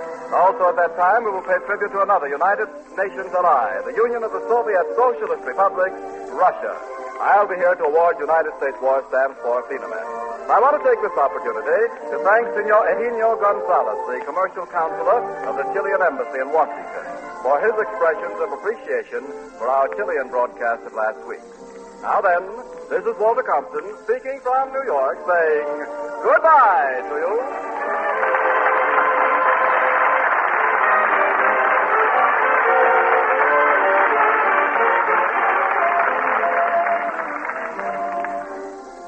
Are you nervous, high-strung, working under pressure? If you are and suffer from gas, heartburn, or sour stomach due to excess stomach acidity, then listen to this. Here's a new chewing gum preparation that brings extra fast relief from acid indigestion. Remember this name, Choose. C-H-O-O-Z. Choose looks like chewing gum, tastes like chewing gum, but there the similarity ends. For Choose is more than just a pleasure to chew. Choose contains 3 active medicines that bring relief on the gallop. And what's more, you can chew Choose anywhere, anytime. And the chewing itself helps relieve nervous tension. Choose is not a laxative, contains no soda or sedatives, is not habit-forming.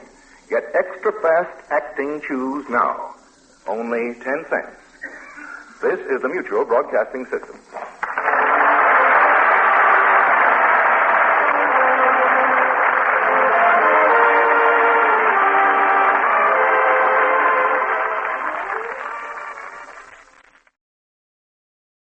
Hey, it's time for... All sweet. Did you hear what the lady said? I said all sweet. All sweet is the margarine with the delicate natural flavor. Yes, friends, that's what all the ladies are saying. All sweet. The margarine with the delicate natural flavor. With All Sweet Margarine invites you to Meet the Meat. And now, Swift and Company, who bring you All Sweet Margarine and other favorite foods, invite you to meet your favorite radio family, the Mortimer Meeks, who live on Elm Street in Civic Center.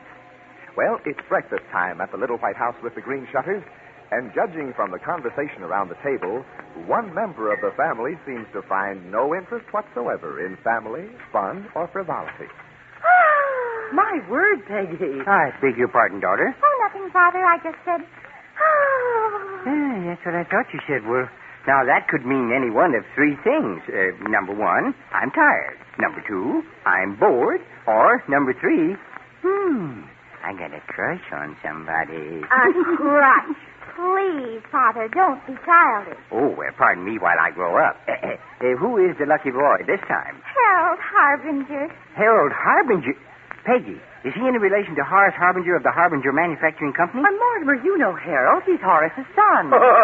Niecy, don't tell me you got a crush on that skinny kid with the oversized head and them pipes in them legs. Uncle Louie, Harold is not skinny. He's lean and tall and handsome and so masterful. Well, that description of Harold makes me Mr. America. Well, he is. He's sort of Humphrey Bogart, only he's got more hair in front. Yeah? Well, I always fancied myself as Cary Grantish. Well, if you're Cary Grantish, Louie, I'm Gregory Pecky. Really? Mortimer Louie, stop being silly. So you're interested in the son of Horace Harbinger, Peggy? Well, goodness, you all act like there was a crime or something. Well, now, Peggy, dear, I've never met Harold's father personally, but there are certain things that you ought to know if you plan on going out with Harold. Oh, golly, parents can make things so complicated. What should I know, Father? Well, for instance, the situation between my boss, Mr. Barker, and Harold's father, Mr. Harbinger. They're, sort of enemies in a friendly way. Oh, are you kidding, Morty? Both them guys are allergic to friends. And old man Barker's even allergic to people. Louie, be quiet. Mortimer, I had no idea things were like that. Yes, neither did I. Yes, well, they are. But then, of course, Mr. Barker has his good side, too. He appointed me general chairman in charge of arranging for Barker and Company employees' annual picnic this year. Mortimer, you modest thing. Why didn't you tell us sooner? I'd completely forgotten about the picnic. Golly, Daddy, general chairman. Oh, boy. The annual picnic. Hey, I'm going to ask Gert on a perfect date. A perfect date? With you? Yeah. Tons of food, games, entertainment, all for free. What could be more perfect? Oh, it's going to be such fun. Mortimer, when is the picnic? I want to ask Beth Lewis and her family to go with us. Yeah, I got to make plans, too. The vigorous, struggle of the tug of war. Oh, how I love to watch it. Well, as a matter of fact, I don't know the exact date. You see, it all depends on when we can reserve Phillips Park for the picnic. Oh. Yes, everybody wants a picnic around this time of year, and Phillips Park is the only place in town that's suitable. Oh, don't worry, Daddy. You'll work it out. Gee, I can hardly wait to ask Harold to go with me. Well, that's nice, Dave. What? Ask Harold to go? Uh-huh. You mean you're going to ask Harold Harbinger to go to the Barker and Company employees' picnic after what I told you about his father and Mr. Barker? Oh, sure, Daddy. Harold and I will be the ambassadors of goodwill between Harbinger and Company and Barker and Company. Oh, my goodness. Why, Mortimer, what's wrong with that? I think Peggy has a cute idea. Yeah, well, it's cute, dear. But if Peggy turns up at Mr. Barker's picnic with anyone named Harbinger as her ambassador of goodwill, I will end up as Mr. Barker's Minister of the Interior. And by interior, I mean the interior of Siberia.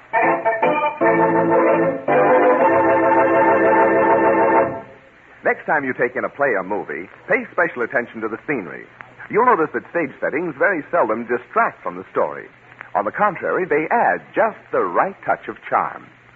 Now, that's the way it is with the delicate, natural flavor of all sweet margarine. All sweet enhances flavor any time, any way you serve it. But it never covers up. It never disguises the natural goodness of food. And the glorious quality of all sweet isn't a sometime thing either. You see, Swift & Company rigidly controls the farm-fresh ingredients and the exacting methods of producing every pound of consistently delicious all sweet. Yes, that delicate natural flavor comes from freshly cultured, pasteurized skim milk, enriched by all the fine vegetable oils that can be properly absorbed. And remember, every pound of gloriously good all sweet contains at least 15,000 units of precious vitamin A. No table spread is richer in food energy. No table spread is more delightful in flavor than rich, nourishing all sweet. So next time you're shopping, buy all sweet. The margarine with the delicate, natural flavor.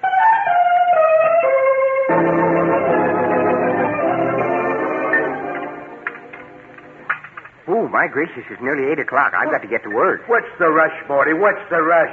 You act like old man Barker was standing outside the plant with a whip. You don't say that, Louie. He might think of it. I lost all track of time when we got talking about the picnic. Oh, gee, so did I. Oh, I'm so excited. I've got the tingles. Yeah, me too, Niecy. And you know what I'm going to do right now? No, but I can make a few suggestions. Oh, yeah? Well, I'm going to make up a list of the people that I want to ask to the picnic. You don't tell me they'd leave that nice, smoky pool room for a day in the hard old sunshine. Hey, now listen, Morty. Come on, Daddy. I'll walk with you. I'm meeting Harold at Green's drugstore this morning. Harold. Look, Peggy, I don't suppose you could possibly be persuaded to ask someone else to the picnic. Like Elmer or Richard, for instance? Elmer or Richard?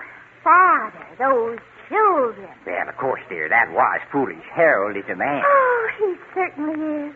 Why, he's almost 17. Oh, Mortimer, don't carry on so. If Peggy wants to ask Harold to the picnic, I think she should. He might decline, you know. Yeah, cheer up, Morty. We ain't going to no funeral. We aren't. No, it's a picnic. Yeah, well, it may be a picnic to you. But if Mr. Barker sees my daughter with Harold Harbinger, it will be a funeral. My funeral. I have a feeling I'm being rushed to an early grave.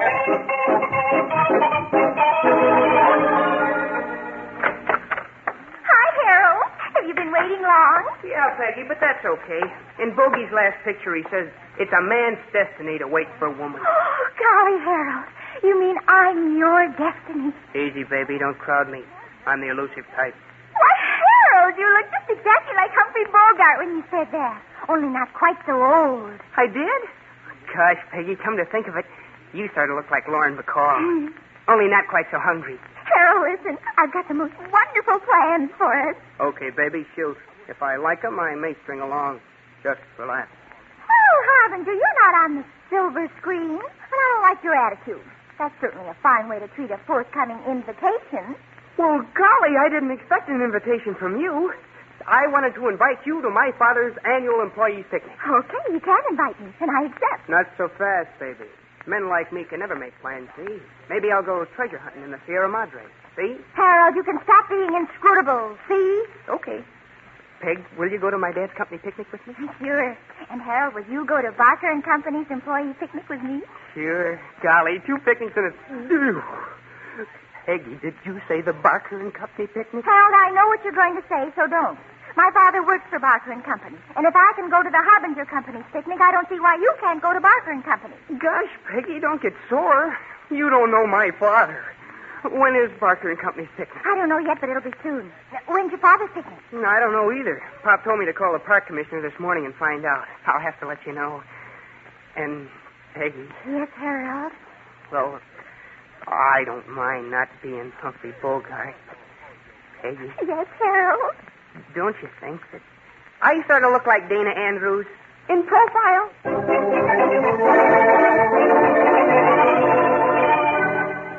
Well, Meek? Yes? What have you been doing about the plans for the annual employees' picnic, eh? Got everything boxed up as usual? No, Mr. Barker. Why, I've got Gus Guthrie down in the factory in charge of refreshments and taking care of the contests and prizes. Fine. Gus is a good man. Yes. Jog him up, Meek. We haven't much time. I hear Phillips Park is pretty well booked up. So get hold of the park commissioner right away and reserve the park for next Sunday. Reserve the park for Sunday? For sure. Nothing must go wrong. Too many people will be making plans. And Meek, for your sake, I hope I didn't pick the wrong man to head this thing. Oh, you can rely on me, Mr. Barker. Rely on you? Don't be ridiculous. There's only one man I can rely on, Walter Barker. And after all these years, I still keep on hoping. Now get going. Get hold of the park commissioner and get that park. Signed, yours in brevity, Walter Barker.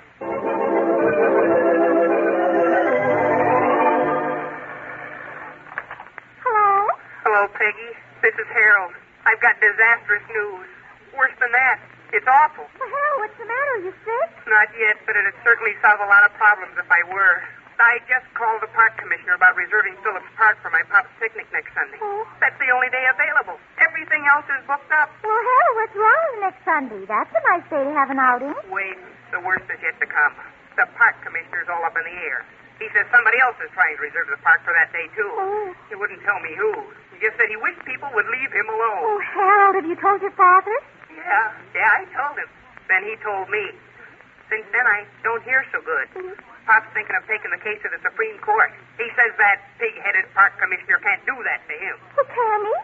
He's doing it, and his pop's screaming. So, Peggy. Yes, Harold? As much as it scares me, is your invitation to Barker and Company's picnic still open? I mean, even though my pop's picnic may fall through? Why, sure, Harold. Gosh, cheer up. We'll have a lot of fun. Sure, Peggy, lots of fun. And look at all the exercise I'll get.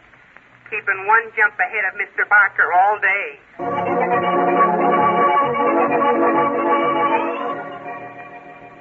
But, Mr. Barker, the park commissioner didn't say we definitely could not have Phillips Park for our picnic Sunday. Oh, he didn't say we definitely couldn't have the park. No, it's just that someone else called for the park for Sunday, too, and the commissioner has to decide who to give it to. Well, you listen to me, you bumble-headed idiot. I told you to get that park for Barker and Company. And so help me, Meek, if the commissioner doesn't give it to you, I will. And I don't mean the park. I mean the gate. And I will personally escort you by the scruff of your neck. Now get going before I lose my temper.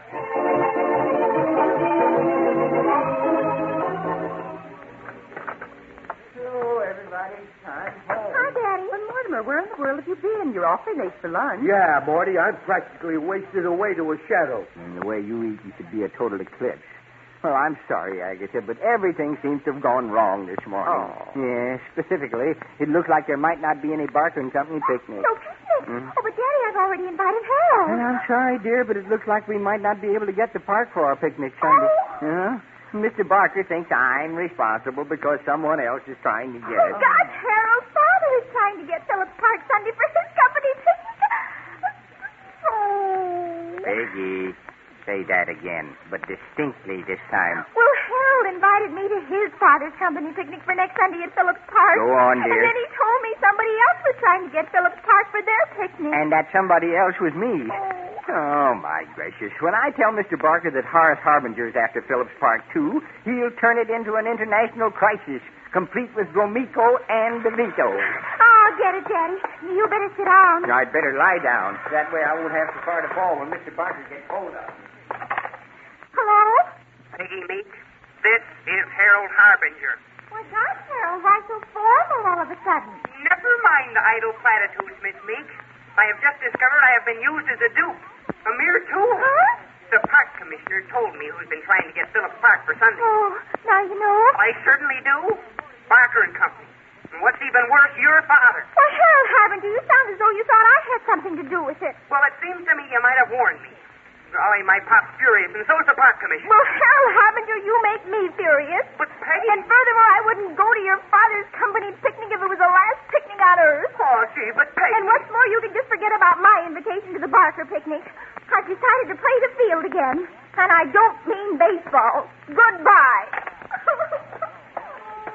My gracious, dear, I couldn't help overhearing. I'm sorry Harold took that attitude, but, well, perhaps it's just as well. He probably thinks after his father. Yeah, I never did trust skinny kids. It's a good thing you found out about that, Harold, when you did meet me. Oh, none of you understand at all. Harold and I are just victims of circumstances. Vicious circumstances. Vicious circumstances. Peggy, you mean... I mean, Harold Harbinger is the most wonderful boy in the world. And he and I, we're just like Romeo and Juliet, victims of a silly family feud. Oh, I wish I'd never even heard of a picnic.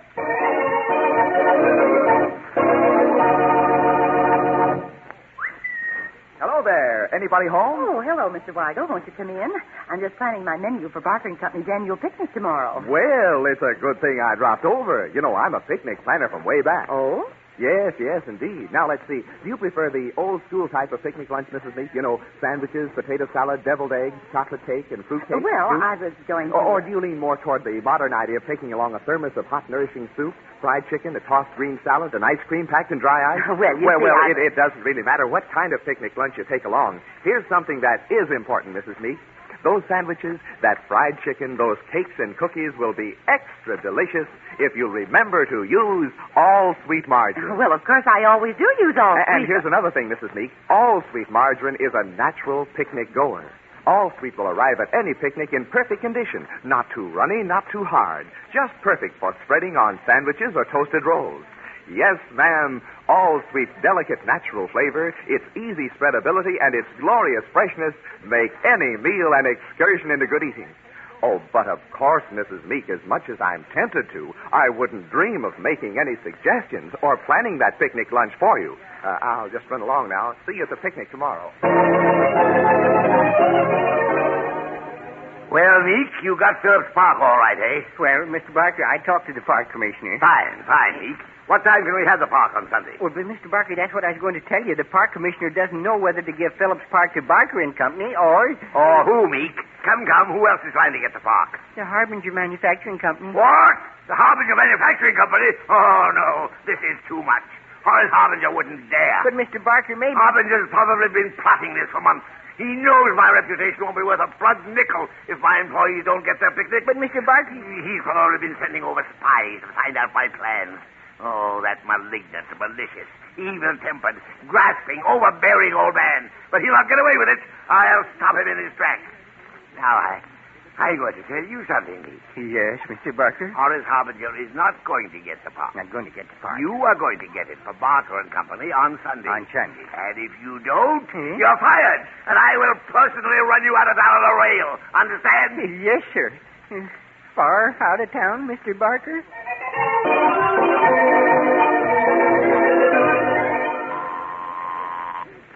Horace Harbinger speaking. President of Harbinger Manufacturing Company. State your business and be brief. Oh, my gracious shades of Mr. Barker.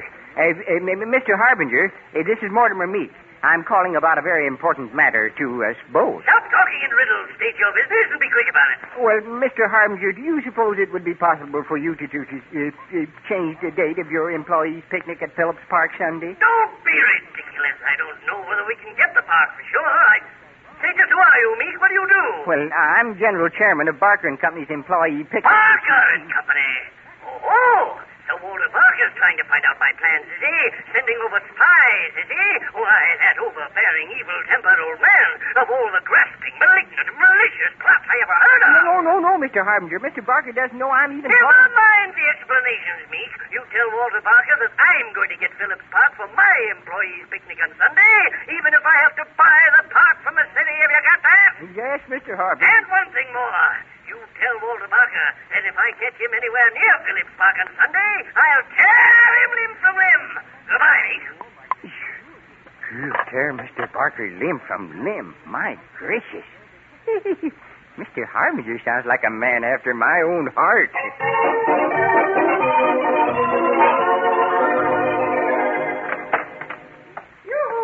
Anybody home? I am, Daddy. Mother's over at Jeff Lewis's, and Uncle Louis is trying to explain things to his girlfriend, Gert. Now, there's a conversation I'd love to hear. Oh, my gracious, baby. I hate to see you so unhappy. Has Harold called since this noon? Oh, no, but I wish he would.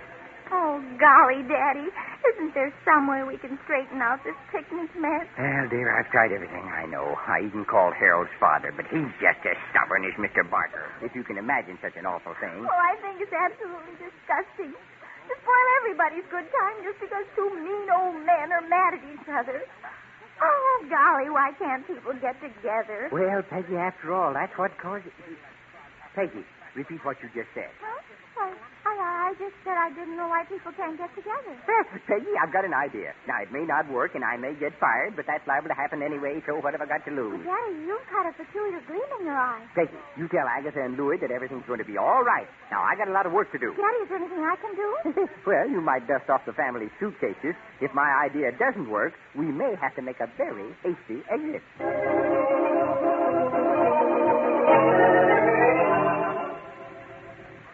Gosh, Mr. Meek, the way Peggy carried on, I didn't think any of the Meek family would talk to me. Harold, you don't know how important you've become to the Meek family, including Peggy. I have? Mm-hmm. Gosh, that's wonderful. Peggy's terrific. Well, Harold, I've had that same idea since the day she was born. I did. Well, now, this isn't going to be easy, but... Shoot, Mr. Meek. After my session with my father, nothing will ever scare me again. I understand, my boy. Well, Harold, do you want to help me clear up this employees' picnic mix-up? Do I? What do we do first? Well, first, we're off to see the park commissioner. The park commissioner? Gee, Mr. Meek, how brave can you get? After all the trouble we've caused him today, he'll probably throw us out on our ears. Harold, who would you rather face, your father and Mr. Barker or the park commissioner? Mr. Meek, when you put it that way, compared to those two roaring lions, the park commissioner's a little lamb. Hello, Mr. Barker. This is Mortimer Meeks. Yes, I've just talked to the park commissioner. Yes, sir. Well, Phillips Park is ours for the Barker and Company's picnic on Sunday. The park is open at 10 o'clock. Well, thank you, Mr. Barker. You're wonderful, too. Hello, Father? Huh? Oh, wait a minute, Dad. This is good news. I just talked to the park commissioner. Uh-huh. We can have Phillips Park for the Harbinger's employees' picnic on Sunday. At 10. What? I can have my job back. An increase in my allowance. Gosh, Dad, that's terrific. And, Dad, it's a pleasure to have you for a father. Hello, Gus. Gus, this is Mortimer Meeks. Yes, and now, look, you've got to help me out. I want you to do something for me in strictest confidence. Now, I can't do it all myself, so I want you to start rounding up.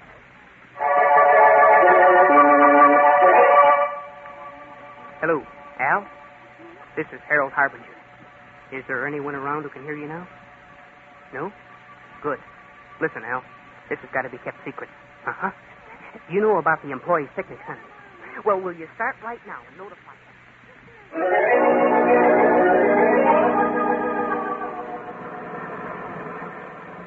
Mortimer, Meek, I wouldn't be a bit surprised if Beth Lewis thought I was absolutely crazy. Imagine inviting her to the picnic the day before yesterday, canceling it yesterday, and calling her up again today now that we're going. Oh, gee, Daddy, we must be getting awful close to Phillips Park. Look at all the cars. My stars, I didn't know Barker and Company had so many employees. Hey, boy, look at all the classy tomatoes walking to the park. Hey, you! Carrot top! Yeah, you! Meet me at the refreshment stand. Louis, for heaven's sakes, come back in out of that window. You've got the car all tilted off center. Oh, relax, Morty. Ain't you got no holiday spirit? Louis right, Mortimer. I think this should be fun. Mortimer. Huh? You see what I see? There, at the entrance to the park. Oh, they're putting up signs. Yeah, and it don't take no Houdini to figure out what they say. Look at that one. Harbinger Manufacturing Company Annual Outing. Oh, brother. But there goes another sign up. Barker and Company's Annual Employee Picnic. Hey, both companies are here. Maybe there will be a tug-of-war with a noose in the rope. Oh, my gracious. Do you really think there might be trouble? Mortimer, why don't you say something? How can I, dear? I'm holding my breath. Oh, Mortimer, when Peggy said you had a plan, I didn't think you'd do anything like this. What's Mr. Barker going to say? Hi, Peggy. Boy, am I glad you got here. Why, Harold, I didn't expect to see you. You'd better take a good look, because I may not be here very long after my pop arrives. Harold, did you take care of things as you were supposed to? Sure, Mr. Meeks. I only hope somebody takes care of us later, like when my dad arrives, for instance. And Mr. Barker. Mortimer, you mean Harold's father and Mr. Barker don't know about this yet? Oh, maybe not, but it won't be long now. Here comes old man Barker. Ooh, and my pop right behind him. Yeah, see you later, Morty. When we meet, pretend that you don't know me, Morty. Meeks! What's the meaning of this? What are Harbinger's employees doing here? You told me we had Phillips Park assigned to us today. Oh, no, you don't, Parker. None of that. My son told me my company was given the park today, so you get your people together and get out. What? Get out. Meeks, you're responsible for this. I'll be the laughing stock of the whole town after this. How do you expect my employees to have any fun when they're tripping all over this old goat's employees? Old goat! Listen, you. You get your employees out of here so mine can have the room real men need to real men. Huh? What's that noise, Meeks? Harold, what's going on here? Well, gentlemen, that noise you hear happens to be the employees of both companies falling all over each other and having a whale of a good time. That's right, Pops. Mr. Meek and I got our company baseball teams to come out and play each other. What? Baseball? My favorite game. Baseball. I love it. Meeks, that was a stroke of genius. Never mind the backslapping, Parker. What I want to know is, who's winning? Who's winning? Who do you think will win? Barker and Company, of course. That bunch of old ladies? Don't be ridiculous. Why, my team will swim the socks off of yours. Come on, Walter, come on. I'll give you odds I win. Odds you win, Horace. Take it easy on yourself, old man. Oh, and me. Yes? Have a good time today. You earned it. Come on, Horace. Have a cigar. Take one of mine, Walter. Take several. Treat yourself to a good one, Mr. Kane. Oh, Mortimer, I'm so happy you made everything turn out all right. Yes, and I'm so happy Mr. Barker didn't turn me inside out. Mortimer, Huh? look. What? Over there. Harold and Peggy. Where? There. Walking away from the baseball game. Arm in arm. Well, dear, as I recall, when we were that age, you didn't help me play second base either, right?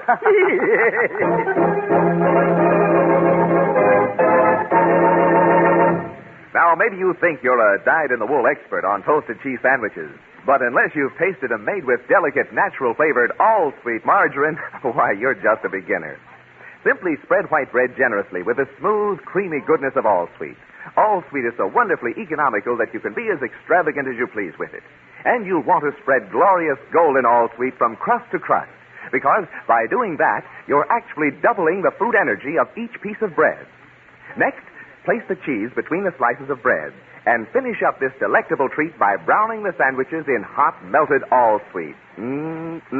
Your toast and cheese will come out a scrumptious golden brown, flavored through and through with the mellow goodness of all-sweet.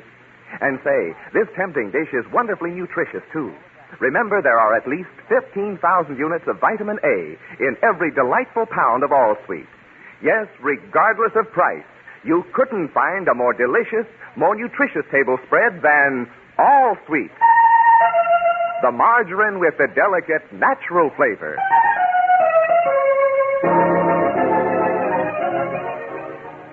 Peggy, Yes, Harold? do you believe in mergers? Well, it depends on who is going to have a merger with whom. Well, I was just thinking about today. How beautiful and peaceful everything is here at the picnic. Yes, Harold. And I was thinking how if people can get along with each other. Yes, Harold. And not fight or quarrel or have tiffs. Yes, Harold. Well, I was just thinking. Thinking what, Harold? That maybe someday. Someday. Harbinger and Company and Barker and Company could merge with me as president. Harold Harbinger, that's the meanest, most spiteful thing I've ever heard anybody say. Huh? Oh, I hate you. Even if you do look like Humphrey Bogart. Women, honestly. What did I say?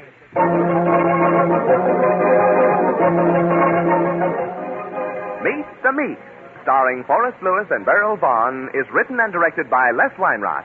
Be sure to join us over these same stations next Saturday when All Sweet, the margarine with the delicate natural flavor, again invites you to Meet the Meeks. This is John Weigel speaking.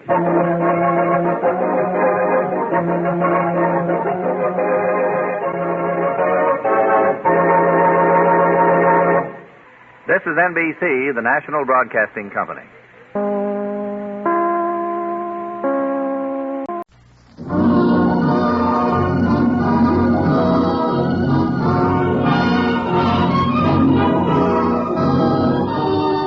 The Magnificent Montague, starring Monty Woolley.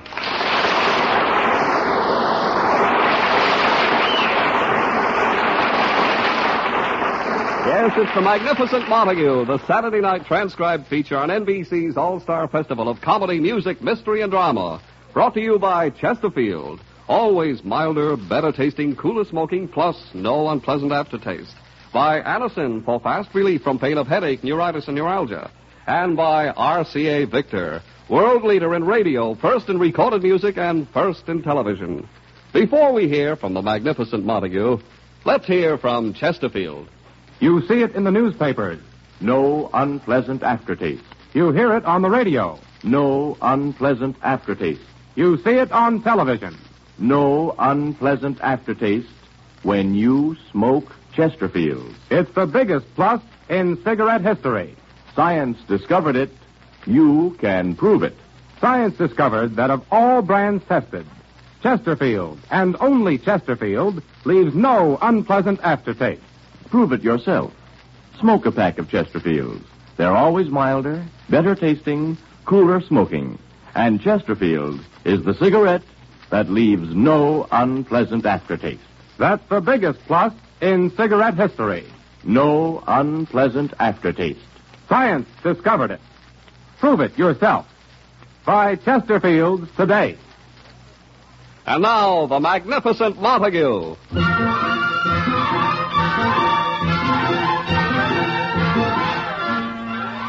Although Edwin, the Magnificent Montague, left the stage to become Uncle Goodhart, hero of an afternoon radio program, he has remained a member and a moving force of the Proscenium Club, that stalwart organization of Shakespearean actors who live in an unemployed world of their own. All year long, the Proscenium Club waits for their one big event, their annual 4th of July picnic and outing at Shakespeare Grove.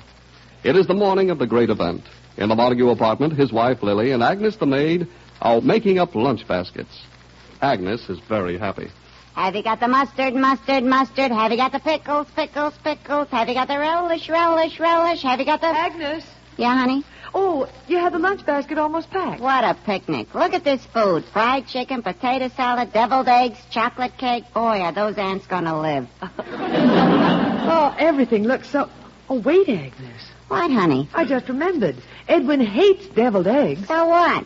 Well, it'll spoil the picnic for him. What picnic? Well, Agnes, isn't that lunch for the Proscenium Club 4th of July picnic? Are you kidding? This is for my picnic. Your picnic? Yeah, my social club. The unattached girls of East 37th Street's throwing one. Oh, dear. I thought that lunch was for Edwin. Oh, don't worry. I'll fix him one right now. Oh, good. Have I got the poison, poison, poison? Have I got the arsenic, arsenic, arsenic? Agnes, why'd you come along with us? Honey, please don't trap me into one of those outdoor memorial services the Proscenium Club calls a picnic. But, Agnes, it's always great fun. That picnic with Edwin's old actor friends. Fun? With those stuffy old actors? Oh, Agnes, you know on the picnic they're very informal. Oh, they're a real fun-loving bunch of madcaps. Sitting around under the trees with their spats unbuttoned.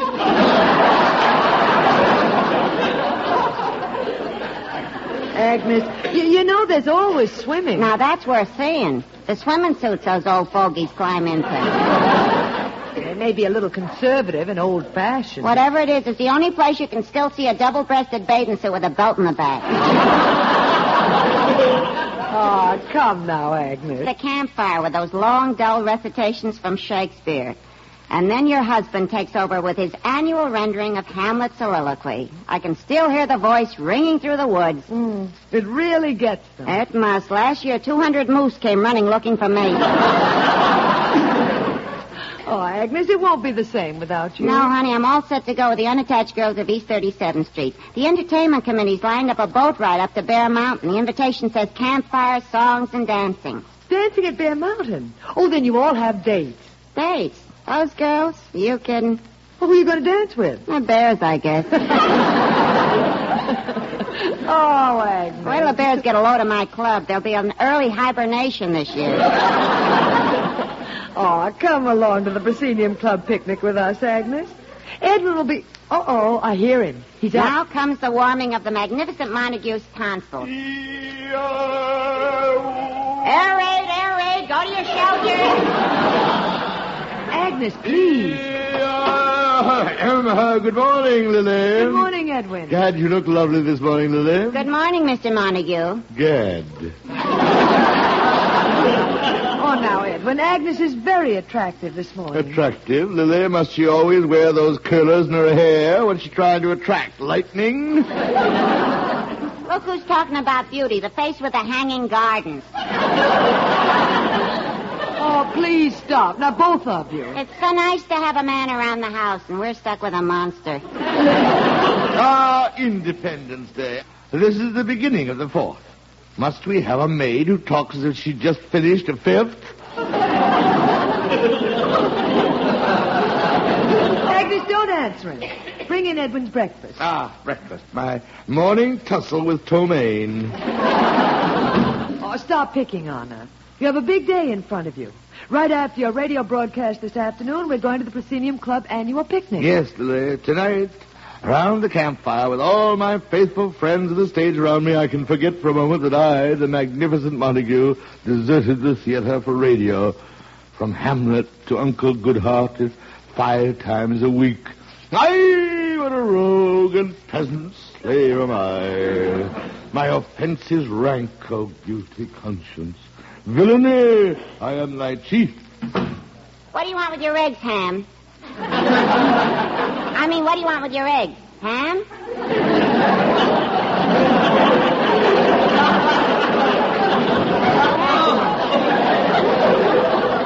Well, do me something. It was a slip of the tongue. Agnes, if that tongue of yours ever slipped, it would have hit the ground. Edwin, don't feel so guilty about going into radio. Tonight, when you give your annual reading of Hamlet's soliloquy, you'll again be the magnificent Montague. And don't you think you'd better rehearse it? I rehearse Hamlet's soliloquy? Oh, well, shame on you, Lily. I know it, I know the back of my own hand. To be or not to be, that is the problem. That is the question. That is the question. Whether it is safer in the mind to... Nobler in the mind. Nobler in the mind to suffer the arrows and slings... Slings and arrows. Slings and arrows of courageous fortune. Outrageous fortune. Outrageous fortune. Or to take arms against a pack of trouble. A sea of trouble. A sea of trouble. A mess of trouble. A mess of trouble.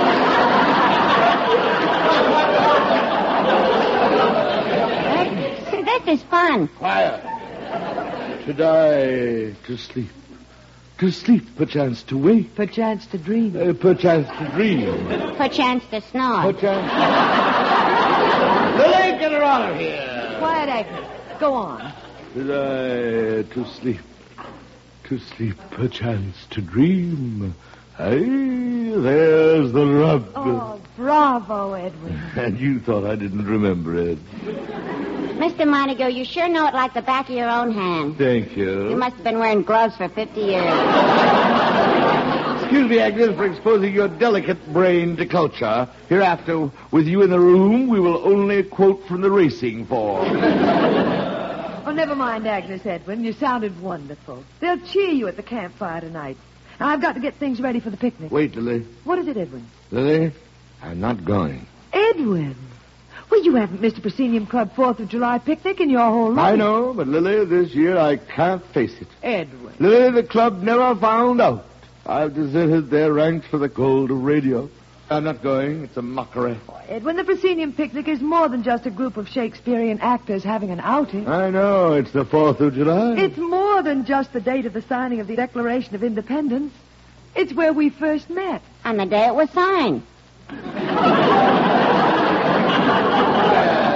Yes, quiet. Lily, now I remember we did meet at a Proscenium Club picnic. I was in the Gaieties at the time and came to the picnic with one of the fellows from the show. And I was playing King Lear. Now, what girl did I bring? Betsy Ross. Please. Remember we sat next to each other at the campfire, singing the big song of that year. Now, what was it? Marching Through Georgia. All right, Agnes, just for that, no kennel ration for you tonight. Oh, what a picnic that was. You were after me all day. How you flirted. Yes, how you ran from me. Oh, you acted so coy. You played so hard to get. You were so hard to take. Please, Agnes, these are our memories. Oh, Edwin, we must go to that picnic. Lily, we'll find that same tree we carved our initials in. That little brook you carried me across. Still all there, Lily. The same tree, the same brook, same moon, the same two people, you and I. Hello, young lovers, whoever you are. Hello, young lovers. Oh, quiet. I was just trying to help you recapture that mad moment. Ah, yes, we were mad. Mad? You must have been nuts. Lily, when we see that little tree again where we carved our initials, something new is going to be hanging from it. Agnes. Then you're going to the picnic, Edwin? Am I promised a kiss in the moonlight from a certain beautiful lady? If a certain handsome and dashing gentleman is there to carry a certain lady across the brook again, how can I refuse? I'm going to be there. I'm going to be there. I'm going to be sick. So help me, Lily, I'm going to kill her. You're going to be late for your broadcast, and we all have to get ready for the picnic. I'll pick you and Agnes up right after my broadcast. Oh, Edwin, Agnes can't go on the picnic with us. She can't? No, she's going up the river with her friends. I knew it. The Kefauver Committee is back. Oh, no, Edwin. Agnes has an outing of her own to go to. For the first time, she won't be with us. Shakespeare Grove and no Agnes. This is really going to be a picnic. Goodbye.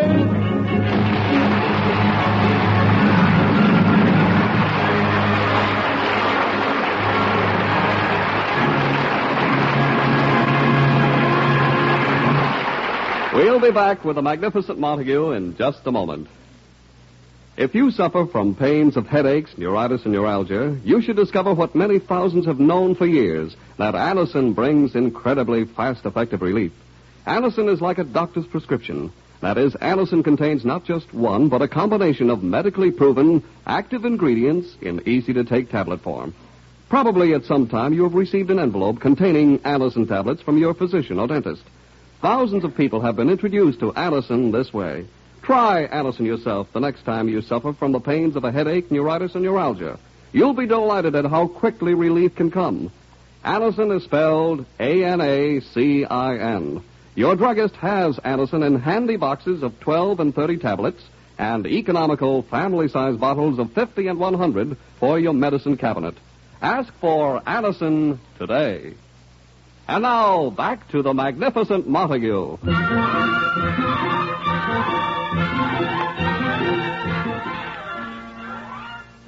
With thoughts of the picnic on his mind, he is just finishing his Uncle Goodhart radio program. Listen. Come, Ronald. All fun-loving boys celebrate the 4th of July. Some shoot firecrackers, some light the skyrockets. You, Ronald, like to blow open bank safes. Dear listeners, this is just an example of the trouble you can get into on 4th of July. That is why your Uncle Goodhart has been urging you to spend the 4th of July at home, safe from accidents, and you will live once again to greet the new day with your eyes high into the sun and light.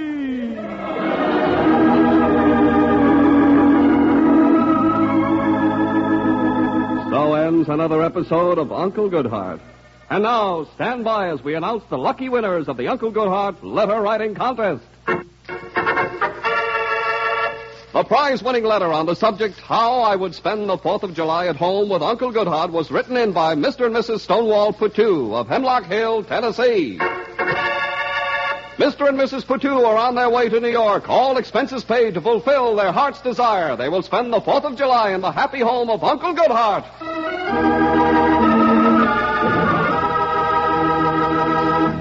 Okay, you're off the air, Mr. Montague. Good show. Oh, that was a beaut. How do I keep out of jail? Ask our director, Mr. Zinza. Had a lot of heart to it, didn't it, Zinza? Oh, yes, sirree. That was the real doother. Oh, shut up, Zinza. Yes, sir. Springer, what is he mumbling about? I distinctly heard the announcer say something about someone winning a contest about the 4th of July. Oh, you mean the How I Would Spend My 4th of July in Uncle Goodhart's home. How I would spend my what with whom? Zinza, didn't you explain? You tell him. Zinza. Oh, dear. Well, you see, Mr. Montague, the people who won the contest get to spend 4th of July in your house. Don't hit me. Zinza, my home is not a one-night stand for drooling idiots dragged in from the hinterlands by flugel soap. Yeah, but Mr. Montague, Mr. and Mrs. Patu won the contest in good faith. It was a national contest. The federal government have laws guaranteeing the prize. Good. Let the government be their host. Let them stay at Blair House. Mr. Montague, this will mean trouble for you. Gentlemen, and I use the word loosely, I'm going out on a picnic today. Mr. Montague, you can't go out. You've been campaigning for people to stay home on the 4th. We announced the winner would spend the 4th of July with you and get everything they mentioned in the letter. Get everything they mentioned? Where's the letter? Read it. Go on, Zinza. It says, round about sundown, Ma and I would climb into our Sunday go-to-meeting clothes and show up at dear Uncle Goodhart's diggings. Yeah. Ma would give Uncle Goodhart's wife her own recipe for Southern Dixie goulash, which dear Aunt Goodhart would start cooking for dinner. Yeah. Then we would all sit around the fireplace, singing, gossiping, and playing the melodeon, and just a-sitting and listening to Uncle Goodhart's homey philosophy. Yeah. Signed, Mr. and Mrs. Stonewall Patu. That's all, Mr. Montague. It is? Yes. Oh, no. You think I'm turning my apartment into a sharecropper's villa? Mr. Montague, you have a contract. But I must go to my picnic. Mr. Montague, they're coming in by bus. After 2 days and nights riding, they'll be dead tired. Yeah, they'll probably fall asleep. Asleep? That's it. Now, Zinza, when you get them off that bus, I want you to take them sightseeing. Sightseeing in this heat? They won't make it. Fine. When you arrive at my apartment with them at 6 o'clock, and when I open the door, I want them to fall in. Out cold.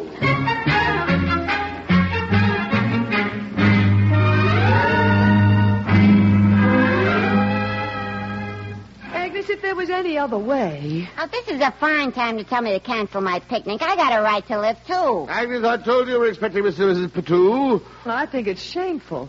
Getting those people tired just so we can walk out on them. And what did you want me to do? Sit around all night with them hog-calling? But, Edwin, it may kill them. Oh, that's Zinza and the Patus. Come in. Zinza! Water. Grab him. Don't let him fall. Agnes, a glass of water. Zinza, are you all right? I'm dehydrated. Walking in that sun. Oh, easy, old man. There you are. Where are the Patus? Right here. Mr. and Mrs. Patu, this is Uncle Goodhart. Howdy. It's Uncle Goodhart. What's that? That's the rebel yell, Mr. Montague. He does it every 10 minutes. My eardrums went on the third one. Oh, Zinza, you're shot. You'd better go. Uncle Goodhart, begging your pardon, sir, but it gives me great pride to present the little lady who I'm mighty proud to say is my wife, Emmy May. Well, Lance, thanks a lot, I do declare. If last week anyone was to tell me I'd be here in little old New York and meet y'all, I want to say you're just plumb full of gentleweed, and you better watch out. All right, Emmy. She's a little loose in the lips. Well, where do we start, Uncle? I guess you're kind of tired. If you'd like to lie down, the beds are all... Mighty neighborly, Uncle Goodhart. But if you don't mind, I'll just stand. Stand? Been riding on a bus 2 days and 3 nights. I'm kind of saddle sore. If you get what I mean. Oh, no. Why, Stonewall did the born clown. Why, coming through Charleston, a fella come up to him on the bus, and this stranger says to him, all pert and sassy, he says to him... All right, Emmett. She does take off. Did the Patoos arrive? Why, Uncle Goodhart, don't tell me this pretty little heifer sidling up to us is your wife, Auntie Goodhart. Yes, the pretty little heifer is my wife. Lily, Mr. and Mrs. Patoo. Welcome to New York, and welcome to our home. I do declare, I thought when we left that little old Mason-Dixon life, we left hospitality behind us. And here y'all talk like you've known us all our All right, life. Emmett. Well, what are you women folks standing around for? Get in the kitchen. Well, I got the beds all right, Oaks. They're here, huh? This is Agnes. Well. And am I having the honor of meeting the fair daughter of your family? Mighty beautiful. Beautiful, my dear Mr. Patoo. I do declare you are stretching southern chivalry to the breaking point. This is Agnes, our maid. Your maid? Got one of those, huh? Your Abe Lincoln took ours away.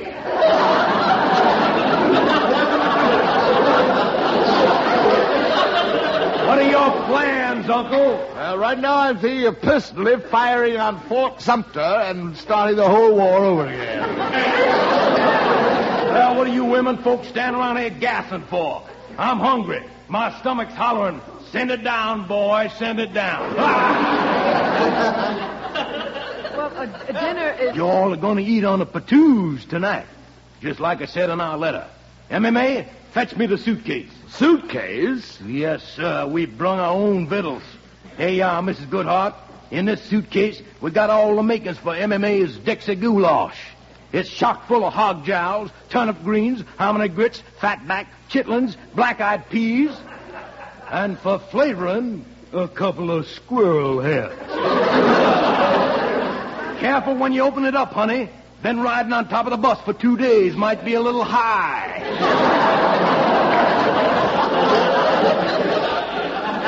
What's the matter, Uncle? You look a little green. I'll be all right. Can't wait to wrap your gums around it, eh? Tell his missus how to make it, MMA. Let's go, Agnes. Okay, you don't mind if I eat the suitcase. Get, Agnes. Now, let's sit down by the fireplace, like we said in the letter, and sing some of them oldies but goodies. Well, I'm afraid In the Blue Ridge Mountains of Virginia, on the trail of the Lonesome Fire.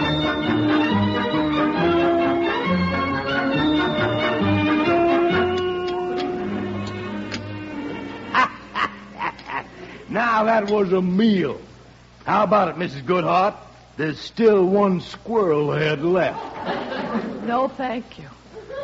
Why, honey, you didn't taste enough to keep a boll weevil crawling. Hey, whatever did happen to Uncle Goodhart? He swallowed one mouthful and took off like a hound dog dipped in turpentine. Don't explain it to him, Emmy. He'll be out in a minute. Agnes, will you clear the table? Clear it? I wouldn't touch it. Here's Uncle. Excuse me. I'm still a little shaky. Lily, would you step out here? Well, what is it, Edwin? Lily, we've got to get them to sleep. Edwin, after that meal they put down, they can only stay awake another few minutes. Lily, we've got to put them to sleep. Well, do your Hamlet soliloquy. That hasn't missed yet. Look, I saw him yawn. I'll go back.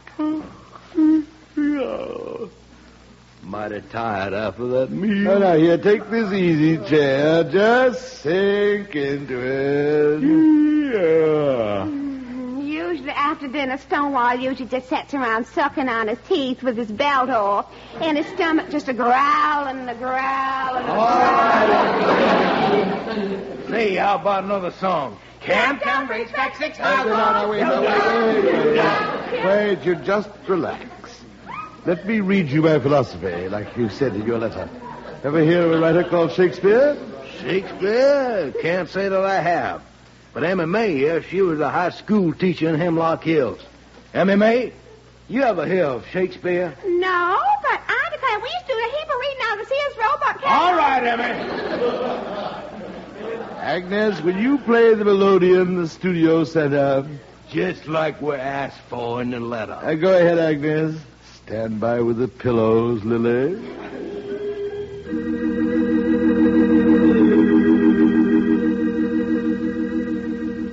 Mighty pretty. Isn't it, MMA? Oh, well, I do declare I'm just... All right, MMA. Relax, my dear Mr. and Mrs. Patou. Let me read you Hamlet's soliloquy. Watch that, Uncle. There are women in the room. Now, relax. Listen. To be or not to be, that is the question. Pretty. Mighty pretty. Whether it is nobler in the mind to suffer the slings and arrows of outrageous fortune, to sleep, perchance to dream.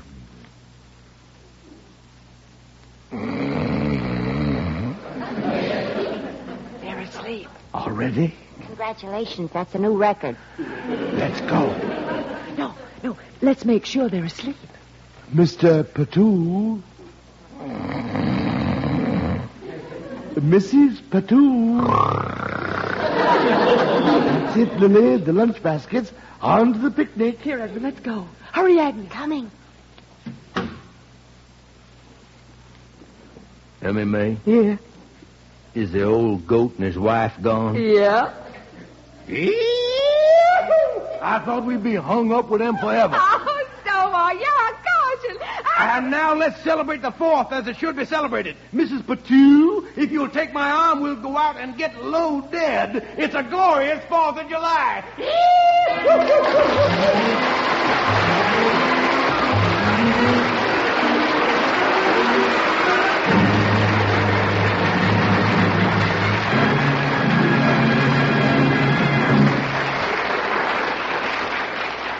Here's a word from RCA Victor. It will pay you to remember this name, the RCA Victor Regency. Yes, remember the Regency. Remember the Regency when you buy television. If it's value you want, remember the Regency. If it's performance you want, remember the Regency. And if it's quality you want, remember the Regency. Here is the world's finest television, RCA Victor 17-inch million-proof television, quality proven in over 2 million homes. Television with the clearest, brightest, steadiest pictures ever. And the Regency is more than a television set. Its superb console cabinet is a fine furniture piece, too. A magnificent example of RCA Victor craftsmanship that you'll be proud to have in your home. The Regency is available now at your RCA Victor dealers. Ask for it by name. Yes, remember the Regency, the console television that brings you more for your money. Write that name down now. The RCA Victor Regency.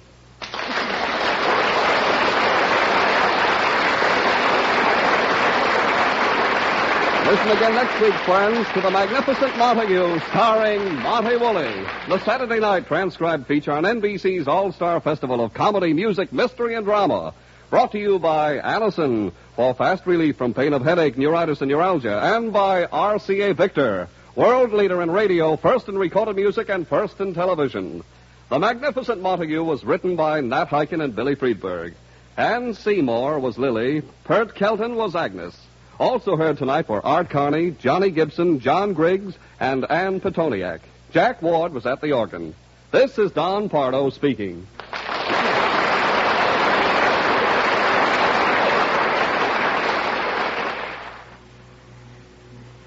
Fed up with the everyday grind? Tired out from the summer heat? Want to get away from it all? We offer you Escape. Escape, designed to free you from the four walls of today for a half hour of high adventure. You are spurring a lathered horse through darkened streets, trapped by two hostile armies, with a kit of magic in your pocket, and the American Revolution in the balance.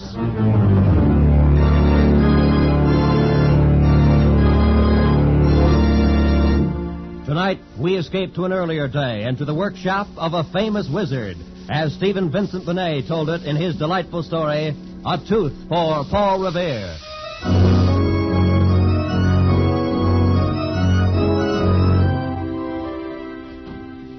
Some say it all happened because of Hancock and Adams, and some put it back to the Stamp Act from before.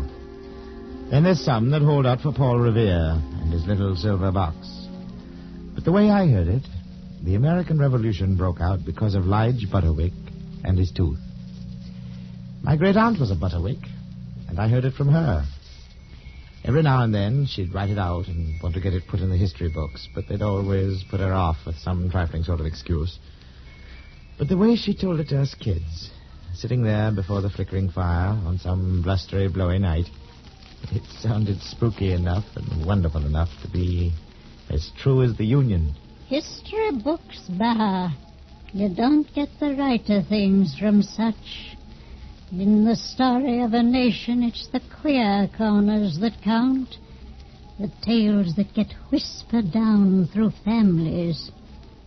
Now take Paul Revere, for instance. All most folks think about is his riding a horse.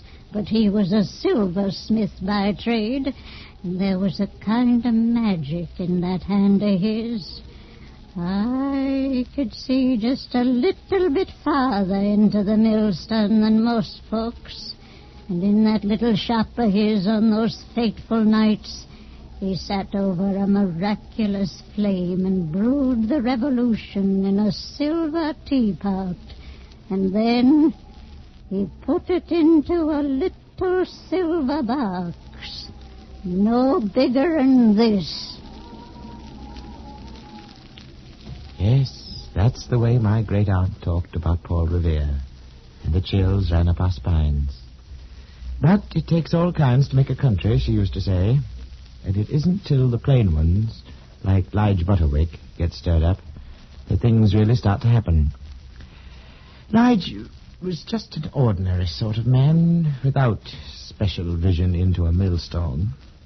It might be a grand day in the history books, but for him it was just Tuesday, till he read about it in the papers. Folks could argue and fret about Boston tea parties and British warships in Boston Harbor and British soldiers in Boston streets. But Lige Butterwick just clucked his tongue and wondered how the corn might stand this year on his farm outside Lexington, Massachusetts.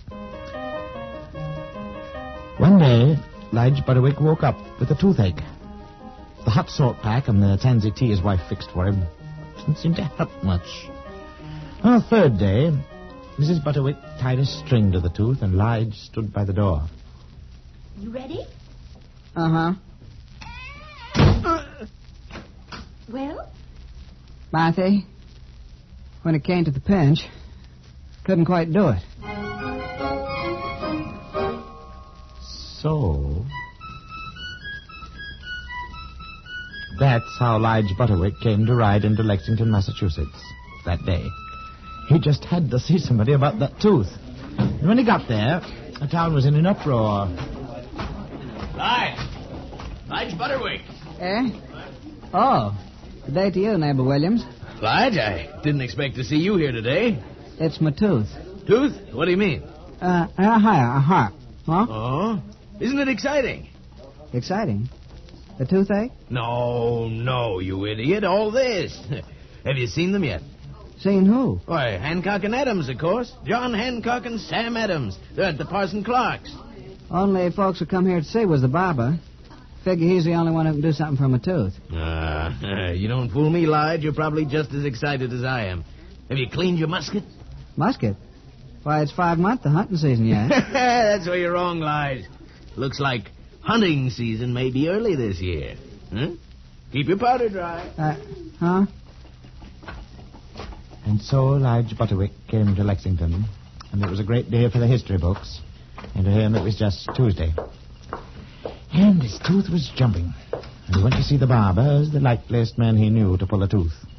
But the barber took one look at it and shook his head. Now, I can pull her out all right, Lige, but she's got long roots and strong roots, and she's going to leave an awful gap when she's gone.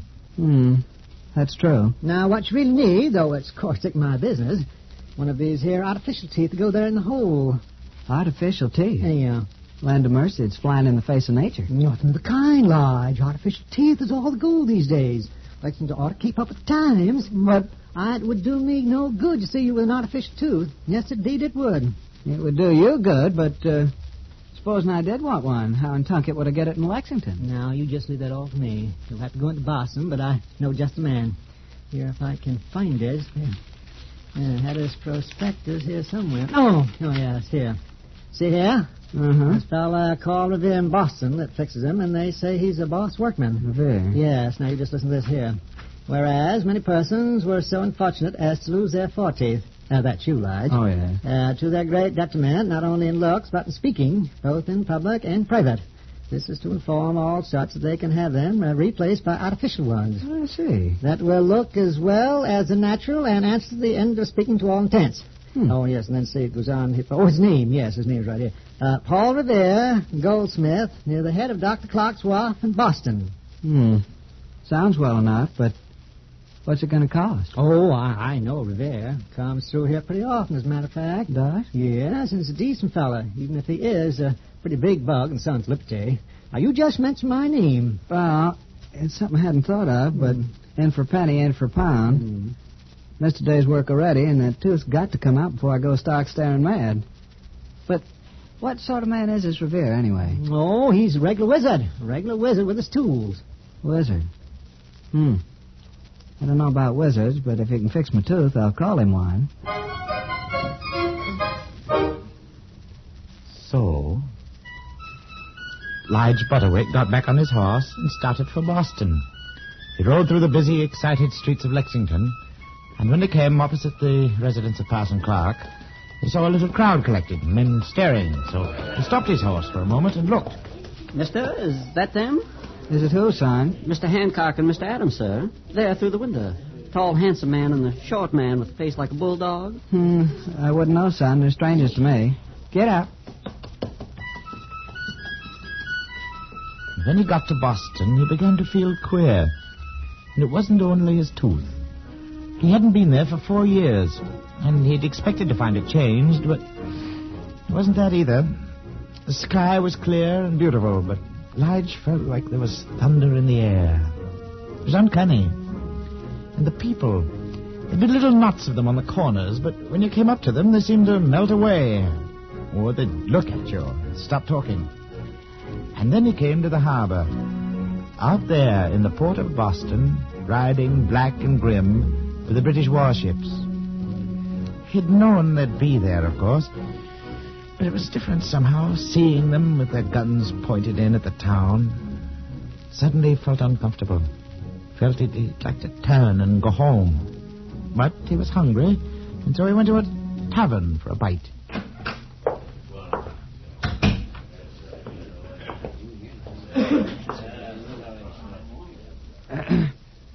Good day to you. And what may I do for you, stranger? Just a bite and a sup, if you're serving. Aye. Have a seat. You'll be served. Thank you. Nice weather we're having these days. It's bitter weather for Boston. Well, now, maybe for Boston, but out in the country, we'd call it good planting weather. I guess maybe I was mistaken in you. It is good planting weather. For some kind of trees. Trees. Well, now, I suppose you're right about that. That's so. And what kind of trees would you be thinking of? There's trees and trees, you know. Now that you ask me... You want the Liberty Tree.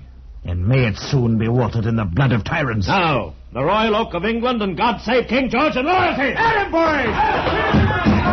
Wait, stop. I didn't...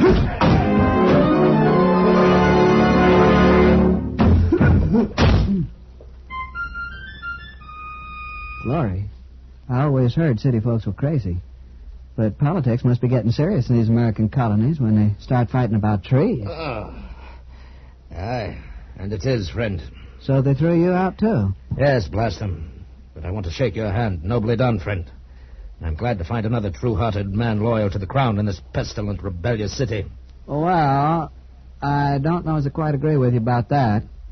But I came here to get my tooth fixed, not to talk about politics. And as long as you've spoken so pleasant, I wonder if you could help me out. You see, I'm from Lexington way, and I'm looking for a fellow named Paul Revere. Paul Revere? No, so it's Paul Revere you want, my worthy and ingenious friend from the country. Well, I'll tell you how to find him. Good, I thank you.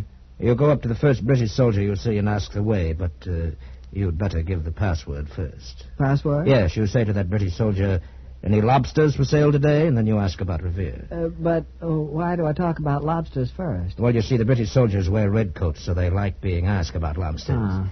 Just try it and see. Just try it, my friend, and see.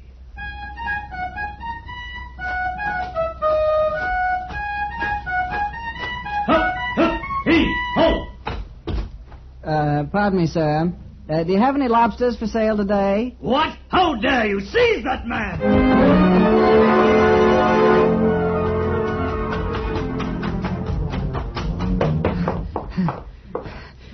Barrel. Place to hide.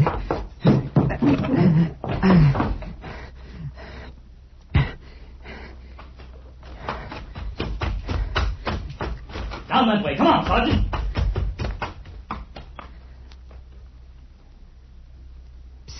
Huh? You can come out now. They've gone past. Oh, yes, thank you. Nice. Look at your clothes. That was a tar barrel you jumped into. Yes, I'm a sight. What were they chasing you for? I really don't know.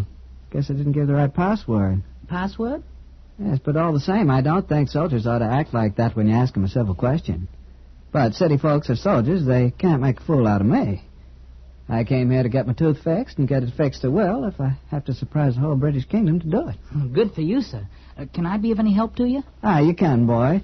Tell me where I may find the silversmith, Paul Revere. Oh, that's easy. Right before your eyes. There's a sign hanging down by the wharf, and that's his shop.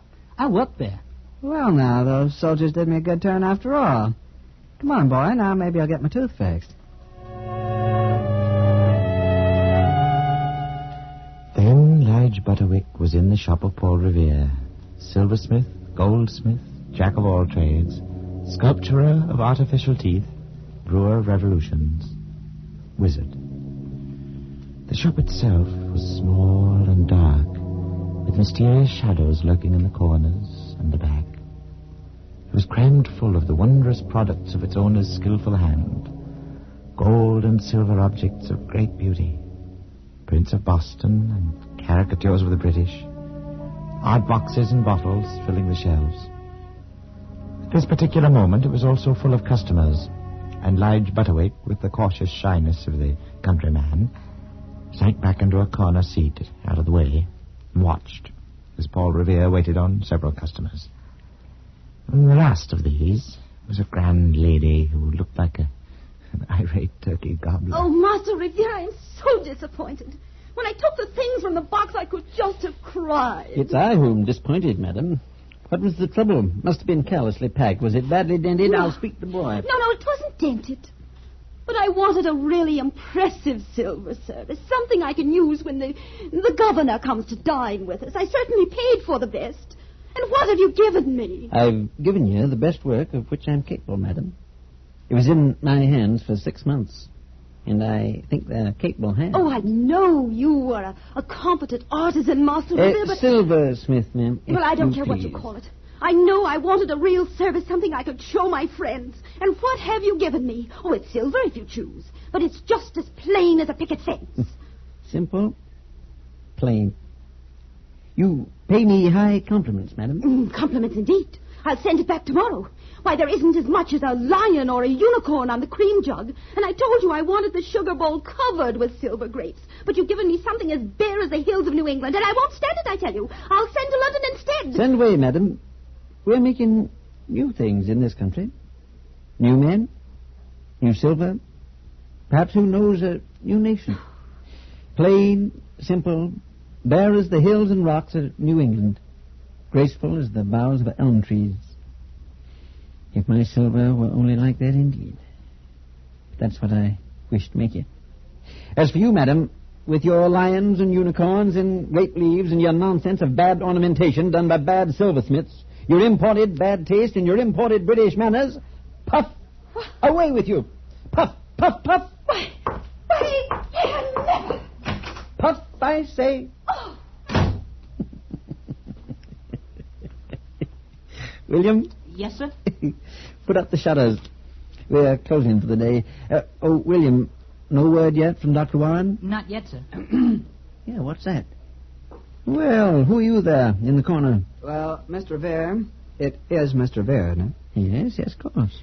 It's a kind of a long story, but closing or not, you got to listen to me. The barber told me so. The barber?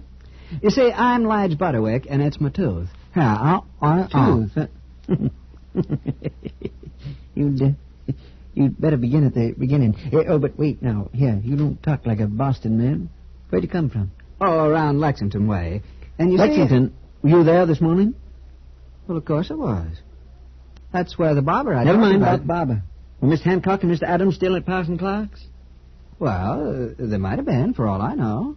But I couldn't say. Great heaven, is there a man in the American colonies who don't know Miss Hancock and Mr. Adams?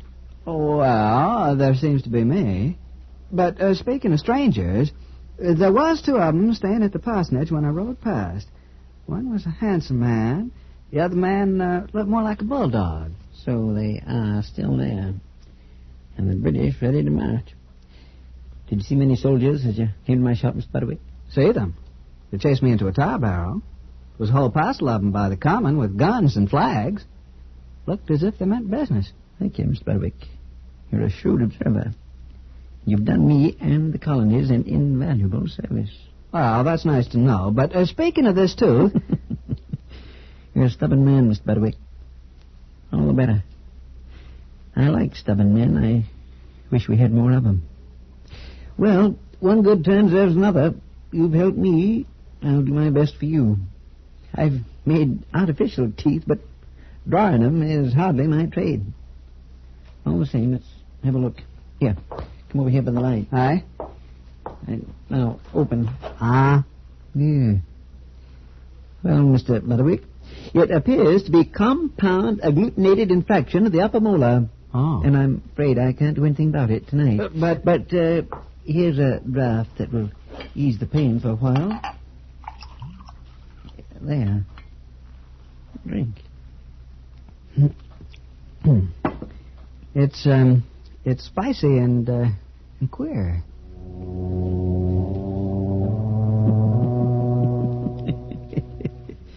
Never mind. Now you go to a tavern, get a night's rest. Come back, see me in the morning. I'll find a truth drawer for you. If I'm here. Oh, yes, you'd best have some liniment.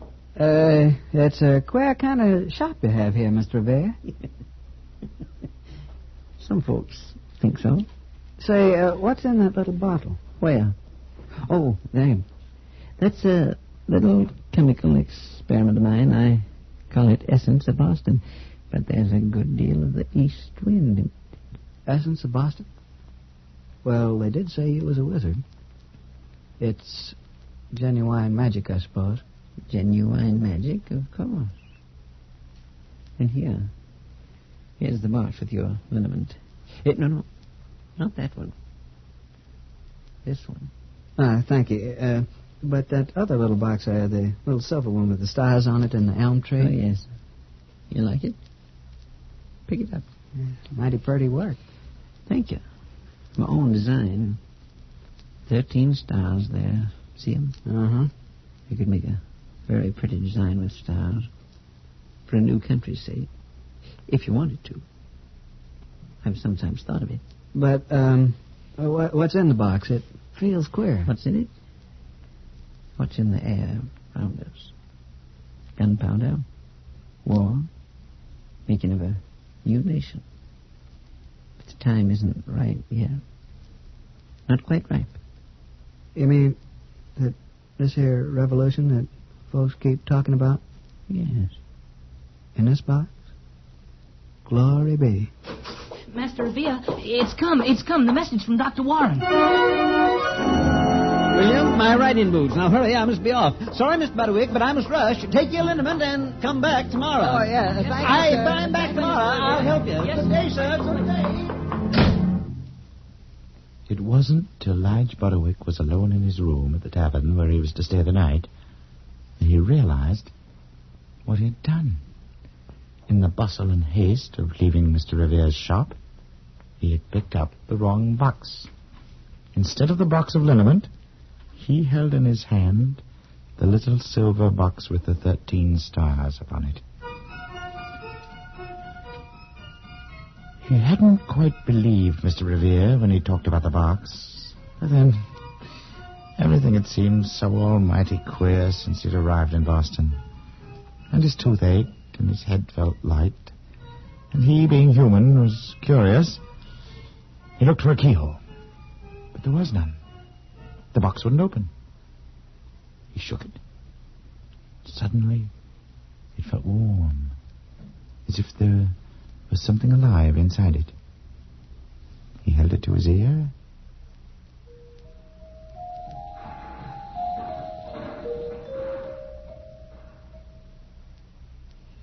Great Godfrey.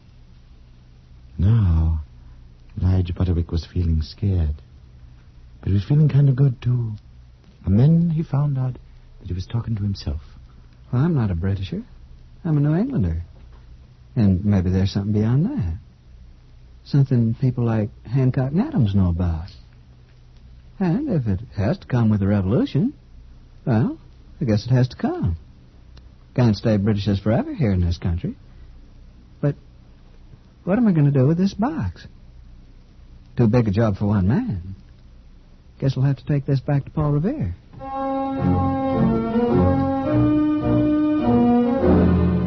First, he went to the little shop on Clark's Wharf, but it was closed up tight. And it was a while before he could rouse anyone. Then it was the boy William who opened the door. Oh, it's you. Well, Master Revere isn't here. But I've got to find him. Can you tell me where he's gone? Why do you want to know? Got something for him. He needs it. You wouldn't be a spy for the British now, would you? A spy? Me? Well, then what is it you got for him? This box. Little silver box. Took it by mistake. Think it's important. The box? By the flag, it is important. But he's gone. Gone to warn the Patriots that the British are coming.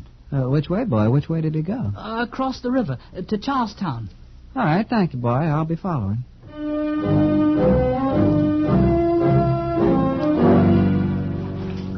No, you don't get any boats from me. There was a crazy man along here an hour ago, and he wanted a boat, too. My husband was crazy enough to take him. And then, do you know what he did? No, ma'am. He made my husband take my best petticoat to muffle the oars so they wouldn't splash when they passed that Britisher ship. My best petticoat, mind you. Huh. When my husband comes back, he's going to get a piece of my mind. Was his name Paul Revere? Was he a man of 40-eyed, keen-looking, kind of Frenchy? Don't know what his right name is, but his name's Mud with me. My best petticoat tore into strips and swimming in that nasty river. Thank you, ma'am. I'll get a boat elsewhere.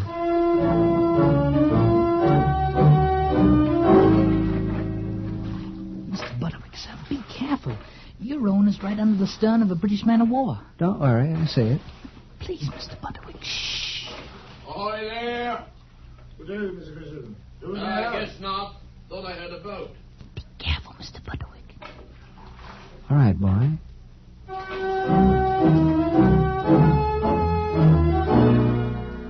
Revere, he's been gone an hour. Gone? Gone where? Riding to Lexington to warn Hancock and Adams as soon as he spied the lights up there in the North Church. I've got to catch him. It's this box. He's got to have it. Where can I get a horse? Right over here. Come on.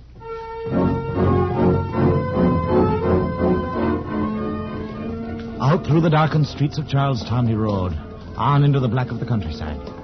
Once he got lost, but he found his way again and rode on. It was just dawn as he came in sight of Lexington, and the dew was glistening on the green of the April grass. But Lige Butterwick didn't notice the beauty of the dawn. The little silver box was hot now and burning in his pocket. And then suddenly he reined in his horse. For there on the road were two men carrying a trunk, and one of them was Paul Revere. Well, Mr. Revere, say I'm on time for that little appointment about my tooth. Well, it's you. You are a stubborn man, Mr. Butterwick. Ah, well, But you give me a merry chase all night. I've had one myself. Been captured by the British once and escaped. Don't know what's still in store for me, but we're carrying a precious cargo here in this trunk. We're bringing to safety all the private papers of Mr. Hancock and Mr. Adams. Which reminds me, I've something for you here. What? A silver box. You've got the silver box. By mistake, and it's getting frightfully hot in my hand. Yes, my friend, and little wonder. Look across there, Lexington Green. The Green? Why, there's a line of Lexington men. And there across the creek, facing them, is a column of British redcoats. Aye, lined up with guns, they are, Miss Patriotic.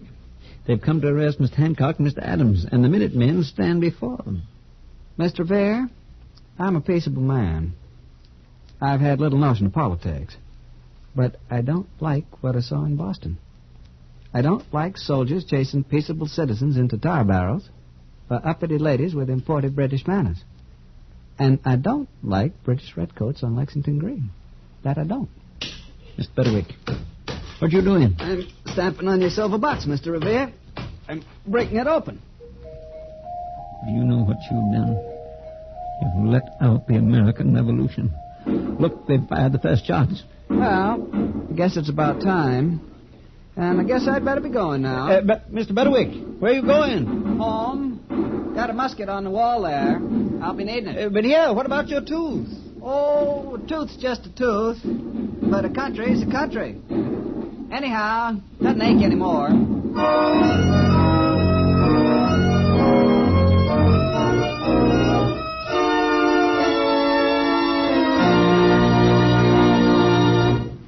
Escape, produced and directed by Norman MacDonald, tonight brought you A Tooth for Paul Revere by Stephen Vincent Benet, adapted for radio by John Dunkel, and featuring Harry Bartell as Lige Butterwick, Parley Bear as Paul Revere, and Barry Kroger as the narrator.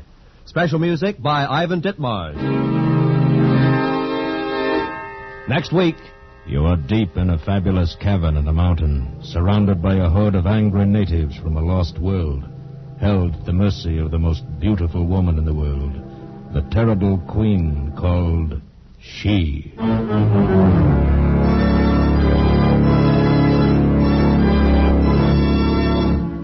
Next week, we escape with H. Rider Haggard's famous story, She. Good night, then, until the same time next week, when once again we offer you Escape. This is CBS, where 99 million people gather every week, the Columbia Broadcasting System.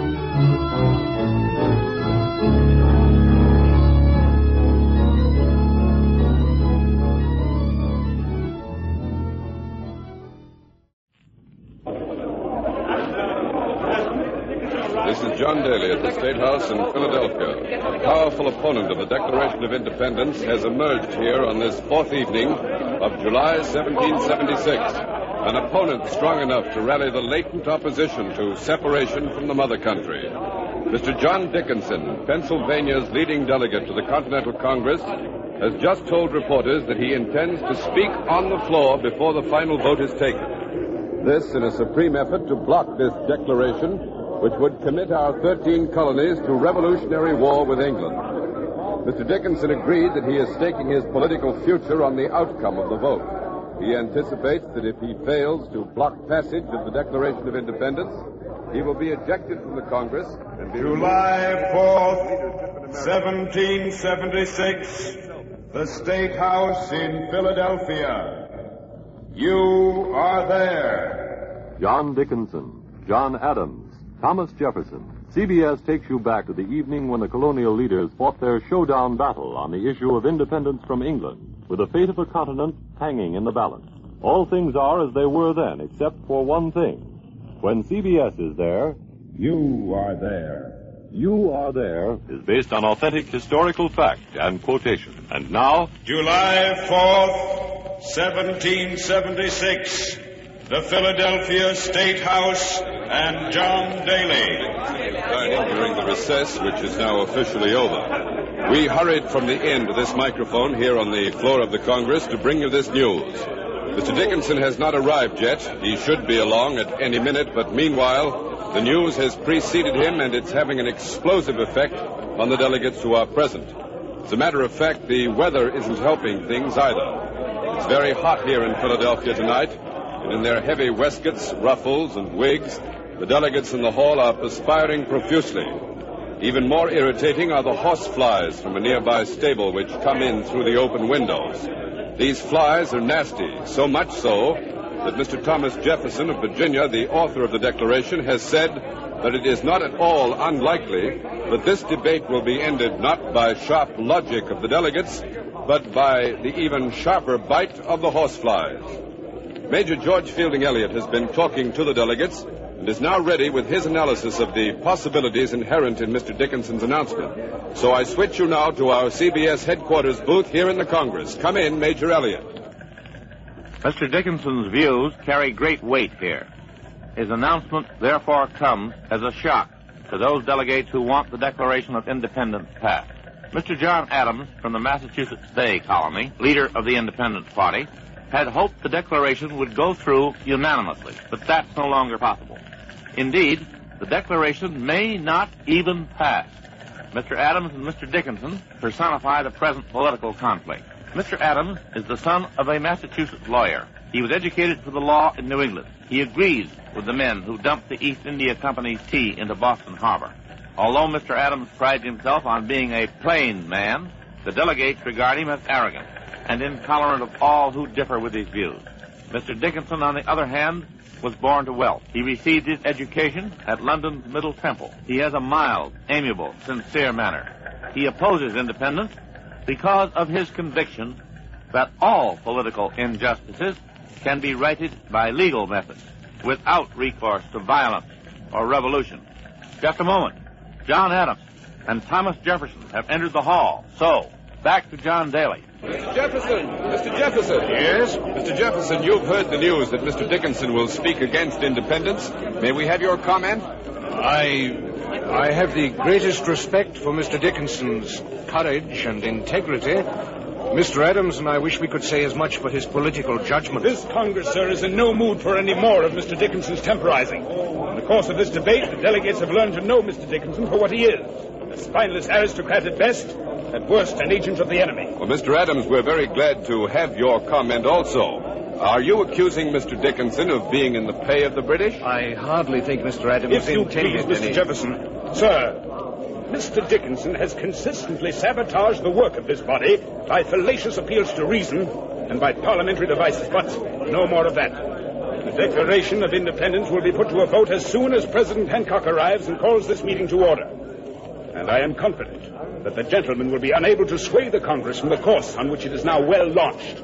Thank you, Mr. Adams and Mr. Jefferson. The delegates are taking their seats. And as you must have gathered from Mr. Adams' remarks, the long smoldering enmity between him and Mr. Dickinson has finally flared out into the open. The debate, when he and Dickinson clash on the floor, promises to be more violent than any this Congress has heard in the 2 years since it's been in existence. Mr. Dickinson has just entered the hall, and he has to pass our microphone. He's coming this way now. Mr. Dickinson, sir. Yes, sir. Mr. Dickinson. Mr. John Adams has just called you an agent of the enemy, Mr. Dickinson. Would you care to make... Mr. Adams considers anyone who differs with him to be an agent of the enemy. But I cannot allow myself to be silenced by insults. The question is, shall our colonies declare themselves independent of the mother country? And on this question, my opponents have been utterly dishonest. Will you explain that, Mr. Dickinson? Certainly will. 11 times in the past 2 years, Congress pledged itself not to seek independence. In January of this year, only 6 months ago, the Congress passed a most solemn declaration to the effect that we Americans have no thought of setting up an independent nation. And now, tonight, Mr. Adams asks us to break our pledged word. Nay, he demands it. But if the people favor independence, Mr. Dickinson, Mr. Adams has confused the people. He has engineered coups d'etats in the provincial legislatures in order to pack this Congress with delegates favoring independence.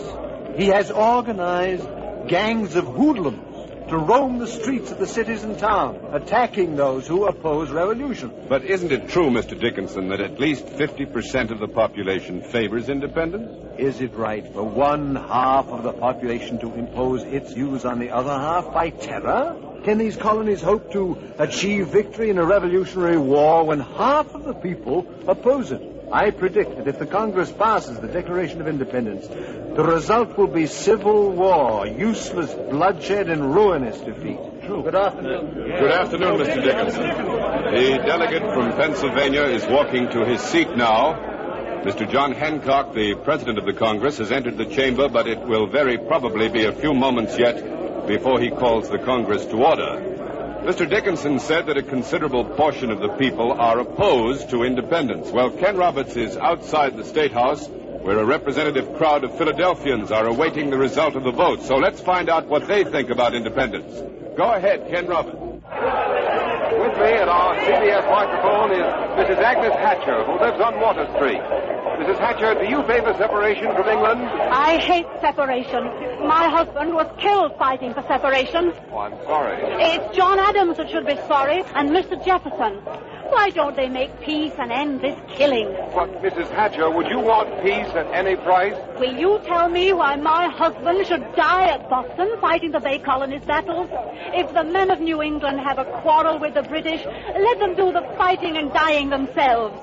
But Mr. Adams and Mr. Jefferson say they want freedom for all the colonies. I don't care about freedom. My husband is dead. Thank you, Mrs. Hatcher. Now, here beside me is Mr. Richard Caswell, an importer in Philadelphia. I forgot to ask you, Mr. Caswell, what do you import? The finest of English woolen, sir. The very finest. I see. And do you favor independence? Excuse me, Mr. Caswell. A dispatch rider has just ridden up to the State House. His horse is lathered and covered with dust and sweat. It looks as if he's been ridden long and hard. Where are you from, soldier? New York. General Washington's headquarters. What's the news there? What's happening? Plenty of excitement. Wait a minute. What's going on? The rider has gone into the State House. Whatever the news is, our reporters inside will bring it to you as soon as it's released. I'm sorry about that interruption, Mr. Caswell. Quite all right. You were about to tell me whether you favored independence. It's an illusion, sir. Independent from what? How can we be independent? We're Englishmen, my family's English, they're all in England. Or my trade, my business is with England. Look at my books, you see. This talk about separation is ridiculous. Worse than ridiculous. It's vicious. It's ruining me. Ever since this war started, no shipments. Percentages, 76% less business than my firm did in 75. But, Mr. Caswell, isn't it argued that if the colonies were independent, American businessmen could then trade with the entire world? Who wants to trade with the entire world? What do we need the world for? Everything we can produce, we can sell in England. And everything that we need, we can buy from England. It's just common sense, that's all. How do you suppose the colonies have grown prosperous and strong and important? Protected trade with England. Protected trade. Yes, but what about the heavy taxes that the mother country has imposed? What about taxation without representation? Bad, very bad. But independence? Worse, much worse. Terrible. What about Pitt and Burke in Parliament? We have friends in England. They're trying to settle this thing intelligently, without violence, without bloodshed. But Mr. Adams and Jefferson, those wild men in there, hotheads, radicals, that's what they are. They want to get power, that's all, power. That's all they're interested in, power. Well, Mr. Caswell, independence is Independence, the worst second. Listen to him. We've already become independent of principle and gratitude to the mother country. What's he saying? And if this war is permitted to continue, we shall become independent of cash, clothing, laws, liberty, and... Yes, life itself. What are you talking about? You're a liar, that's what you are, mister. You're a Tory. A Tory. The truth. It may not be popular, but it's the truth. Shut up, you Tory, or we'll teach you a lesson. I'm not afraid of you. Listen, close your mouth. Mr. Caswell has just been struck by some man who's been heckling him. The crowd here is manhandling Mr. Caswell. The men are flailing at him with their fists. They must be members of the Sons of Liberty. The women are tearing at Mr. Caswell's clothes and spitting at him. This crowd has gone wild, and it's frightening. Mr. Caswell has been knocked to the ground. I can't see him, but I can hear his cries. The men are bending over him, swinging their fists, pounding. This is John Daly inside the Continental Congress. We have interrupted Ken Roberts because President Hancock has just called the Congress to order. He's about to read the dispatch which has just arrived from General Washington's headquarters in New York. President Hancock. This is the information contained in General Washington's dispatch. The news is grim indeed. A great British fleet is at this moment in New York Harbor. British Marines have seized Staten Island in the harbor, and redcoats are landing there by the thousands. General Washington advises that a British attack on New York City must be expected momentarily. The enemy appears to have overwhelming superiority in numbers and equipment. General Washington concludes with a statement that it may be impossible to defend New York City with the slender forces at his command. Gentlemen, the Congress will recess for 5 minutes. Congress has again recessed. The sound of President Hancock's gavel has released a torrent of excitement and confusion bordering virtually on panic. The delegates have risen from their seats. They are moving about the floor, talking to each other in loud voices, often shouting in their arguments. Mr. John Adams and Mr. Thomas Jefferson have rushed up to the chair. Mr. Adams is pale, agitated. Only Mr. Dickinson, of all the delegates here in the chamber, has remained seated. Mr. Rutledge. Just a moment, sir. Here's Mr. Edward Rutledge, a delegate from South Carolina. Sir, what effect do you think the news of the British arrival will have on the independence vote? It cannot fail to have a profound effect. It will add force and logic to Mr. Dickinson's position. Thank you, Mr. Rutledge. Mr. Rutledge is one of Mr. Dickinson's supporters. Here is Mr. Elbridge Gerry, a delegate from the Massachusetts Bay Colony and an independence man. Mr. Gerry, what do you think of the announcement, sir? Frankly, I don't know what to think. Mr. Dickinson may well argue now that a Declaration of Independence may not be worth the paper it's written on. But we must keep our head. We must stand firm. Thank you, Mr. Gerry. Major Elliott has more news from New York, so let's switch to him in our CBS headquarters booth. Come in, Major Elliott. We now know that the British fleet numbers 130 vessels. The troops on board are commanded by General Sir William Howe, one of England's ablest generals. The appearance of the fleet has thrown New York into disorderly confusion, and the legislature has withdrawn for safety to White Plains, 35 miles away. Our New York newsroom informs us that a short while ago, CBS correspondent Ned Calmer passed through the British lines on Staten Island under safe conduct to interview the British commander-in-chief. He made a tape recording of this interview that our New York newsroom will play for you now. This is the kitchen of a Staten Island farmhouse which now serves as General Howe's headquarters. A regiment of redcoats is on parade outside, marching to the music of a British military band. I can see them through an open window from where I'm standing. In their tight-fitting scarlet coats and long gaiters, these trim soldiers in perfect step to the music look like the veteran fighting men that they are. General Howe, sir, will you tell us how many such troops you have at your disposal? 14,000 on this island, and an additional 13,000 under General Carleton on their way across Lake Champlain in upper New York. You don't mind giving General Washington this information? What? Not at all, not at all. Frankly, I doubt very much that it will make any difference if Washington knows it. I take it then, General Howe, that you're completely confident of victory. Naturally. Those men you see out there, they are the conquerors of France and Spain. They are the finest troops in the world. They'll crush Washington's colonial militiamen at the very first encounter, utterly. But Washington, poor fellow, he's leading nothing but a rabble. They lack powder, guns. His officers are without experience. Washington himself is hardly what you might call, shall we say, a professional military man. General Washington, sir, made quite a good showing in the war against the French. Under English commanders, Mr. Calmer. Chalmer. Under English commanders. Mr. Calmer? Chalmer. General Howe, you know, of course, that the Continental Congress is about to vote on independence from England. Would you care to comment on that, sir? Yes, I would like to say something to that. I would like to say it as a friend and not as a soldier. I repeat, as a friend, because I think I have amply demonstrated my friendship for British America in the past, by word and deed. Yes, if I recall correctly, General Howe, you once stated publicly that you would never lead British troops against British America. Well, of course, but the situation has changed. The colonies are now being led by a pack of extremists. This rebellion by the mob must be crushed, and I have the forces with which to crush it. The greatest fleet and the most powerful force of soldiers ever assembled on American soil. I hope with all my heart that it will not be necessary to throw this array of military power into action. I pray that the counsel of the extremists will be rejected by the Continental Congress and that the advice of saner, more moderate men will prevail. Thank you, General Howe. This is George Fielding Elliott in Philadelphia. The interview you have just heard was a tape recording made by Ned Kelmer at British headquarters on Staten Island. The recess here in the Continental Congress continues. The delegates are confused, shaken. Mr. Adams, Mr. Jefferson, and Mr. Benjamin Franklin, the leaders of the Independent Party, are doing all they can to counteract the doubt and hesitation inspired by the news from New York. They are trying desperately to maintain their strength, to keep their pledged votes in line, and they are insisting that the final vote be taken tonight without regard for the situation in New York. On the other hand, a group of less militant delegates is urging postponement until we have more definite information from General Washington's headquarters. The Commander-in-Chief said in his dispatch that he fears that he may not be able to hold New York. The cautious delegates want to know for sure whether he will fight or surrender the city without a struggle.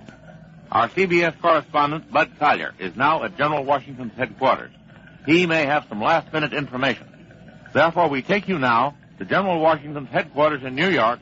Bud Collier reporting. I'm waiting here on the parade ground before General Washington's headquarters. The Commander-in-Chief has promised to answer my question as soon as he comes out to address his troops, presumably to make some formal statement about the news of the British arrival. The bugles are blowing assembly. The men of the regiments are running to join their formations. I can see the flag of the 1st Massachusetts, I believe it is, the Virginia Rifles, the 5th Connecticut, and many others. But in all this mass of thousands of men, I see very few men in uniform. Most of the troops are dressed in civilian homespun, and quite a few of them wear the fringed leather shirts which mark them as frontiersmen. General Washington has still not come out on the parade ground. Oh, here's a militiaman coming by. Soldier! Soldier! Let me go. I got called. Oh, just a few questions. You got plenty of time. What's your name, son? Look, Tom Summers. Look, let me go, will you, mister? The sergeant will give me all... That's all right. I'll fix it with General Washington for you. How old are you, Tom? 17. Uh-huh. Ever seen any action against the British? No, not yet. Well, you'll probably see action soon right here in New York. Well, I ain't afraid, if that's what you mean. How long have you been in the Army, Tom? 2 months. Look, please, mister, ask me all your questions at once. All right, Tom, sure. How long are you in for? Well, I'm going back home next month. That's when my 3 months are up. Oh? My pa enlisted me. He wanted to make himself $10. I see. Well, he got his $10, and I'm going home next month. Uh-huh. Oh, there ain't nothing wrong with that, you know. No. Some fellas enlisted for the money and then deserted without even serving their 3 months. Well, yes, but what about independence, Tom? How do you feel about independence? Well, I don't know nothing about that, honest, mister. Oh, there's the general. I gotta go. General Washington is approaching the microphone. Wears his full dress uniform. His sword flaps against the side of his leg as he walks. General Washington, are you going to fight for New York? It is a difficult question. Frankly, I haven't made up my mind. If you elect to fight, General Washington, do you think you will be able to defend New York successfully? I will do my best, and God willing, we shall be successful. In any event, I would like to say to all the people, do not yield to panic. But, General, in view of the current situation, do you think the Declaration of Independence should be passed at this time? That must be decided by the Congress in Philadelphia. Thank you, General Washington.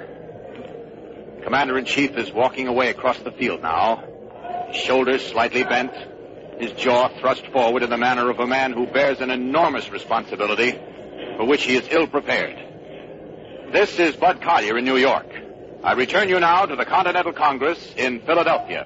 This is John Daly at the Continental Congress in Philadelphia. This is the long-awaited climax of the debate on the Declaration of Independence. The Congress has reconvened, and because Mr. Dickinson asked to speak against the Declaration, Mr. Adams has also requested the floor. By agreement, the vote will take place when the two speakers have finished. Also, by agreement, before the session began, Mr. Adams is speaking first. He's exerting his utmost efforts to keep the votes pledged to independence from bolting to Mr. Dickinson. Will he succeed? Well, we'll only know when the vote is taken. And now let's listen to Mr. Adams. By proclaiming a Declaration of Independence, gentlemen, this Congress will be giving official recognition to a fact which already exists, namely that these colonies are actually, in fact, independent of England. Yet, some great brains counsel us to wait, to exercise caution. Do these cautious gentlemen plead for a postponement of a declaration of independence so that their Tory friends may have time to hatch plots and conspiracies against us? Gentlemen, to delay is to play into the hands of the enemy, defeating the cause for which so much blood has already been shed. There must be no further delay. The people are ready. The people wait for the Congress to lead them. The hour has struck. The Congress must proceed now to a vote, an affirmative vote, on the Declaration of Independence. Mr. Adams has left the rostrum. Mr. Dickinson is coming up to speak. Dickinson's face is pale. His fists are clenched. He's clearly marshaling all of his strength for a supreme effort of oratory. He's waiting now for the Congress to come to order. Mr. Dickinson. Mr. President, I accuse my opponents of cynicism. They cannot believe that these colonies will be able to endure as independent states. Their true goal is not independence. They exploit indignation against the mother country to further their own personal fortune. Mr. President, my opponents make their appeal to the emotions. I make my appeal to intelligence and logic. Mr. President, British troops are on Staten Island in overwhelming force. They are about to attack New York. General Washington's task will be difficult at best, but a declaration of independence now will serve only to divide the people of New York and make the defense of that city hopeless. Pass the declaration and you will set brother against brother, father against son.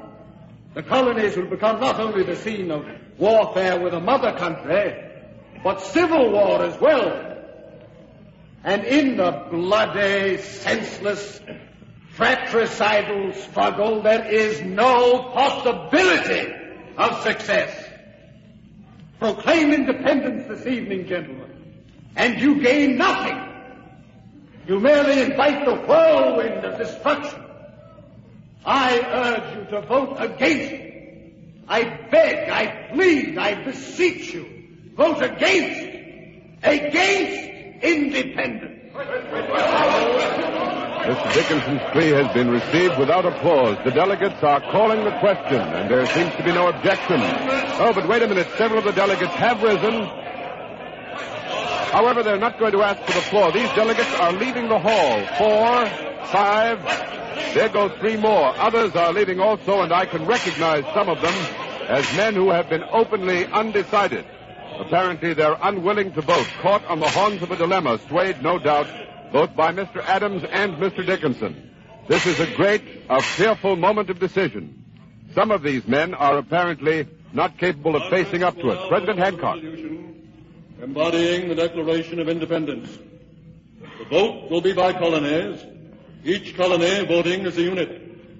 A majority will decide. The clerk will call the roll. 12 votes will be cast. New York has decided to abstain. Thus, 7 votes will carry the issue. New Hampshire, Mr. Josiah Bartlett. New Hampshire votes unanimously for independence. Massachusetts, Mr. John Adams. The Patriots of Massachusetts vote unanimously for independence. Rhode Island, Mr. William Ellery. Independence. Connecticut, Mr. Roger Sherman. Independence, unanimous. New Jersey, the Reverend Dr. Witherspoon. Mr. President, in my judgment, The country is not only ripe for independence, but is in danger of becoming rotten for want of it. New Jersey votes unanimously for independence. Pennsylvania, Mr. Benjamin Franklin. The majority of the delegation from Pennsylvania votes for separation from England, so help us God. Delaware, Mr. Caesar Rodney. Delaware votes unanimously for independence. The Declaration of Independence is passed. Delaware has cast the deciding vote. There is no reaction from the delegates, and the voting continues. It will very probably be unanimous by colonies. Many of the individual delegates are shaking their heads. However, no matter what may be said against the Declaration, this document is impressive. It reads well.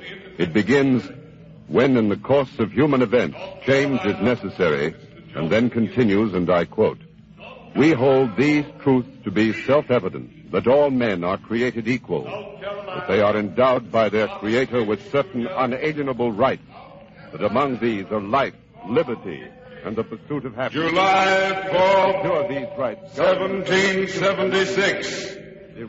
John Dickinson loses his fight to block the Declaration of Independence, and the 13 colonies go forward to establish the United States of America.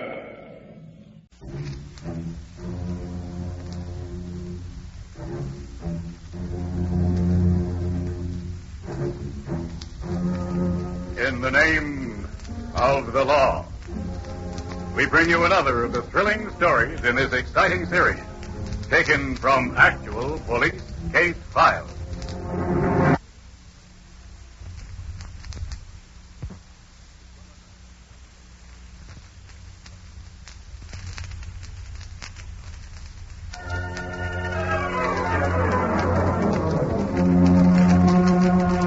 Our story begins on a perfect 4th of July morning in Fort Smith, Arkansas, as a happy family prepares for a picnic to the accompaniment of sputtering firecrackers.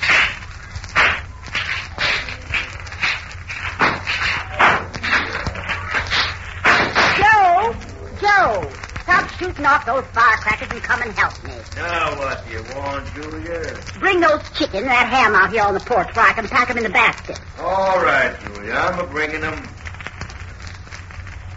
Oh, gosh, I hate these 4th of July picnics. Like a bear hates honey, you hate them. Now put those fried chickens here on the bench. Those chickens look good enough to eat. Land sakes, what do you think I fried them for?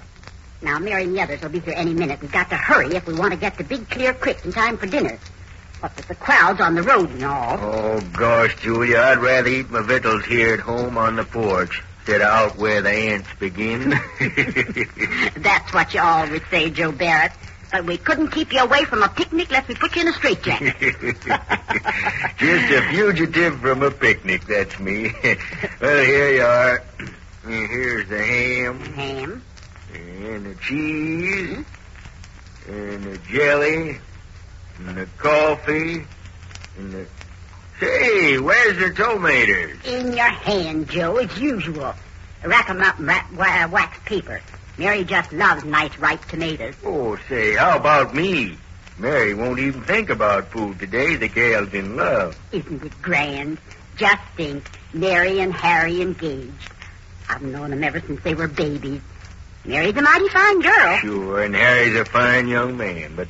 Oh, Julia, Mary's so young. She's only 15, and to think of marrying, why... Well, Mary's older in her ways, and most girls are 15.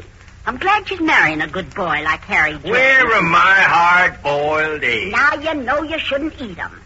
You can make out with chicken and ham and chocolate cake. Oh, shucks, you can't have a picnic without hard-boiled eggs. You know how I like them. Oh, no, Julia, you know I like them. Here come Mary and Harry now. Well, there they be, and they got Alice and Roy with them. What do you know? Hiya there. Well, so glad to see y'all. Oh, Mary, you look pretty. Jolly as usual. Can I help you, Julia? No, thanks, Mary. Later you can at the picnic. All right. Sit down a minute, won't y'all? Yeah. Sit down and rest your wraps a minute. I'll shake you up a cocktail. How about it, Harry? Well, whatever the others say goes for me. So, mix us up one. Why, the 4th of July only comes once a year. What do you say, Alice? Sure, Ron. We only live once. Shake it up, Joe. So drink to Mary, the bride-to-be, and to Harry. Yeah. Put one thing in the ceremony, Harry. Hard-boiled eggs on picnics or no wedding. That's right. Thank you, Joe. I'll sure see to that. Well, here we are, boys. Now drink up. Here's to a pretty bride. I'm sure glad she's mine. Here she goes. All the hands. Yeah, but that motorcycle riding fool brother of yours, Harry. Best brother in the state of Arkansas. I got the drink ready. Come on, Dusty, just in time. Dusty on the spot, Dusty. Hello, everybody. Thanks, Joe. Drink to the bride, Dusty. You bet. Here's to my brother's girl, the sweetest girl in the state of Arkansas. Thank you, Dusty. I'm happy today. Fine. Come on, folks. Let's drink up quick and get on the road.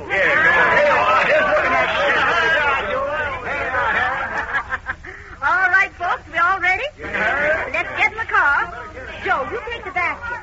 Mary, you bring the glasses. And Alice, you look after the basket. Yeah, wait a minute. Anybody want to ride in the back of my motorcycle? Oh, not today, Dusty. You got the wrong girl. All right. Well, just for that, you'll have to eat my dust right up to Big Clear Creek. Oh, hey, Julia, what about my hard-boiled eggs? Julia, them hard-boiled eggs of mine.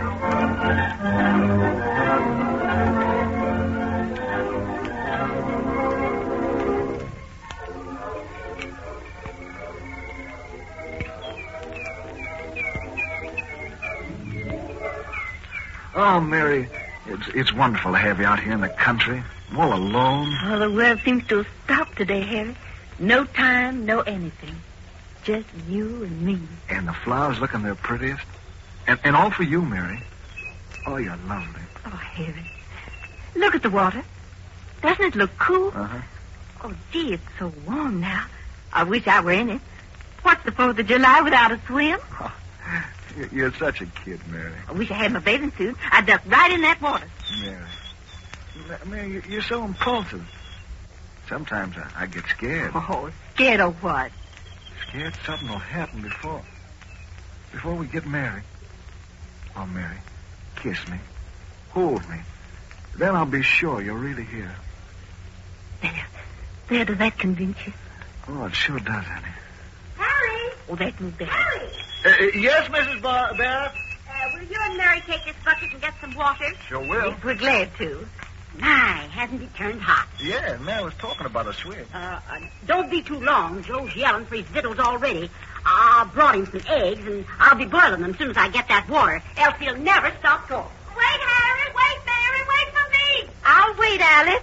I'll wait here for Alice, Harry. You get the water for Julie yourself. Oh, all right. See you later, honey. All right. Well, thanks for waiting, Mary. Oh, isn't it hot? Oh, I wish we could go in bathing. Well, why can't we? Well, we didn't bring any suit. Oh, what does that matter? We'll go in our step-in. Oh, I don't know. Somebody might see us. Oh, there's nobody around here. And really, lots of bathing suits are just like step-ins. Come on, Alice, let's go.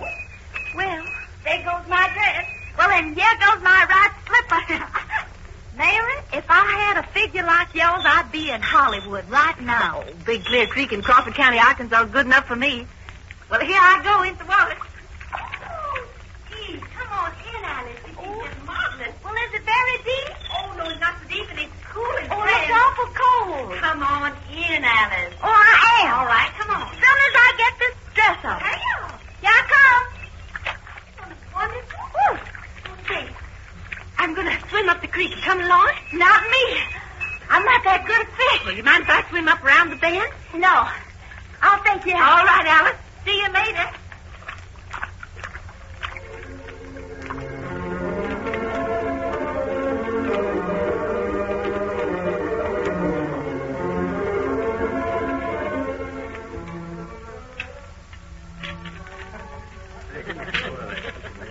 Why, Harry, you aren't eating a thing. And I fried this chicken especially for you. Julia, I'm just waiting till Mary gets back.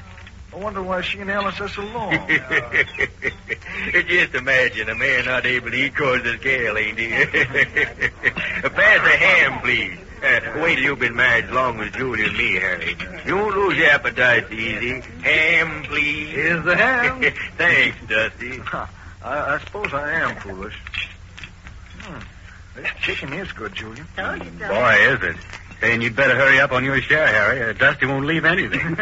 He's pitching it in just like it was hay. Sure, Roy. My brother's lost his appetite, but nothing's the matter with mine. Oh, my, I wish we'd waited for Mary and Alice. Seems kind of unsociable like to start dinner without them. Unsociable, my eye. We waited half hour. That's one thing I like about a picnic. All the house rules don't hold. I wonder where Mary and Alice are. I think I'd better go hunt them. Oh, they're all right, Harry. There's a dozen paths from the creek down here. You might miss them. Don't be so nervous. All right, Dusty, but... Why, there's Alice now. Alice! Alice! Tell Mary to hurry. Mary? Why isn't Mary here? No, Alice. Where'd you leave Mary? Why, she must be here. She left me long ago. Said she was coming right back. Oh. Where'd you leave her? I didn't leave her. She left me. We were swimming. What? Swimming? Yes, it was so hot we went in our stepping. Land safe. While we were in, Mary started swimming up the creek. I waited a while, got dressed, and walked through the woods. I thought... Where you going, Harry? I'm going to hunt Mary. Something may have happened to her. Well, Harry, wait a minute. I'll go with you. We'll find her. Oh, we'll find her, Harry. No, don't worry about her. I'm going with you, too, Harry. Yeah, me too. I'm coming along, Joe. Oh, Mary, I know something happened to Mary.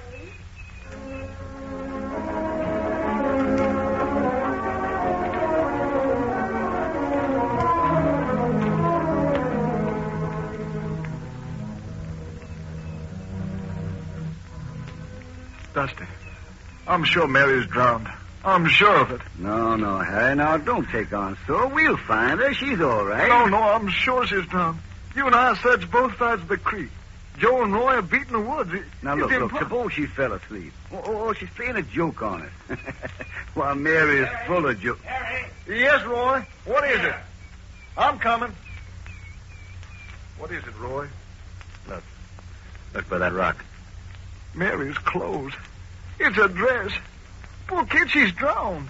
And here's her slippers and a slip. Oh, she's been drowned. I know she has. Call the police. Call the police. Oh, Mary. I'll go call the sheriff's office, Dusty.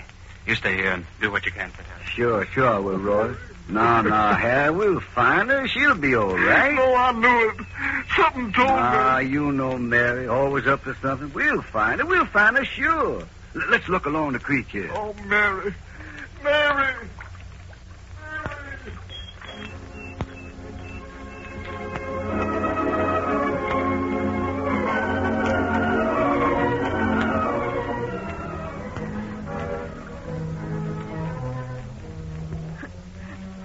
Mom, it's pretty here. Look at that creek and the big rocks in it, Mom. Yes, Arthur. The water is lovely. This is called Big Clear Creek.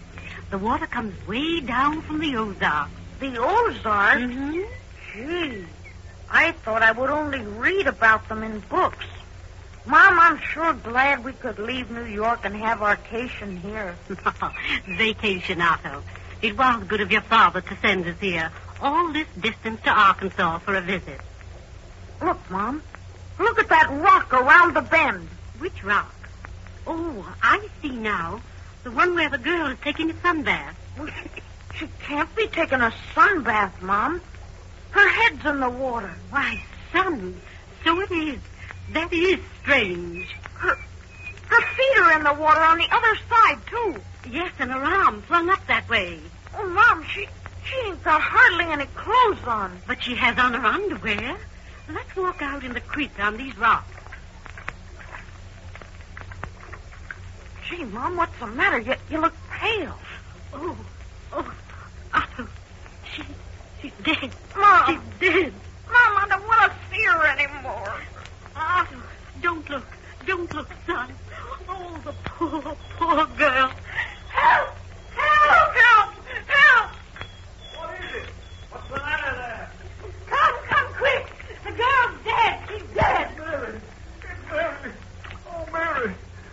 Oh, my darling. What have they done to you? Oh, Mary. Her head. Oh, someone has beaten her. Oh, after 2 days we find this. I'm sorry, Harry. Here, wrap this raincoat around her. I'll help you carry her ashore. No, I'll carry her alone. Give me the raincoat. I'll take her in my arms. I'll carry her. Oh, Mary. Oh, Mary. Mary, my darling. My poor Mary. Why did they do this to you? Why?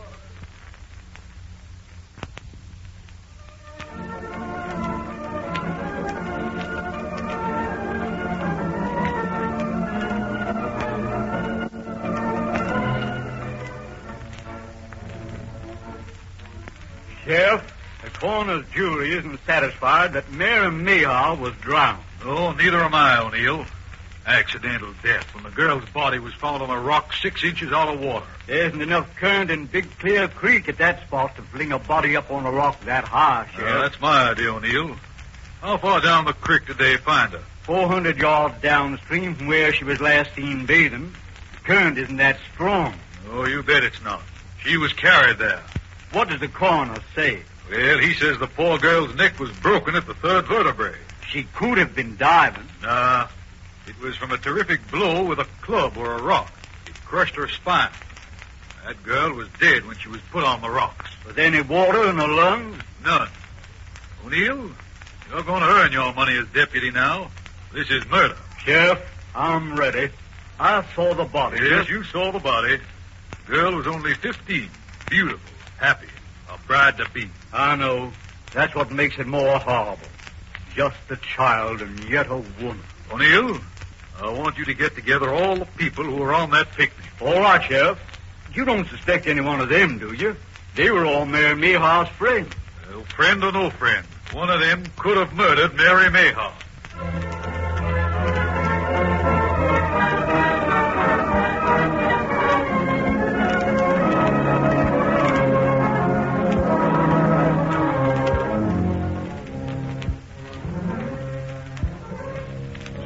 Get this over with as soon as possible. Oh, now, is everybody present, O'Neill? Yes, Sheriff. Here are your picnickers. All of them. Now, folks, you know what we're here for, I reckon.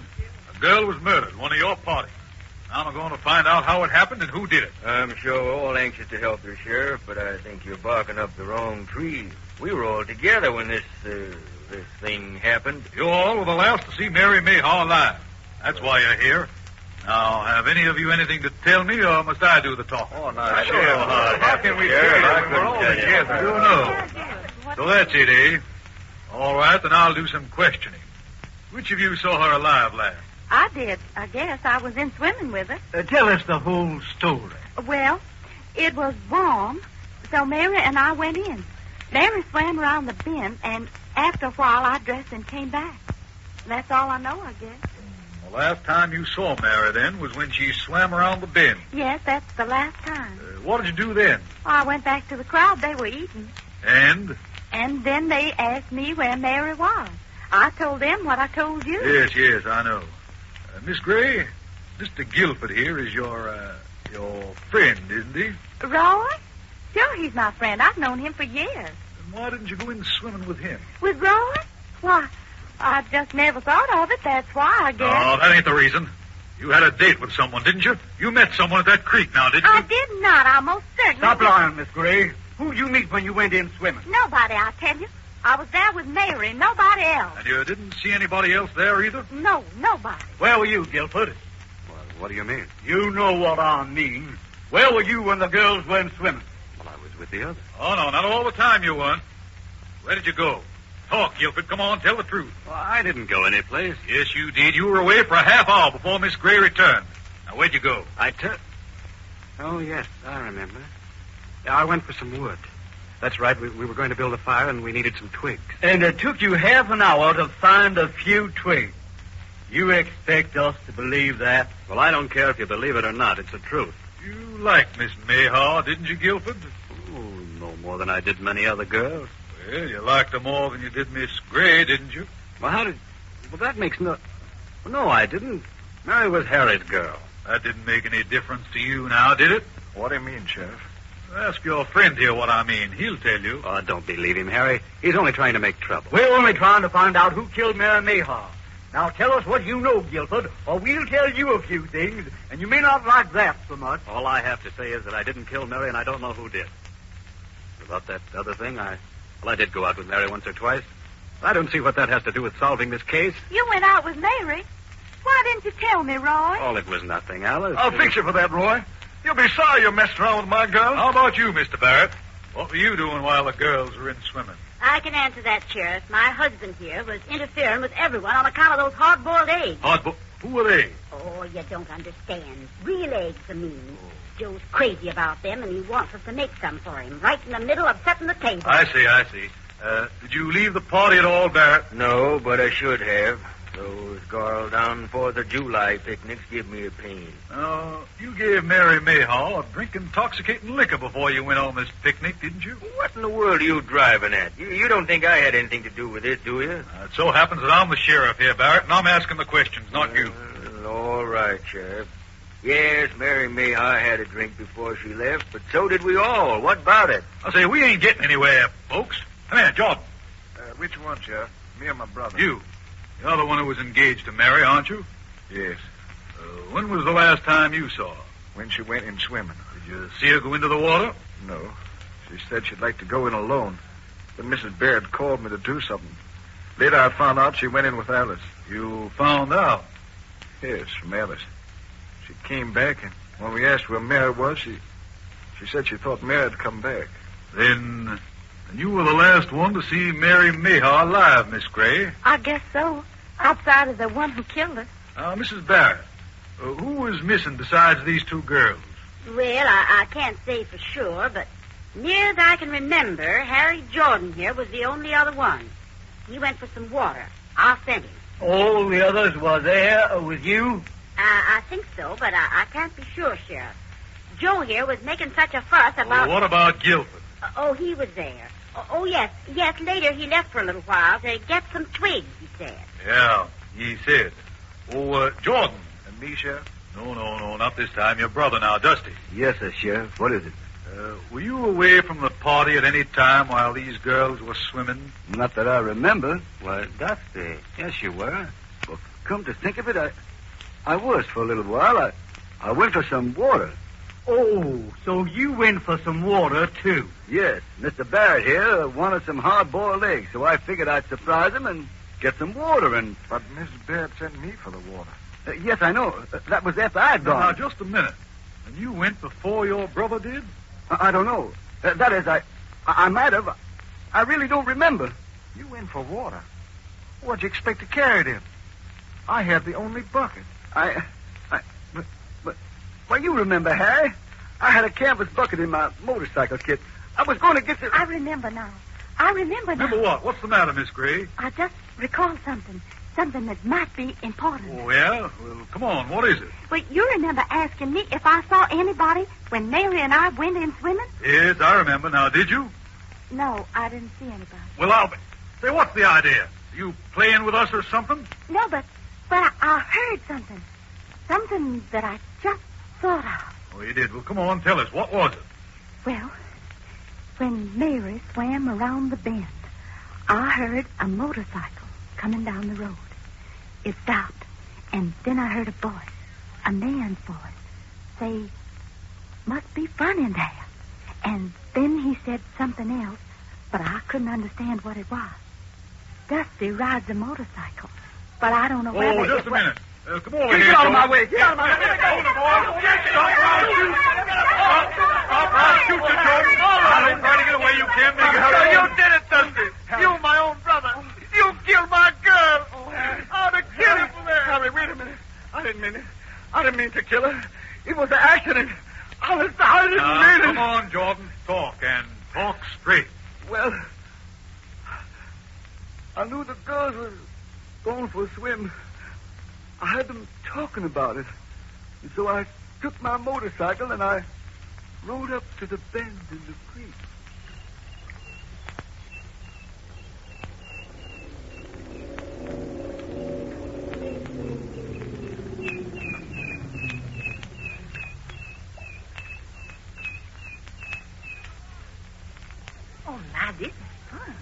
It's so cool. These others don't know what they're missing. Oh, those pimples are sharp. Justice, what are you doing here? Go away. I haven't any bathing suit on. Must be fun in there, Miss Mary. Want a cigarette? Sure. Throw me one. Oh, all right. Here. Catch it. Okay. I got it. You got it? Yeah. Well, what good is a cigarette without a match? Well, come and get one. I dare you. I will not. Don't be silly. I'm going to stay right here behind this bush. Oh, come on. I dare you. What are you afraid of? Well, all right. You don't mind, I don't. Oh, come on. Here it is. Mary, give us a little kiss, huh? Oh, no, we'll not. Don't. Please don't, Dusty. Oh, I wish I hadn't come out here. Oh, come on. Give me a little kiss, Mary. Oh, no, Oh, please. come on. Now, don't be stingy, Mary. Please let me Just a alone. little. Oh, Please come on. don't. Come on, give me. Please, Dusty, wait, stop give it. me. Send the news. Out, you're hurting my hand. I'll call Harry and let go of me. Stop it. Stop it. You're joking. You're joking. Oh, no.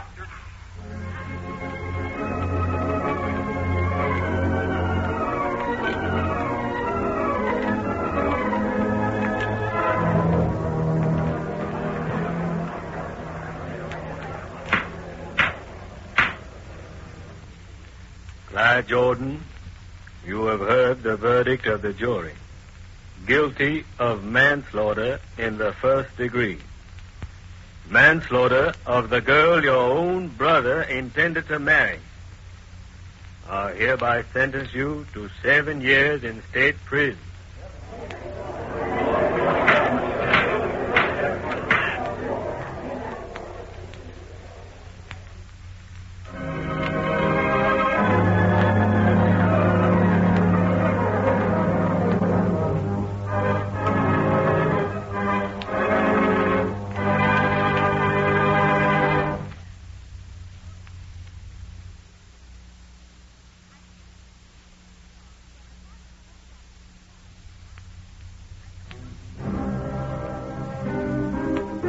Be with us again when truth and justice triumph in the name of the law.